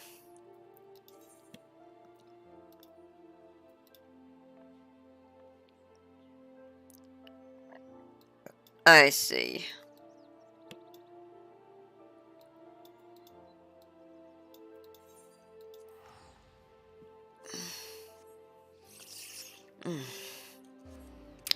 If you think I'm walking all the way, you would be gravely mistaken.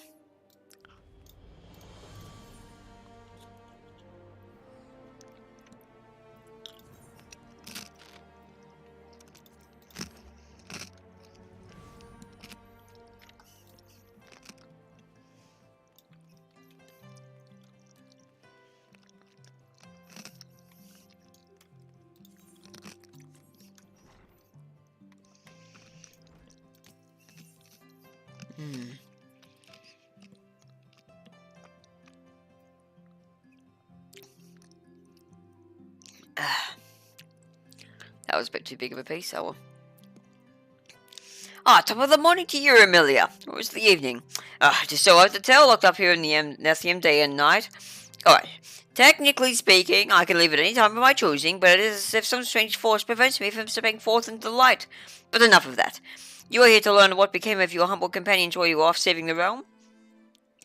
Well, since Ishgard's quite abrupt change in leadership, Revolt has become somewhat more receptive to the contemporary ideas of Master Rufin. They've even asked our compatriot, in disguise, to hold for them another symposium on Charlie and astrology, and this time within the city-state proper, and not some forsaken hamlet. Nothing against the fine courtesy of Falcon's, mind you. In fact, the good Rufin has foreseen your arrival in the stars and awaits you in the observatorium. The look on your face tells me you are less than convinced. Still the skeptic after all we have been through together, eh? Allow me to recreate this morning's reading. In the center of the dawn cross we have the spear, to its left the inverted arrow, to its right the inverted balance, beneath we have the inverted spire and the inverted bowl, and finally at the crown is the oar. Well, do you not see it? It is as plain as the stench of day-old piss in the room on a balmy summer's eve. Though peace hath settled upon our great land, it will be along the path of coming destruction that friends you and old shall discover the bush that does bear the fruit of knowledge and hope. And to think it was you who were tuned to all 6 heavens. In other words, she who brought peace to Ishgard, that would be you, will walk down the road south to the observatory where, I don't know, you shall read some books with Lady Leveva to discover a new spell for delivering excruciating pain to your enemies and their families. It all sounded more convincing when she explained it to me this morning of the bottle of wine. Or was it 2 bottles? At any rate, I would suggest you make haste. You know how our little protege does not take kindly to those who make her wait. It was good seeing you again, Remilia, and something tells me you will be back again soon. Wink. Okay then.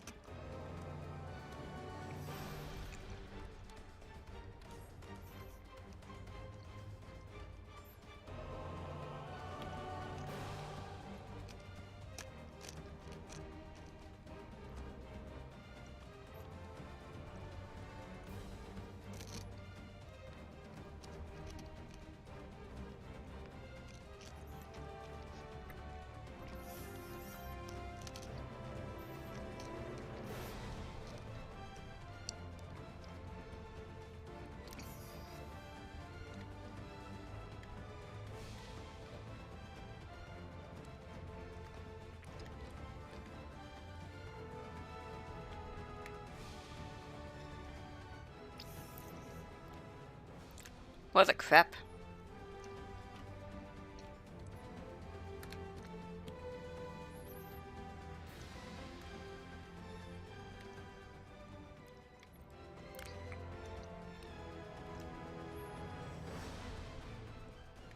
I laugh my ass off. She was outside the front of. Oh my god, she was.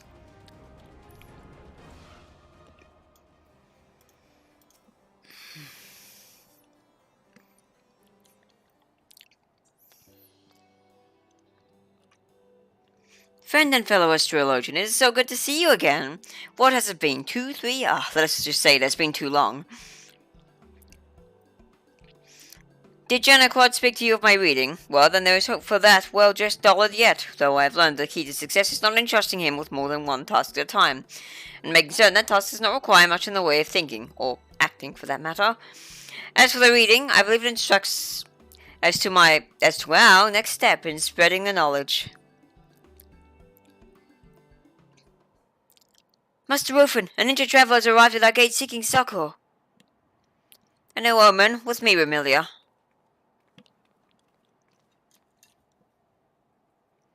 Please, I can walk no further. Oh, he's from the east. The stars were kind in guiding you to this place. The astrologians here have a way of easing one's hurts.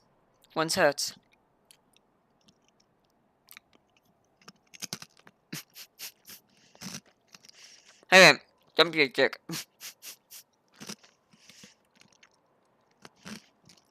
Say I like eating rice crackers on stream, but no, listen. Okay, listen. I'm hungry.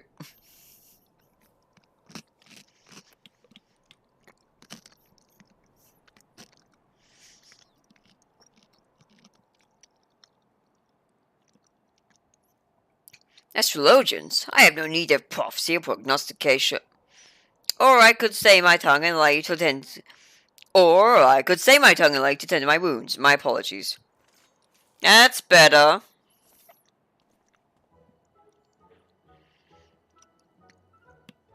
May you have a quick recovery, friend. In time you'll come to believe the power of the stars willed.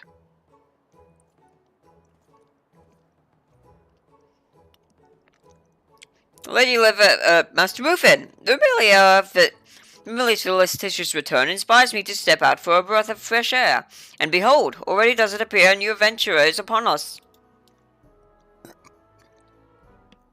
And here I was thinking you made the journey south to lend your talents in preparing for the forthcoming symposium. Master Rufin, was Lady River, if I may allow me to give you my thanks and my apologies for earlier. I have a tendency to allow your unbridled emotions to get the best of you. That was amazing! You knew what I was going to say before I even said it. But where are my manners? I am Kyoko of Hingashi, and I've braved storm and sea to learn of the many wonders it is said to be found in this magnificent realm. But you already knew that, didn't you? No, I did not. Now, if you would excuse me, I must get back to matters which are important. Important matters, such as astrological matters? Could you show me? I wouldn't be a burden. I'd stand in the corner, in the shadows, behind a curtain. While I appreciate the somewhat forced enthusiasm, I'm afraid there won't be... Oh, I was merely hoping that we might be able to share insight into each other's fields. Each other's fields? You wouldn't happen to be a geomancer, would you? A geomancer? So-called Masters of Wind and Water, my grandfather had a tome written on the far eastern art of elemental and directional divination, though much of it seemed little more than folklore. Lady Lavera, did not the morning's reading mention friends new and old? What a familiar, what a friend old, and this peculiar little man, the friend new. The spear pointing west, the balance pointing east, the arrow pointing in all directions, and none. It might just mean... Kyoho, though it pains me to admit as much, it appears your arrival has been foretold. Perhaps there is much that I can learn from you. Nay, that we can learn from each other. Oh, but there is. Soon you'll learn the push and pull of the elements brings together for those who require companionship the most. Yes, the elements. We'll have to discuss that further at another juncture. For the time being, I am placing you in the care of my first and foremost pupil, Remi-Chan. An excellent proposal, or as I believe the Hilingan say, Kaikaku. Planned. I dabbled a bit in the language when I was younger, but for the life of me, that ebon-haired emissary would not afford me even a sidelong glance. Ahem, then I might hazard that there is no final place to begin unlocking the secrets of the stars than under the bowl near Rootstake. I shall even oops, that's his voice. Ahem, then I might hazard that there is no further place to begin unlocking the secrets of the stars than under the bowl near Rootstake. I shall even lead good Kyoko in the South Shroud myself, if Remi agrees to do the rest. Up to you, then. Next we meet, Kyoho, you will have opened the first gate and better understand the influence the stars hold over all of us. Safe journeys.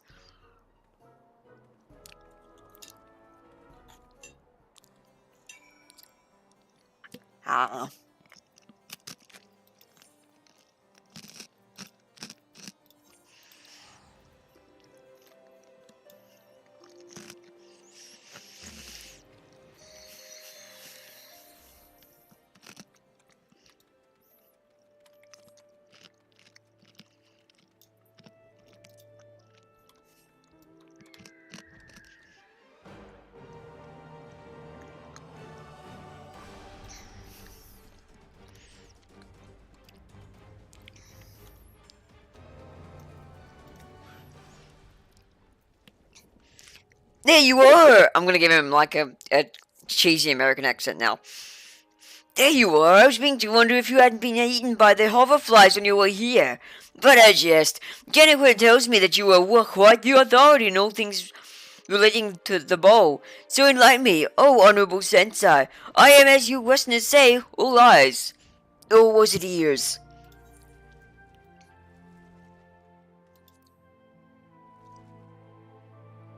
And you Oceans believe it is from that tree planted by your gods in the very heavens that all life was born? Fascinating! What are you, a leprechaun? Yeah, pretty cool, huh? You sure shit ain't gonna tell nobody. Oh.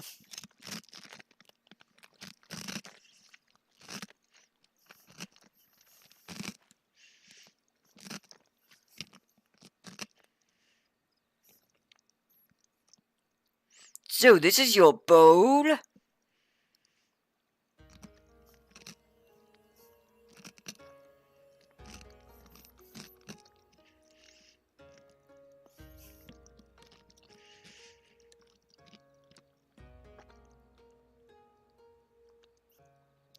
Shut up, Wolfman. Okay, I didn't even want to hear it.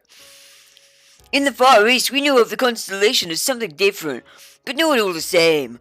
I must admit, however, that seeing it under a different sky than my own fills my heart with a sense of both wonderment and now confusion knowing what it represents to your people. What I cannot wrap my head around is that you would truly believe a notion so foolish as that the power of Earth, or that by your own definition means soil, would not come from the land itself, but rather from 6 tiny lights flickering in the night skies.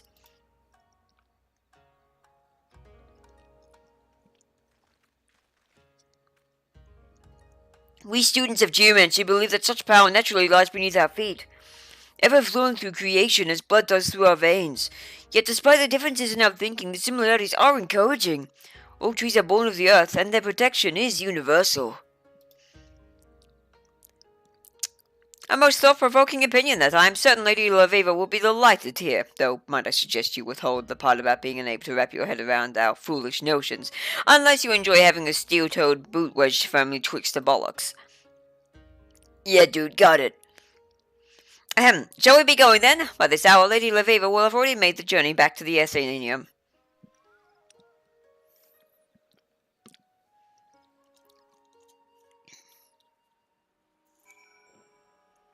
No! It's my dip, you bitch! Fuck, give me that! There we go.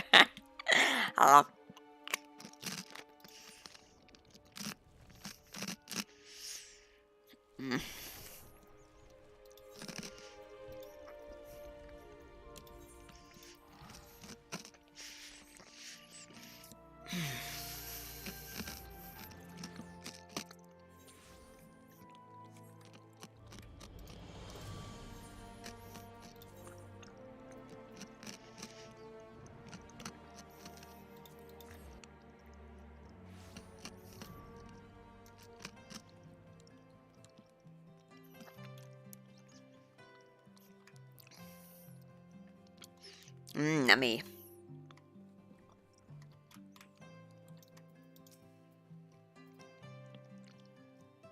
My thanks for taking the hingun off my hands.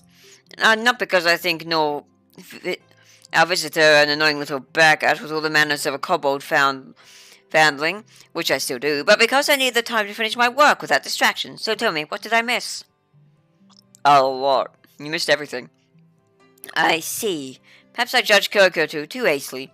I still have my reservations, but I shall afford him the benefit of the doubt, for now.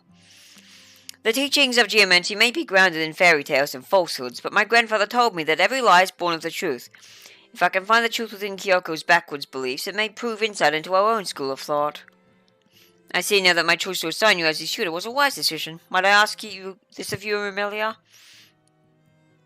I promise that once the symposium has ended, I shall assume the duties of Kyoko's tutelage. I sense good fortune in our stars, my friend. Good fortune indeed. Okay.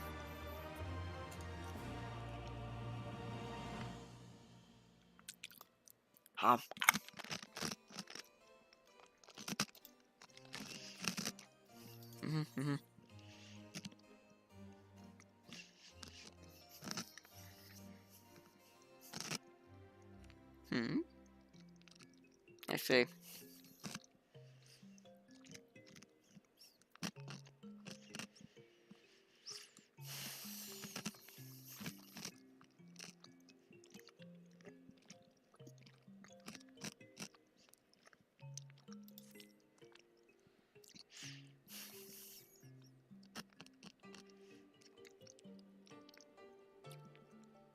Amelia, I see you've received my summons.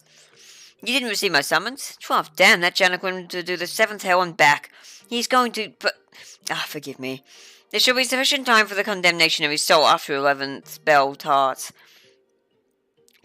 For now, I must speak to you of Koyoho's training. Despite appearances, and attitude, and manners, and curdling habits, our traveller from the east has proven quite motivated in his study of our ways. In fact, while you were off doing whatever it is you do, he successfully opened the next 4 gates of heaven.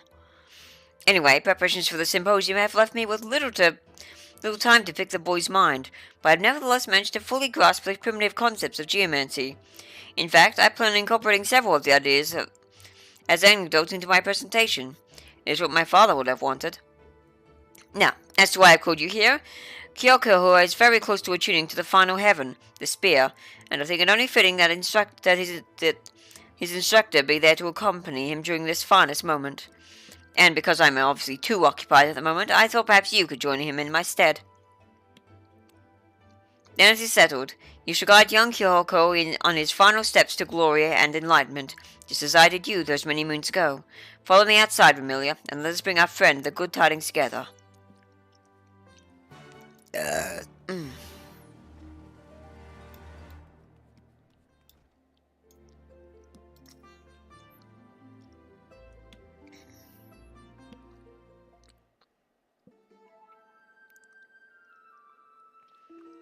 is odd. I could have sworn he was right here but a moment ago. Fleury, have you seen Kyokuho? Fleury, are you even listening to me?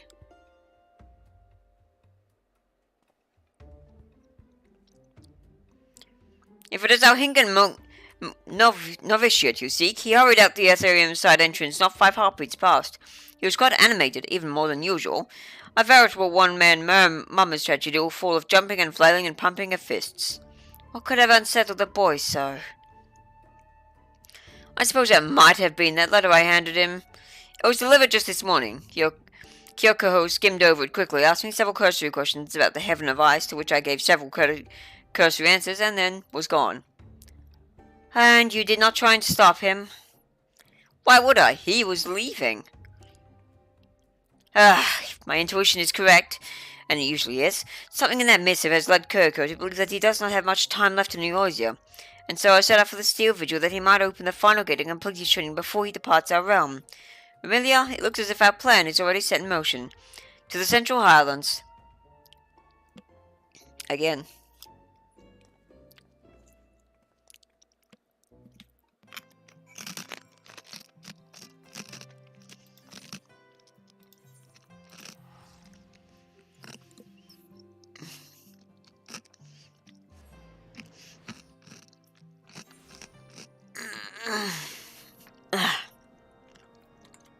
Check chat. Okay, nothing. Cool.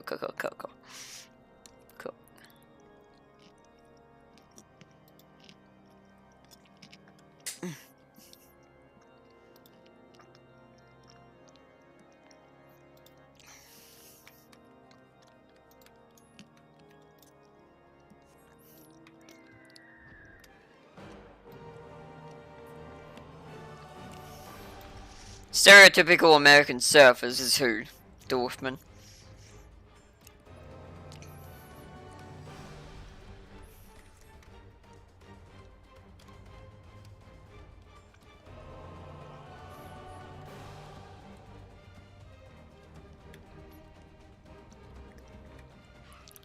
Oh, of course.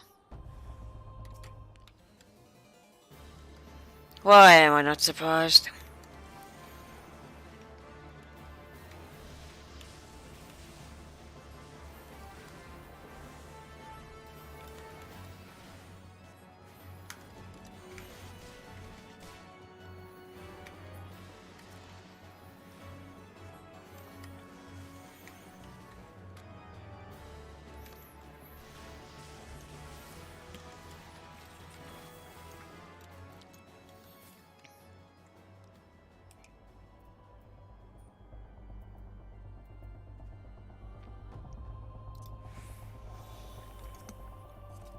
I see, so that's how.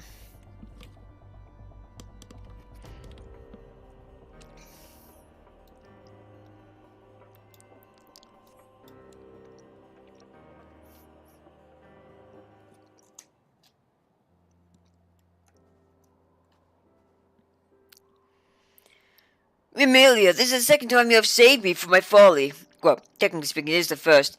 You merely saying around as Lady Leveva healed my wounds last. Right, I'll stop there.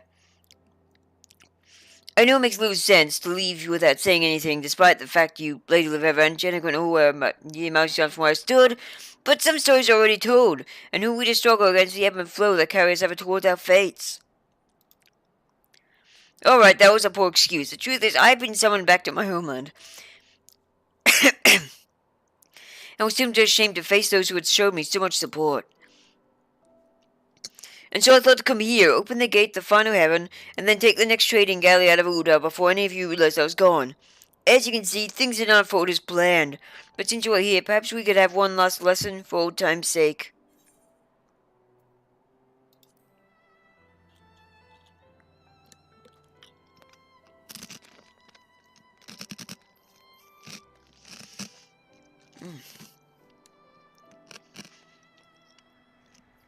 I'm hungry.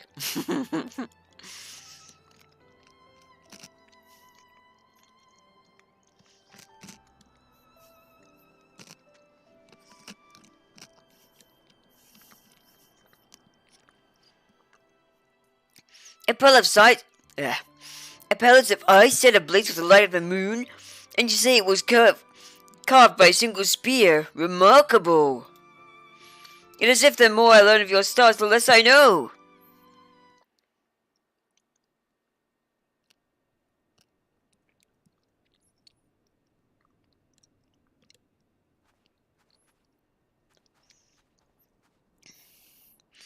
Do you think this may be the last I ever see of your heavens? Pretty saccharine, bro.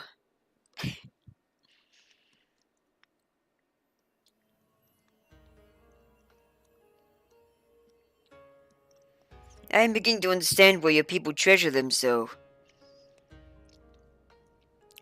And with the opening of the 6th, I have prepared my mind and soul for the 7th, the final gate that leads to true dominion over the elements. Or so Lady LaVever insists.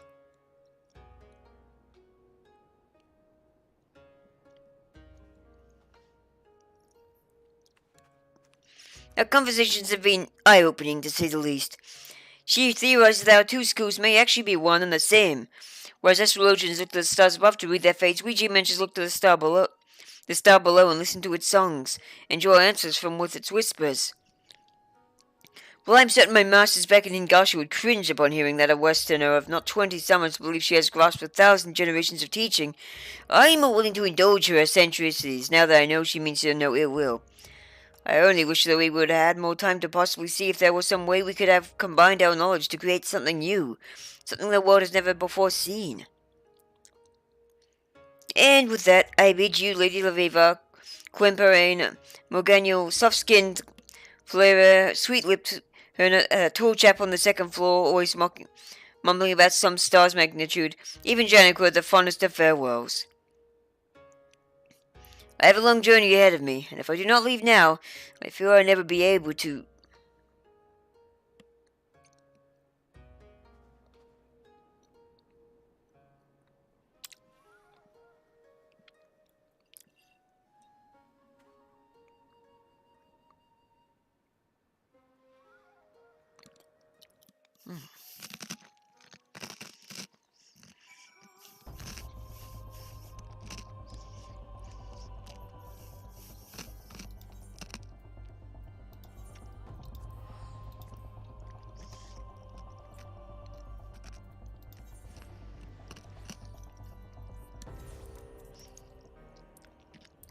It's only the second quest.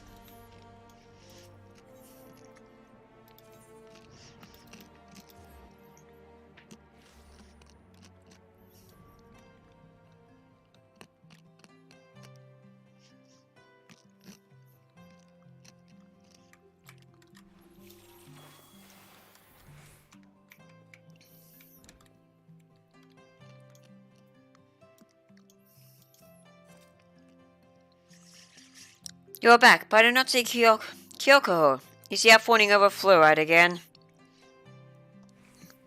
Back to Ingashi? I cannot say this was unexpected. The deck of 60 told me as much this morning. That and I asked Yanaquen what was written in the letter. What, you thought him above reading another's correspondence? You gave him far too much credit where none is due. Kyoko is not a child. He knew what coming to Oyoshi would entail, and he knew that he would one day need to return to his homeland. And while we may not have always agreed, or almost never agreed, I did come to respect the man and his, steely resolve. Allow him his space. If the stars seem fitting, then he will be back, or perhaps next it will be our turn for a journey over storm and sea.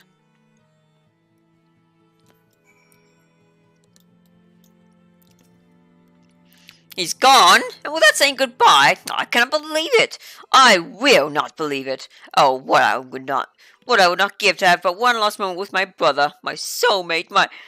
Lady Liver told you I read his letter? Oh, well then, yes, it will pain me to tell the others none of you that Kyoko has returned to his native lands far away on the other side of the world. I may even need to personally comfort those most stricken with grief by his sudden and tragic departure. But truth be told, I am going to miss having him gone around. He certainly did liven the place up. Godspeed, Kyoko. May your return journey leave you miserable and wet, but see you safely home.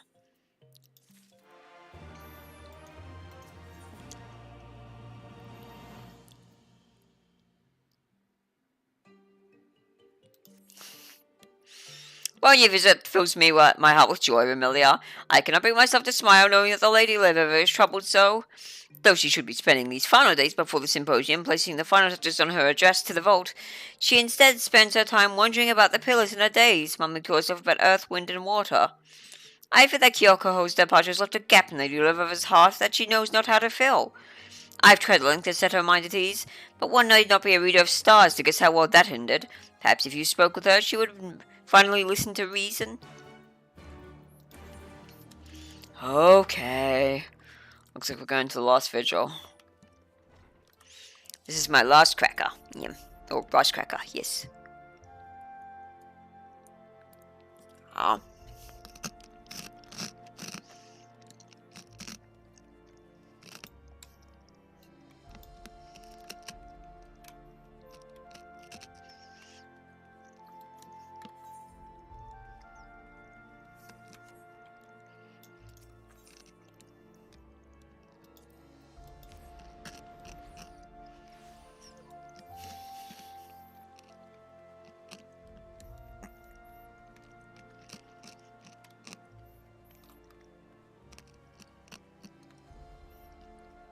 There she is.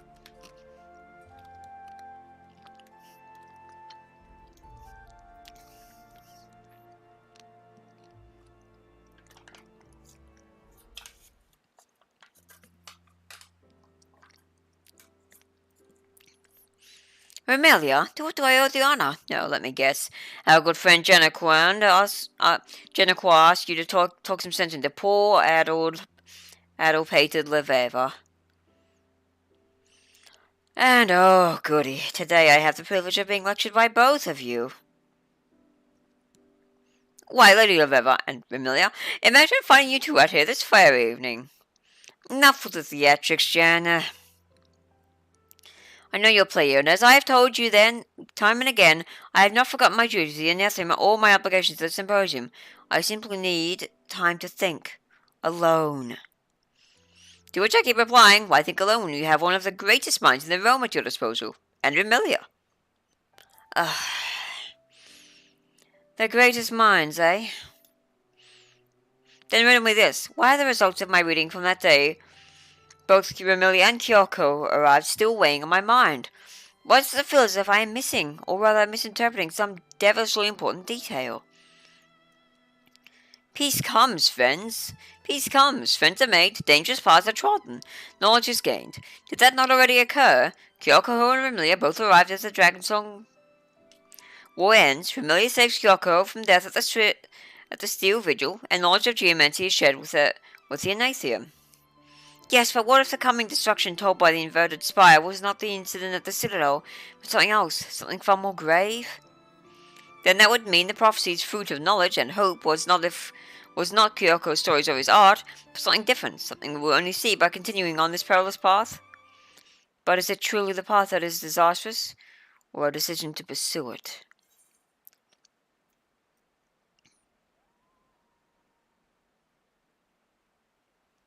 Big promotion is just around the corner?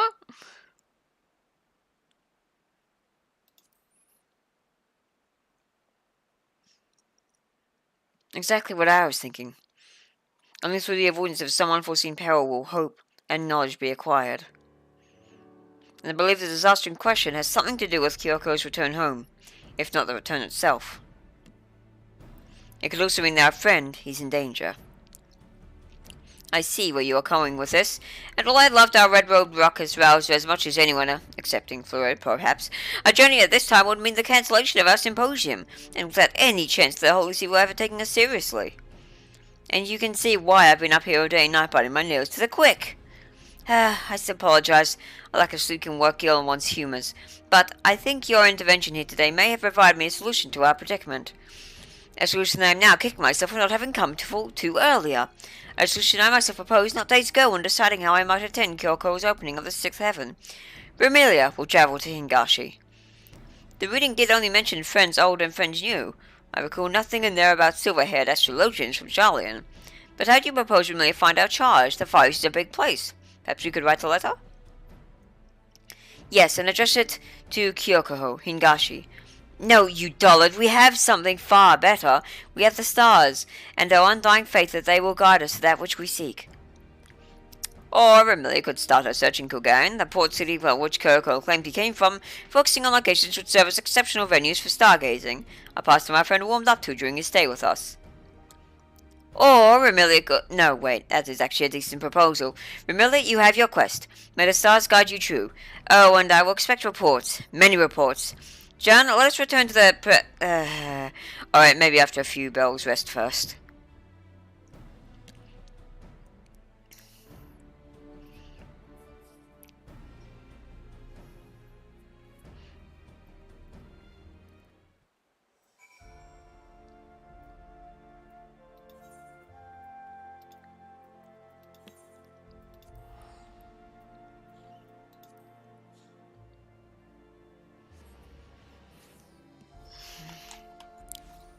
Much as I do not fucking miss the Far East. Oh, well, the Far East is fine. It's fucking, Alamago I'm not a big fan of. It's like, oh hey, look at this, it's a fucking desert. You definitely weren't already sick of this with fucking Thanalan. But yeah. It's a desert, but it's even more boring than Thanalan, haha. Anyway.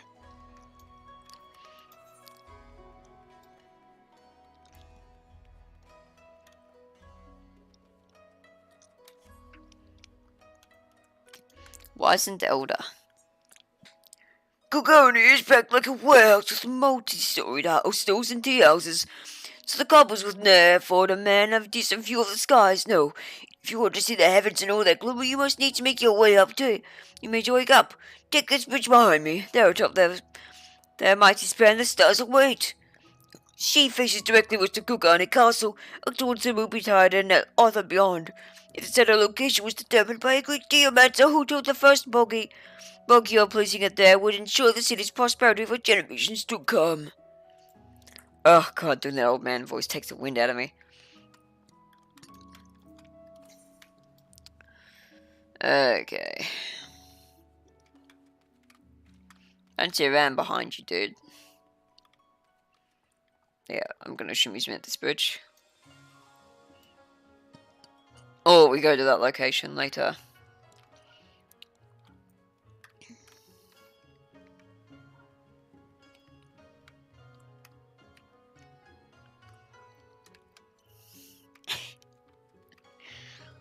Alluring lady.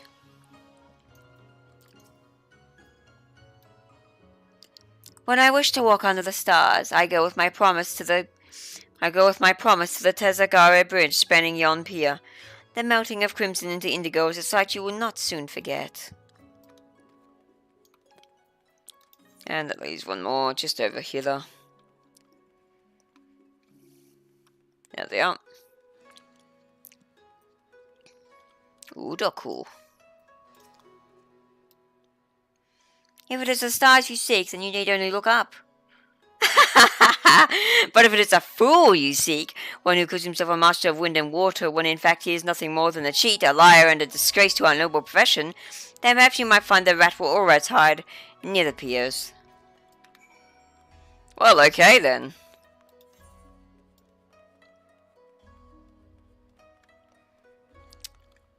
Ah, yes, this bridge, mayhaps.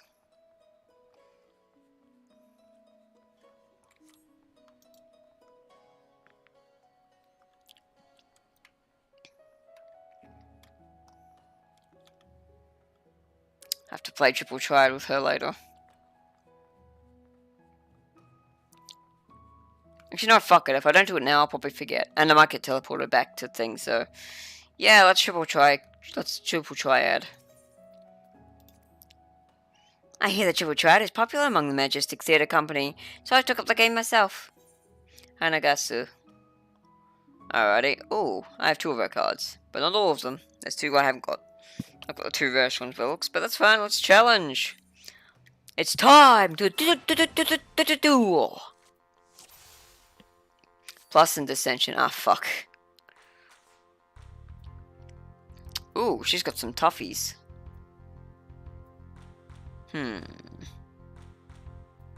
There's no way I'm taking that, is there? No, I need an ace, which I don't have. So it'd be best to play it safe.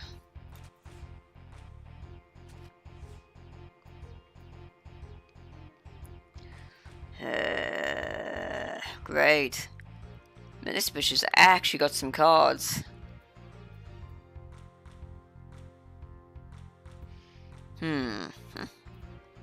That's an 8. Fuck, I can't take that one either! Except with this guy, but I'm not risking that. I can't really take mine back either. Oh, this is so gay. Alright, tell you what.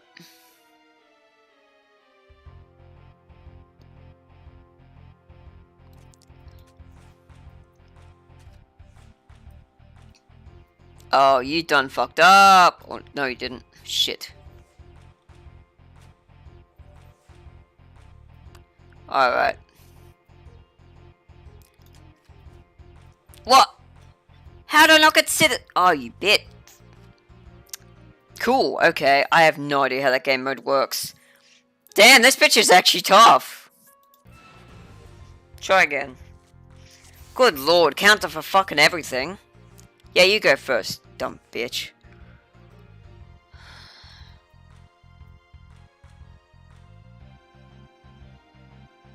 God damn.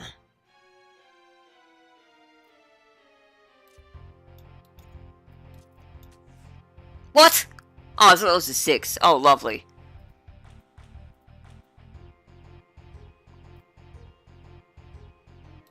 God damn it.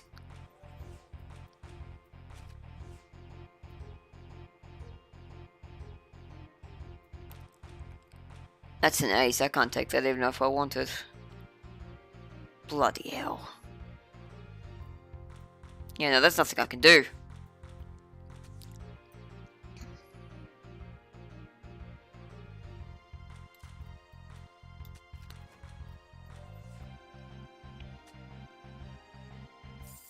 Man!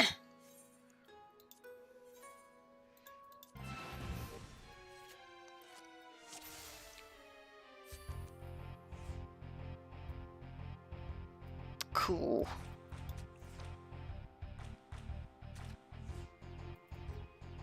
Oh boy, here goes this again.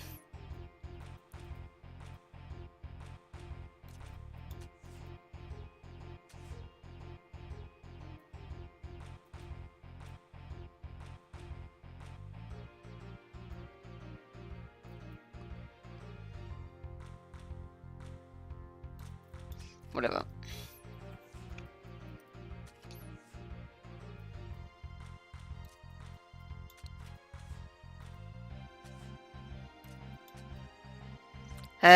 Yeah, fuck this. Jesus. Gotta love when the opponent has multiple fucking 5-star cards when I can only use one. Fair as fuck.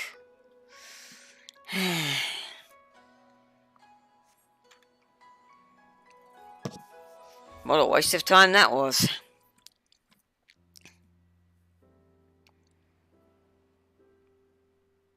Oh yeah, the freaking Evilus is still there. The Evilus raid airship. Alright, bye Wolfie.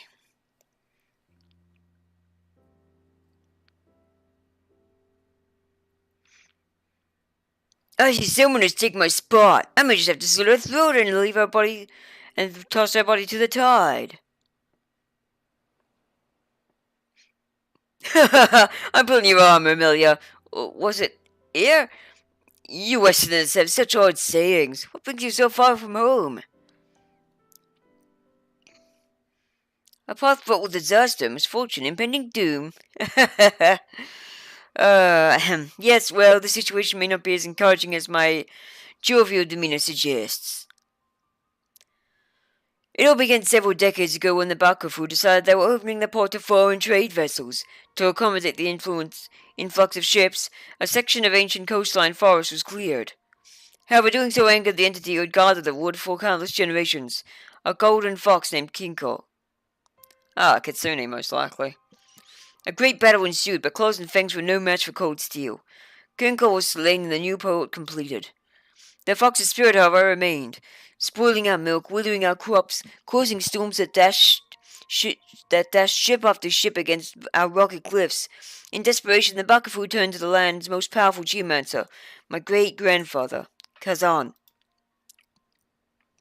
Kazan used the power of the sea, the skies, and the land to soothe the spirit, long enough that he could erect an invisible barrier that not only protected the city, but ensured that it would prosper. At once the fortunes of Kogan citizenry turned. My great-grandfather was hailed as a hero, and geomancy as the savior of our nation. Within a matter of moons, the streets were lined with the stalls and tents of would-be seers, the people practically throwing coin at them for advice and blessings. These pretenders, these charlatans, were not interested in the sacred rites passed down by my great-grandfather from his great-grandfather and his great-grandfather before him.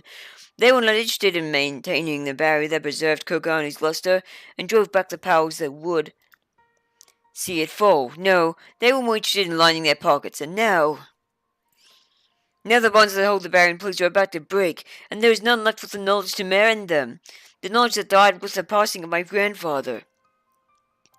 And so I set out to convince the geomancers of Kogani that only united would we discover the means to save our fair city, that only united would we stave off the darkness and bring lasting prosperity to one and all, that only united would my great-grandfather's legacy live on. Alas, I failed, branded a deceiver by those very men and women who had grown fat on deceit.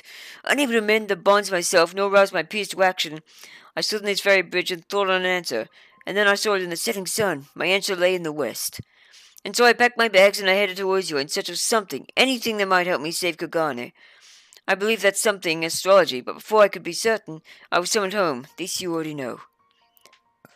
Since then I've been coming here every night, hoping the stars might provide me with another revelation. But they remain silent. Remelia, the heavens speak through you. Tell me what do they say.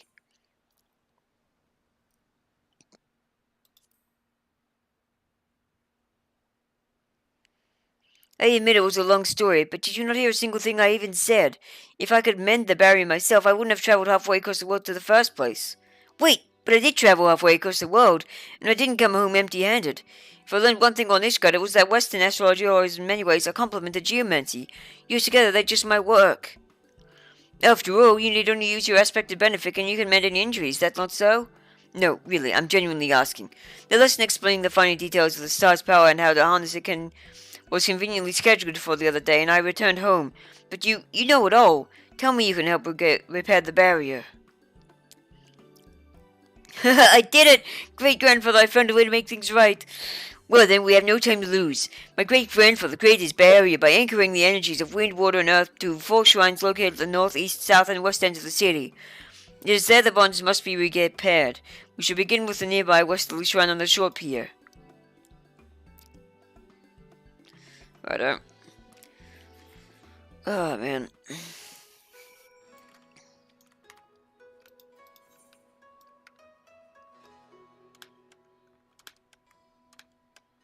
Yes! This is one of the shrines of which I spoke. It may not look like much, but were it to be destroyed, the entire city would be overrun with large testicled raccoon dogs and flying rainbow cats, or possibly just angry spirits. My plan is simple. If I am correct, a speculative benefit will intertwine with the barrier's geomantic energies, mending it as easily as it does flesh, which will into nightfall to perform the rite, for the last thing we need is a drunken Ronin breaking your concentration. It is already nightfall.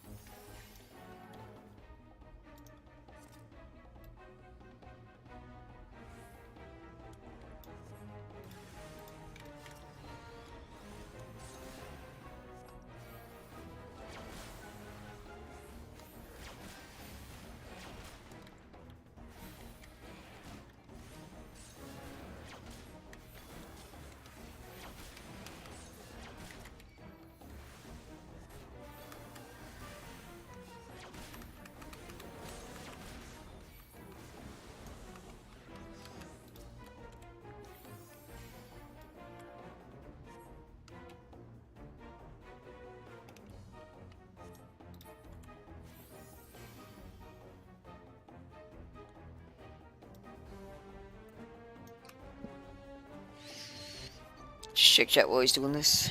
Okay, nothing cool.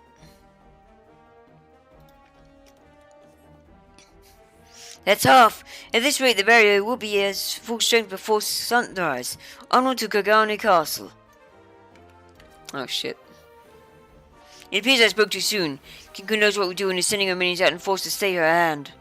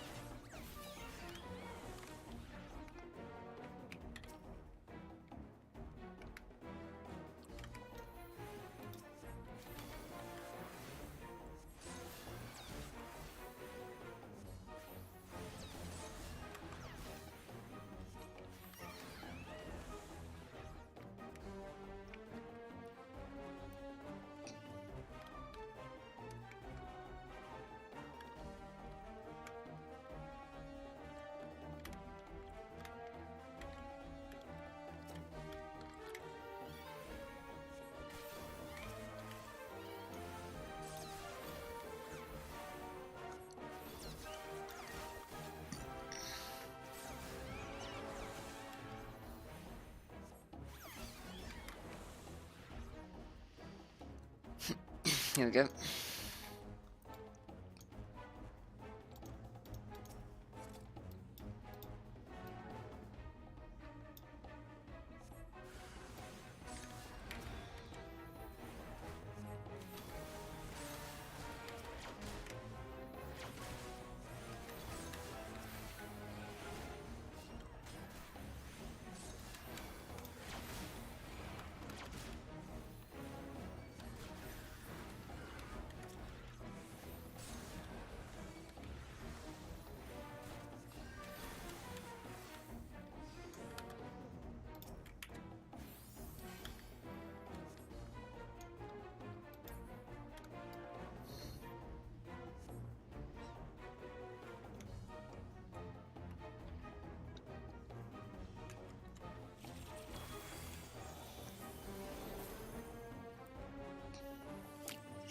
There's but one train remaining, the northerly.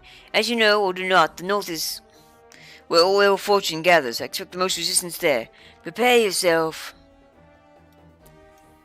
Where are we going or not?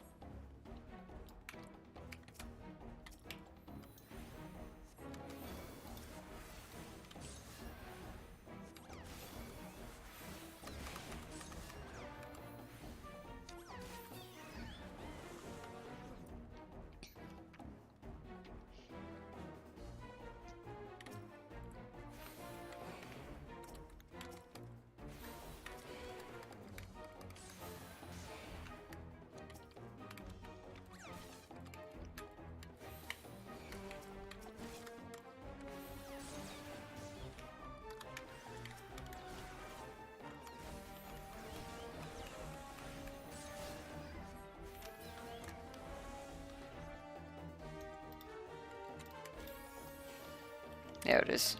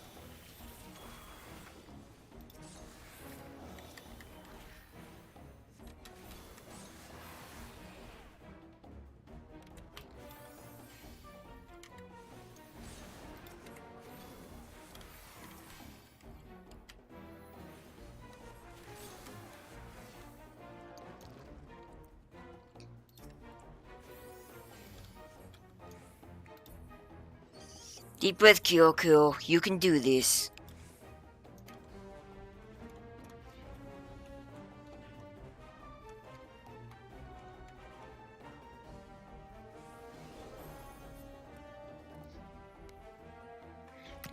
We did it! We repaired my great-grandfather's barrier and thwarted the golden fox.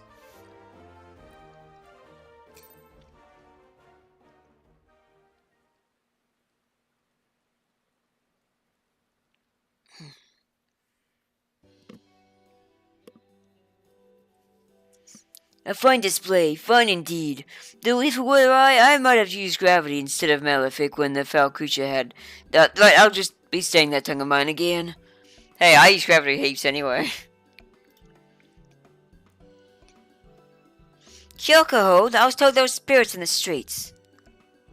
Oh, Kyoko. And you arrived just as they have vanquished? How fortunate. Yes, Master Murakumo. The bonds are mended. Made whole with Western magics and a little shoulder grease, or is it knuckle grease from earlier? Western magics? Oh, oops, I got mixed up. Then this Asian lady is none other. And wait until you see the reinforced bonds. The energy is squished together with ours like sun and moon, like darkness and light. They are as one, Master. Then I was right to summon you home. Pardon my intrusion, traveler. I am Murakumo, second pupil of the great Kazan, and instructor to young Kyoko. While Kugane is safe, I can now return to Ishgard to complete my training as an astrologian. Huzzah! Absolutely not. While you have mended the weakened bonds for now, their ephemerality remains. Unless you expect your friend here to remain in Kugane for the remainder of her life, we will need to find a more permanent solution. In other words, the bonds must be laid anew. But you know as well as I, the secret to laying those bonds died with my grandfather. Not a day goes by that I do not suffer the burden of my ineptitude. Had I shown promise in the art as your grandfather did, perhaps Kazan would have entrusted me with the knowledge as well. But he did not, and now they are both gone. We can lament that which we cannot change, or we can put aside our past failures and seek the path which leads us forward. My master's right. Perhaps there is something in my grandfather's tomes, or perhaps I may still find a way to win over the other geomancers to our cause. There is always hope, is there not? If anything, you have given us time to search for an answer, and for that I am grateful. The city would be as well if they knew you had saved them from an army of angry race looking to devour their souls and defecate their bones straight to the darkest of hells.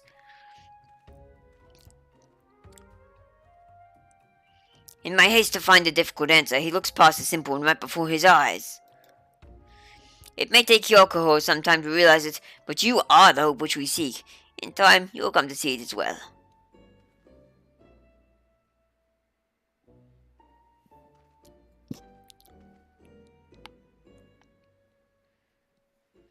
Man, every one of these quests has been so fucking involved.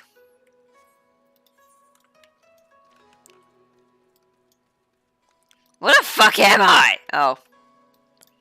I see. Better get to the Ruby Bazaar, I suppose.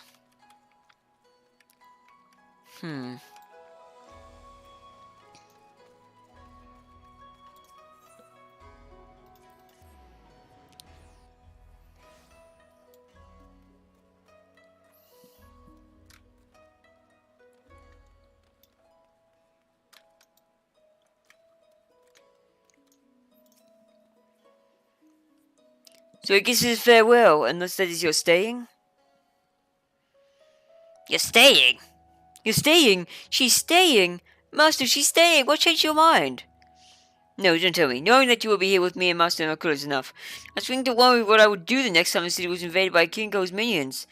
The Master can barely make his way out of the privy each morning, let alone battle with bloodlusting spectres. Now that you mention this, it reminds me of that reading Lady Leveva conducted the morning I arrived at the observatory, something about friendly paths lined with dangerous fruit bushes winding their way to hope. Could the stars truly have predicted all this? If so, I'm impressed. I will need to think more on the issue. Until then, might I suggest you continue the refinement of your art here in scenic Hingashi. You will find our base just as formidable as yours in the west, if not doubly so. Bro, I'm level 80.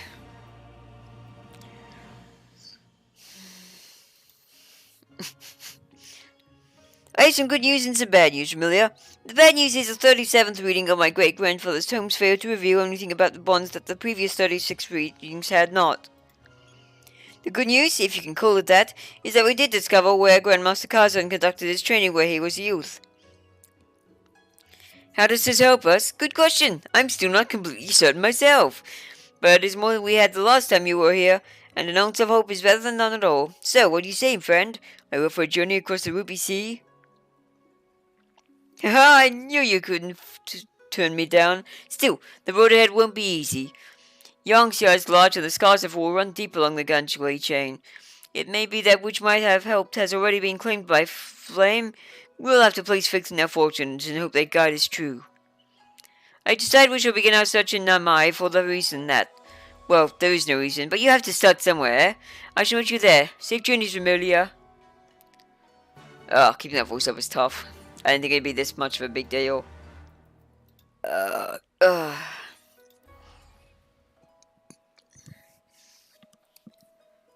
I think Flame a bit of a known name in these parts.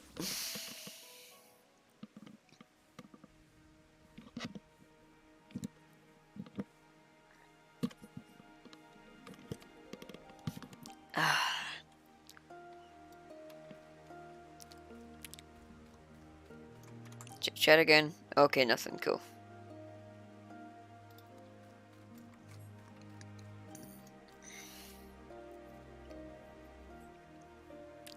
The air is heavy with mist, and these shacks probably let in more rain than they keep out. Something like a tomb wouldn't survive a single moon here, let alone the decades since my great-grandfather's training. Still, the few words with the village's elders provide an interesting bit of information. Though all require some coaxing, several able to recall memories of robed seers who reside in a nearby temple. A temple that was in use right up until the Gully invasion and the subsequent banning of all religion. The building, called the Swallow's Compass, while since abandoned, still remains in good repair. Listen to this. The looks have ordered for fear of disturbing the spirits with which they believe the geomancers communed. Do you know what this means? There could still be something left inside. Come! Swallow's Compass, eh? Been there before. Oh, for goodness. I mean, I could just go to the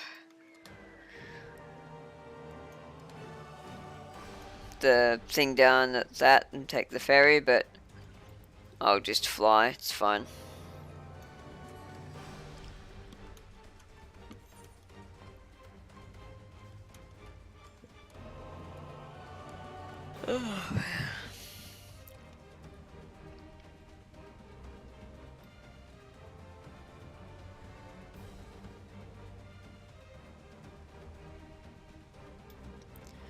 Really had to be pouring rain today, didn't it? In the game, I mean.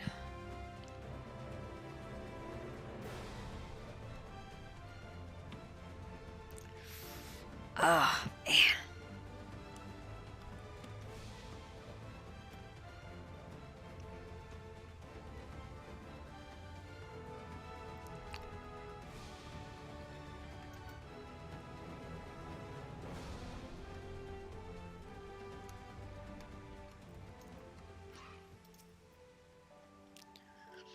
This was compass, built during the rule of the first Doman King.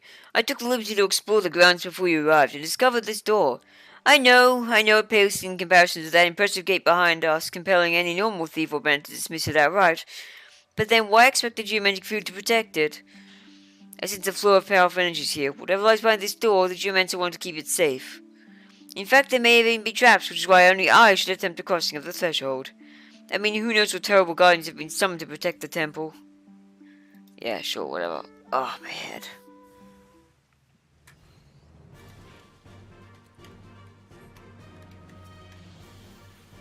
Aren't you big?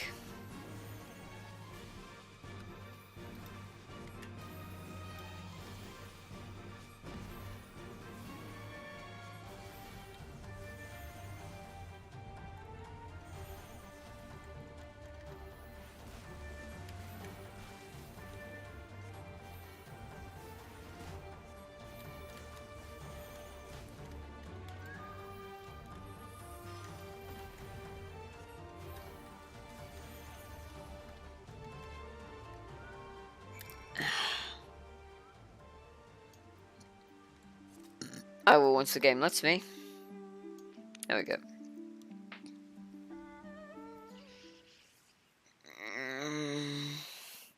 Well, I guess now we know what terrible guardians were summoned to protect the temple. You should be able to hear. I was able to temporarily nullify the barrier, granting access into the chamber beyond. As there may be more traps, I accidentally waited out here to deal with them for me. Just kidding. I have already checked. There are no more traps. Probably.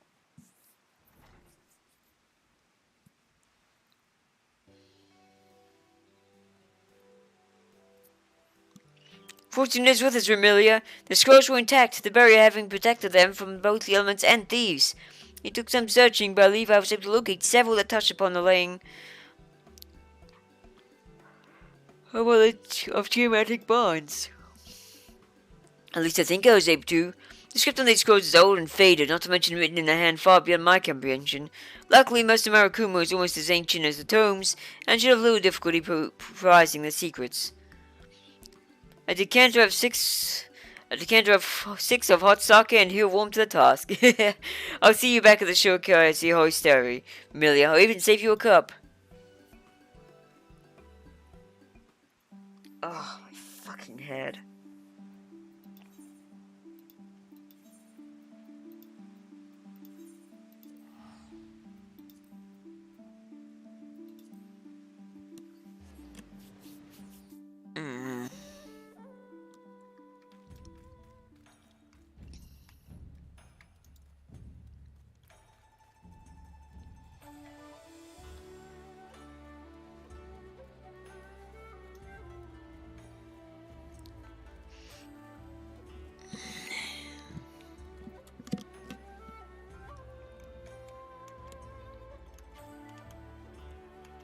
Oh.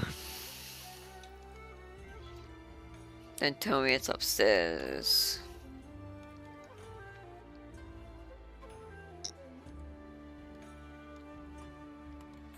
Fucking bingo.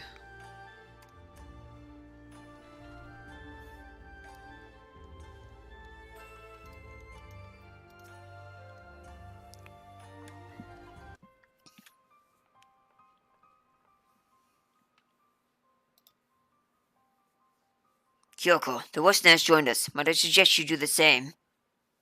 Oh, my apologies. Remember, you made us sit down for this, or not. It doesn't matter. Nothing really matters, does it? The scrolls, they contain knowledge of the complete ritual. In fact, it was the very first one. Just our luck, right? Wind, water, earth, creation of the bonds calls for the energies of all three. Though this much even a first-year novice of geomancy could tell you. What gave us pause was the mention of a fourth energy, and its energy to render the seal permanent. Kyoko. Life. Don't you see, Remi-Chan? They spilled living blood to complete the ritual. They deemed us soul to an eternity without peace so that their magics would not fade. I now understand why Grandmaster Kazan left no notes on the rites. He did not wish this knowledge to fall in the wrong hands. And because he never performed the rites himself, the bonds anchoring the barrier around Kugane were never completed, and that is why they require constant attention. No blood will spill to make them everlasting.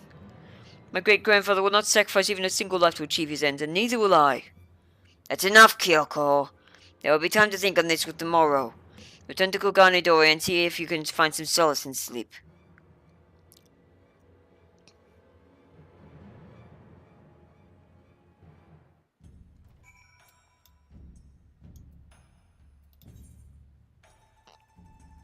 Ah, Christ's sake, you don't ask much of me, do you? Maybe bizarre it is. At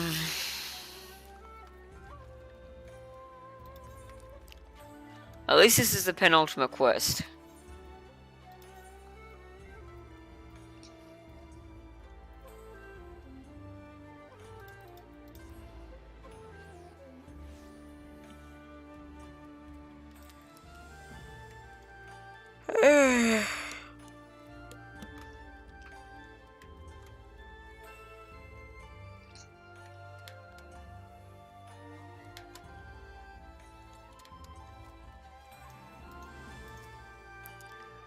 I failed, just as did my great-grandfather, and my grandfather after him. We all knew the one means of creating a flawless barrier, and none of us could bring ourselves to do it. And lo, the bonds we fortified but several nights past, already have they begun to loosen and fray. They were weak for over long, allowing Kinko to regain her strength, to mend her wounds, to feed her anger. And now there is no one we can do but watch as she gathers her minions for a final assault on the land she once ruled. Kogane does not stand a chance. Now would be a good time for us to stumble across the Hope Lady Lavaver's reading promise would be at the end of this road to destruction.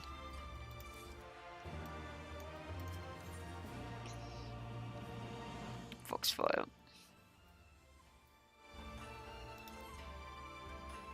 Really, I think this says you are finally here.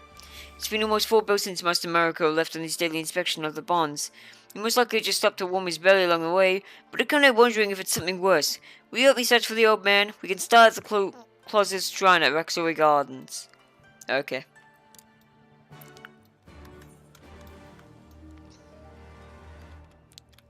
Ah, it's just down there. Gotcha.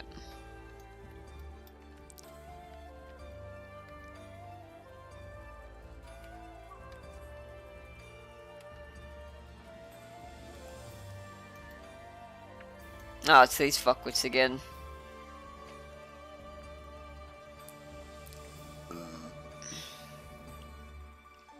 Well, any sign of him? Where could he be? You don't suppose he tried anything foolish, do you?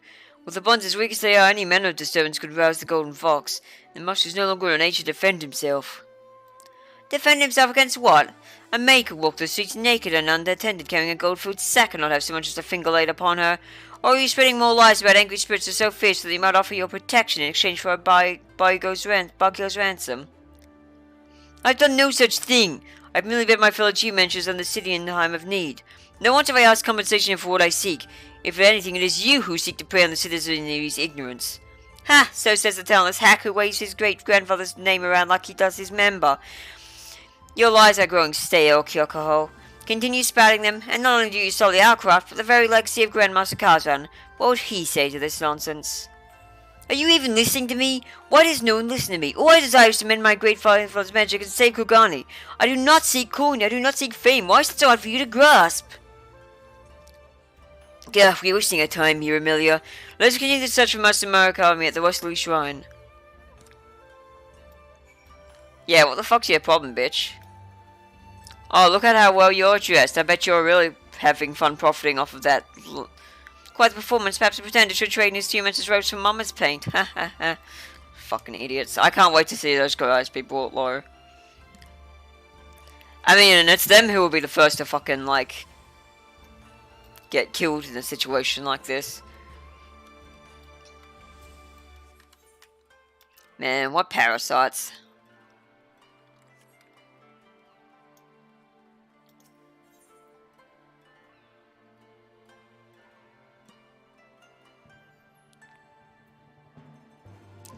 Alright, where am I going again? Solution 1. Okay, and that is... Fuck! This city, I tell you what. Oh, there is no other close by. I literally would be better off just probably walking over the bridge, wouldn't I? Can't sell it. Fine. And that's precisely what I do. Yeah, I remember what this is. Oh, man.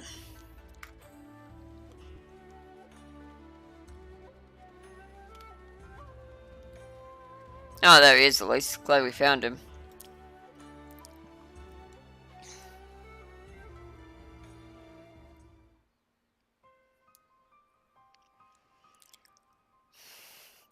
Master Mercurio, are you hurt? The bond was nearly undone. I tried to, but the... Kinko, she's here. She's already through. We need to perform the blood ritual. It's the only way. No, I already told you. My great-grandfather spurned the spilling of innocent blood to complete the seal. And so have I. Besides, even if we were to conduct the ritual, there is no one to sacrifice. Then I shall be the sacrifice, Kyoko. For the many years since your grandfather passed, my sole purpose has been to find a means to mend Kazan's barrier. It would be the greatest honor knowing that with my death, I might not only save the city, but be granted the opportunity to watch over it for eternity. No, I can't let you die, Master. Listen to what you are saying, Kyoko. You cannot let me die. I want to do this. It is my decision to make, and mine alone. Let not the selfishness in your heart distract you from what needs to be done. You're wrong, Master. There must be another way. There's always another way. There is always hope. Right, Amelia? How do we save Kogane? It's simple. Use astrology. Stop focusing on the bonds and look to the fox? What do you mean, Remilia? What she means? I'll tell you exactly what she means. Lady Leveva, why did you, Lady Leveva? Your powers of observation never cease to amaze me, Kyokoho. Aye, it is me in the flesh, fresh off a galley port into this port ferry this very morn. The symposium was a rousing success. The folk quick to realize the benefits of my school's wisdom could bring when applied to the rebuilding of Ishgard. It was even decided that several new courses in Charlian astrology were to be taught at the scholastics starting next term. And so, with my father's dream fulfilled, I was finally free to pursue whatever I wished. And I wished to learn more of geomancy, so here I am. And not a moment too soon by the looks of it. In the few bells I spent exploring the city for leads to real whereabouts, I learned much more about our pretender and his end is nigh efficacy, so I began testing the bonds of his barrier myself. It did not take long to realize that it was Kyokoho who was speaking verily, and his detractors the true pretenders. Yep. So you help us mend the bonds?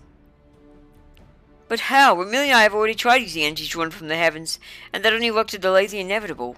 The guardian spirit strength has grown so great that the only thing that might hold her now is a new barrier anchored with bonds of lifeblood, but this I cannot allow. As always, Kyohoro, your hasty charge into a difficult answer blinds you from the simple solution.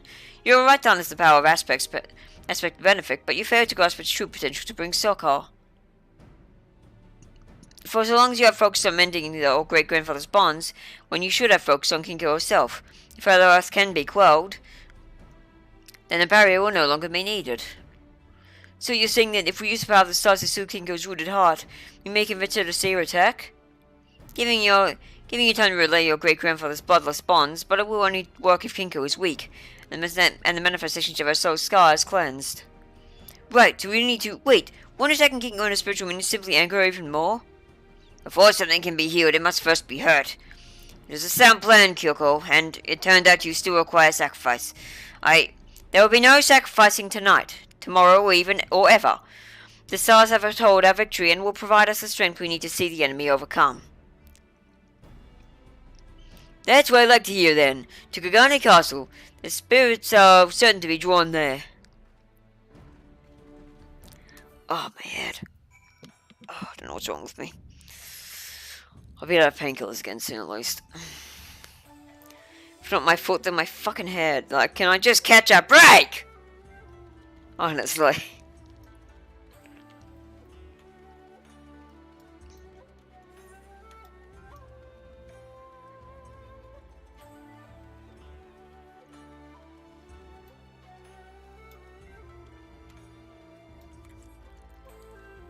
Ugh.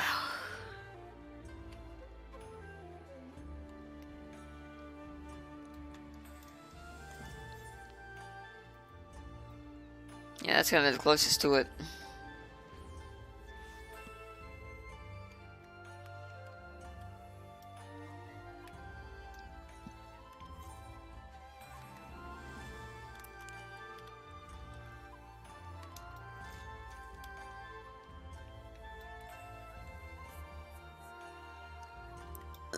Excuse me.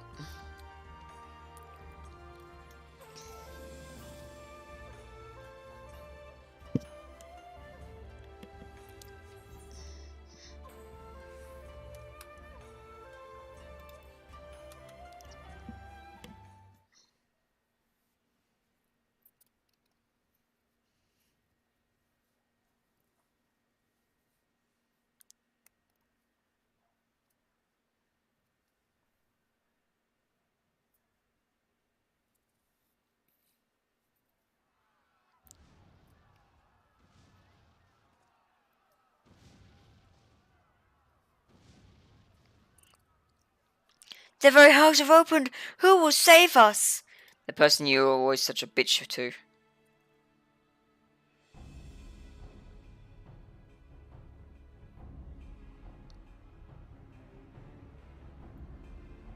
Oh yeah, there it is. Not very golden anymore, is it?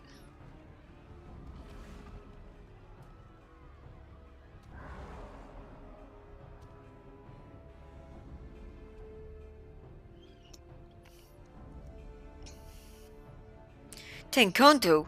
We just walked all the steps from Funnel Shoulder and Kogani Castle, and I have to walk all the way back down to 10. Right, mouth shut. Kinko will seek to draw attention away from her by sowing chaos in the streets. Kyoko, you'll focus your energies on the fox. Remilia, you make swift work of her angry supplicants. I shall provide you both with support from the rear.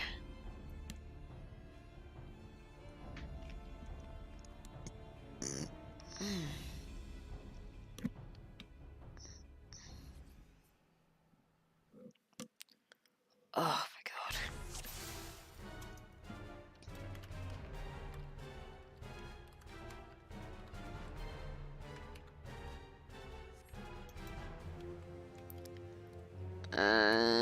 Okay, you guys are following me, I see.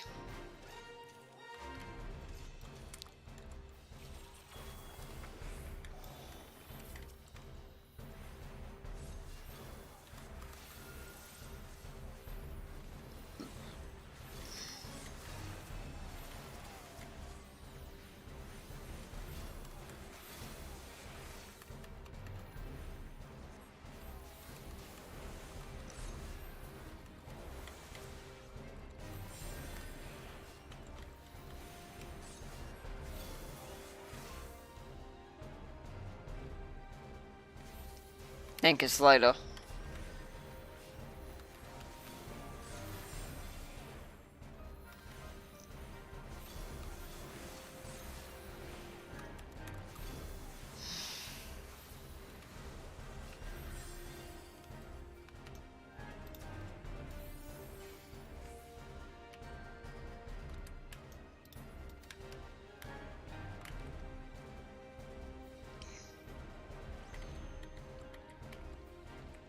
Hello there.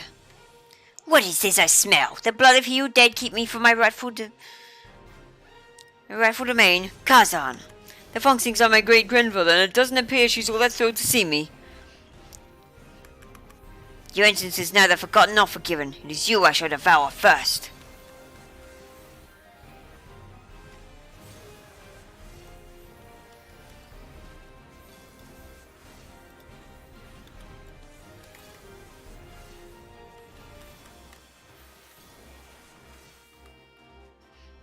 For too long have I suffered the likes of man. Hurry, we must not afford her time to heal her wounds.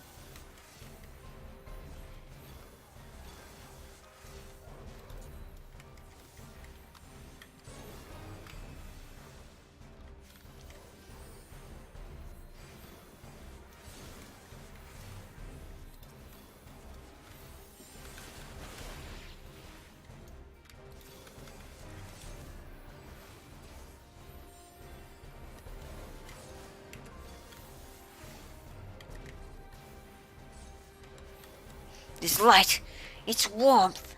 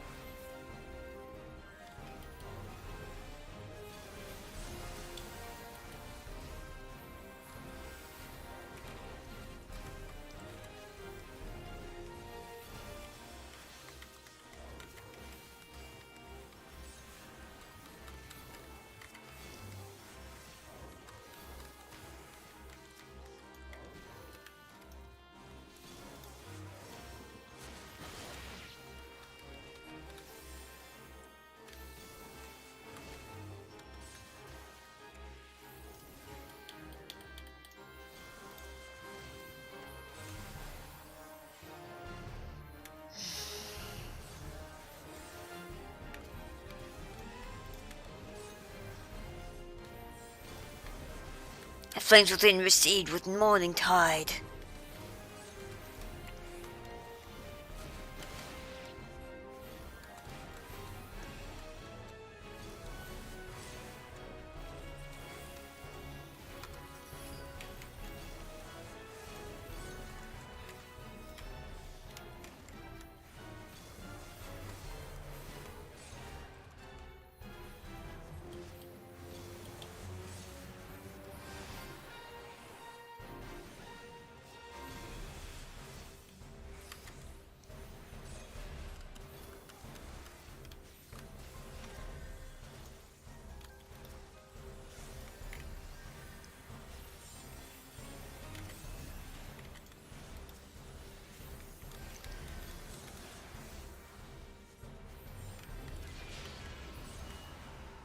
Hath man finally learned his power need not only be used for destruction?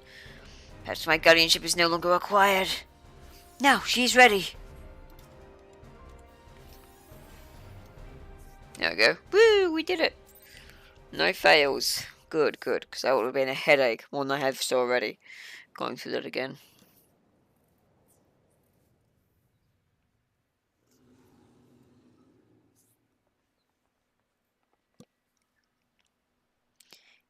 Kinko has calmed. Now lay the bonds and complete your great-grandfather's ritual.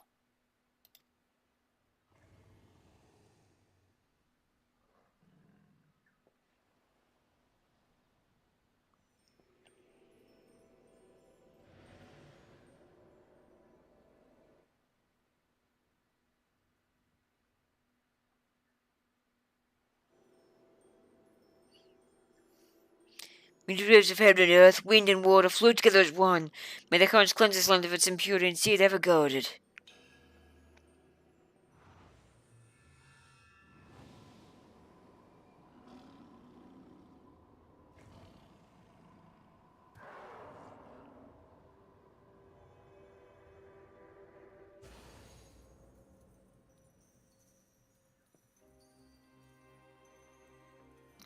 Oh hell yeah, the fucking Dominant Victory theme. May the wrath that once held rule be carried to the seas, where it will be forgotten for eternity.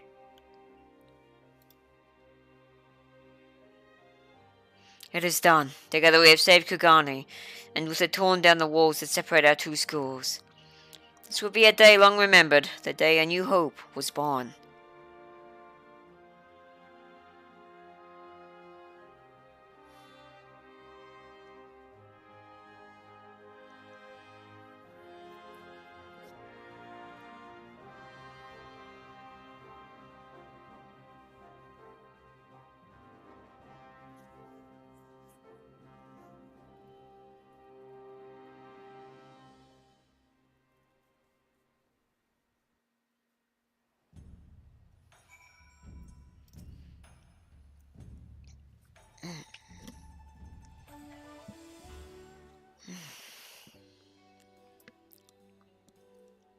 I don't know how to begin to thank you, both of you. Normally, I would say that this uncharacteristic display of humility is more than enough thanks, but I still require one thing in return for my assistance. I promise that this is not the end. Of course it's not the end. This is just the beginning. A new beginning for both geomancy and astrology. There's too much to be done. First we need to write down all that happened to you today, then I need to... So, this is Kugani, eh? Not bad. Janet Grillquad, what in the seventh heaven's name are you doing here? I explicitly stated in my letter that you were not to follow me. Lady Leveva, I am disappointed. You of all people should know had you wanted me to stay put. You should have rather demanded that I come. Yes, yes, whatever was I thinking?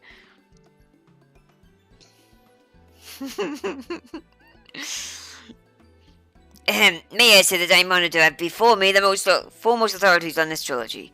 Your display last night taught me there is still much I must learn about my own school. Something I would not have been able to do had I allowed myself to be sacrificed. Here they come, crawling back, bitches. Kyoko, I wanted to apologize. There, I said it. I still despise you and that smirk of yours, but I can see I was mistaken about you being a pretender. You have talent, almost as much as I. You will make a worthy rival. Ah, coming from you, Odoko, I'll take that as a compliment. Leave live ever. Under any other circumstances, I would be on a bark headed back to Oyotsu this very evening to complete my training as an astrologian. But there is something I need to do first. Just as you fought to educate Ishgard of your school, I must do the same here in Kugane with mine. A geomancy unfaithful to the teachings of the masters teachings of the masters has poisoned the city for too long. A wise decision, one that was surely not easy for you to make. Take as much time as you need, Kyokoho. See the ship righted. See truth prevail. The stars will guide you back to us when the hour is right. Don't you worry, Lady Leva. Give me a few summers and I'll have an entire army of geomancy trained by yours truly lining up at your desk. An entire army of Kyokohos? What? Is that a problem?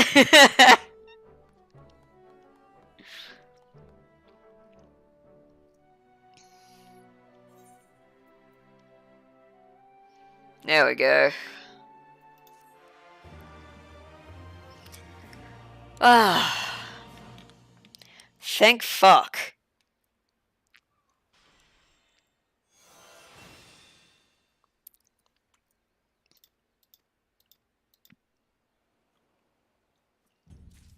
Good lord. To think I got through the next 10 levels without even having that.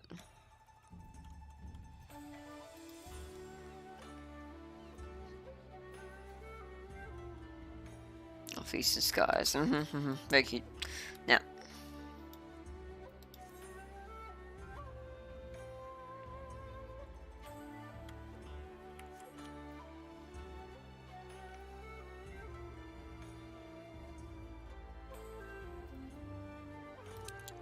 Huh.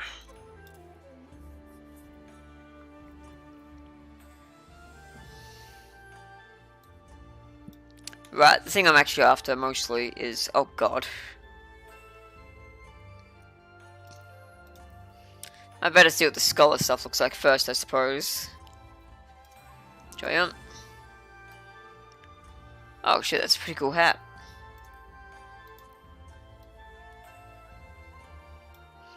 Yeah, basically what I expected.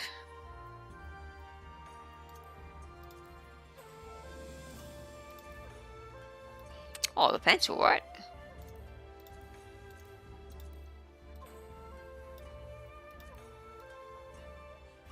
Oh, yeah. Alrighty.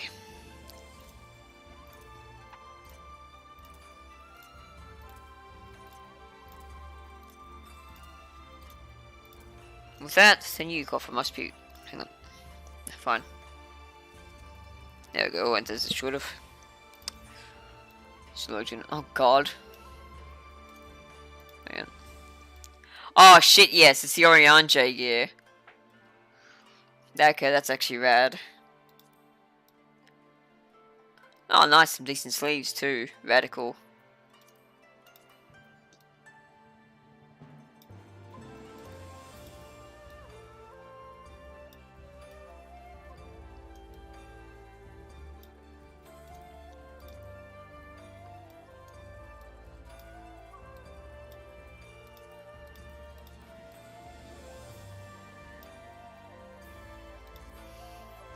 Very cool.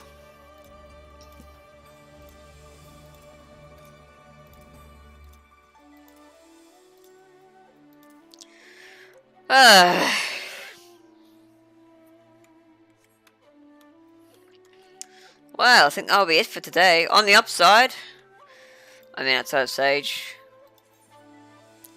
I knew a little that quest would be. Hang on, I'll go find out. Oh shit.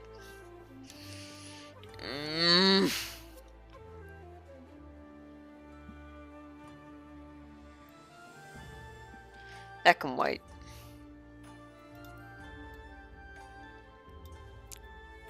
Alrighty then. So next up is Monk. Oh fucking course it's Monk. Let me update my glamour.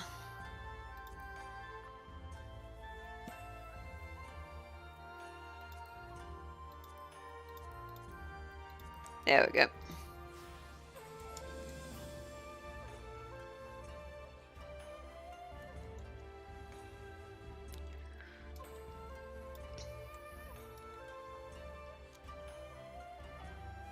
But yeah, for now, I'm gonna call the stream.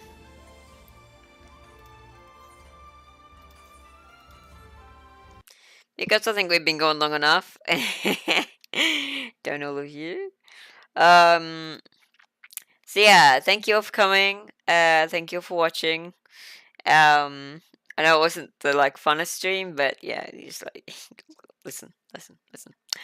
Alright. I have to get this stuff done. I'll do the rest off stream. And tomorrow probably Diablo 2 or something. I'm not sure yet. Like, I'll just have to work it out. Tomorrow, mostly the game's going to be under maintenance. So I doubt it's going to be Final Fantasy again. I don't like to do, like, more of the same game per week than I have to. But yeah, I do want to finish off this quest. But first, I'm going to get some painkillers for this fucking headache.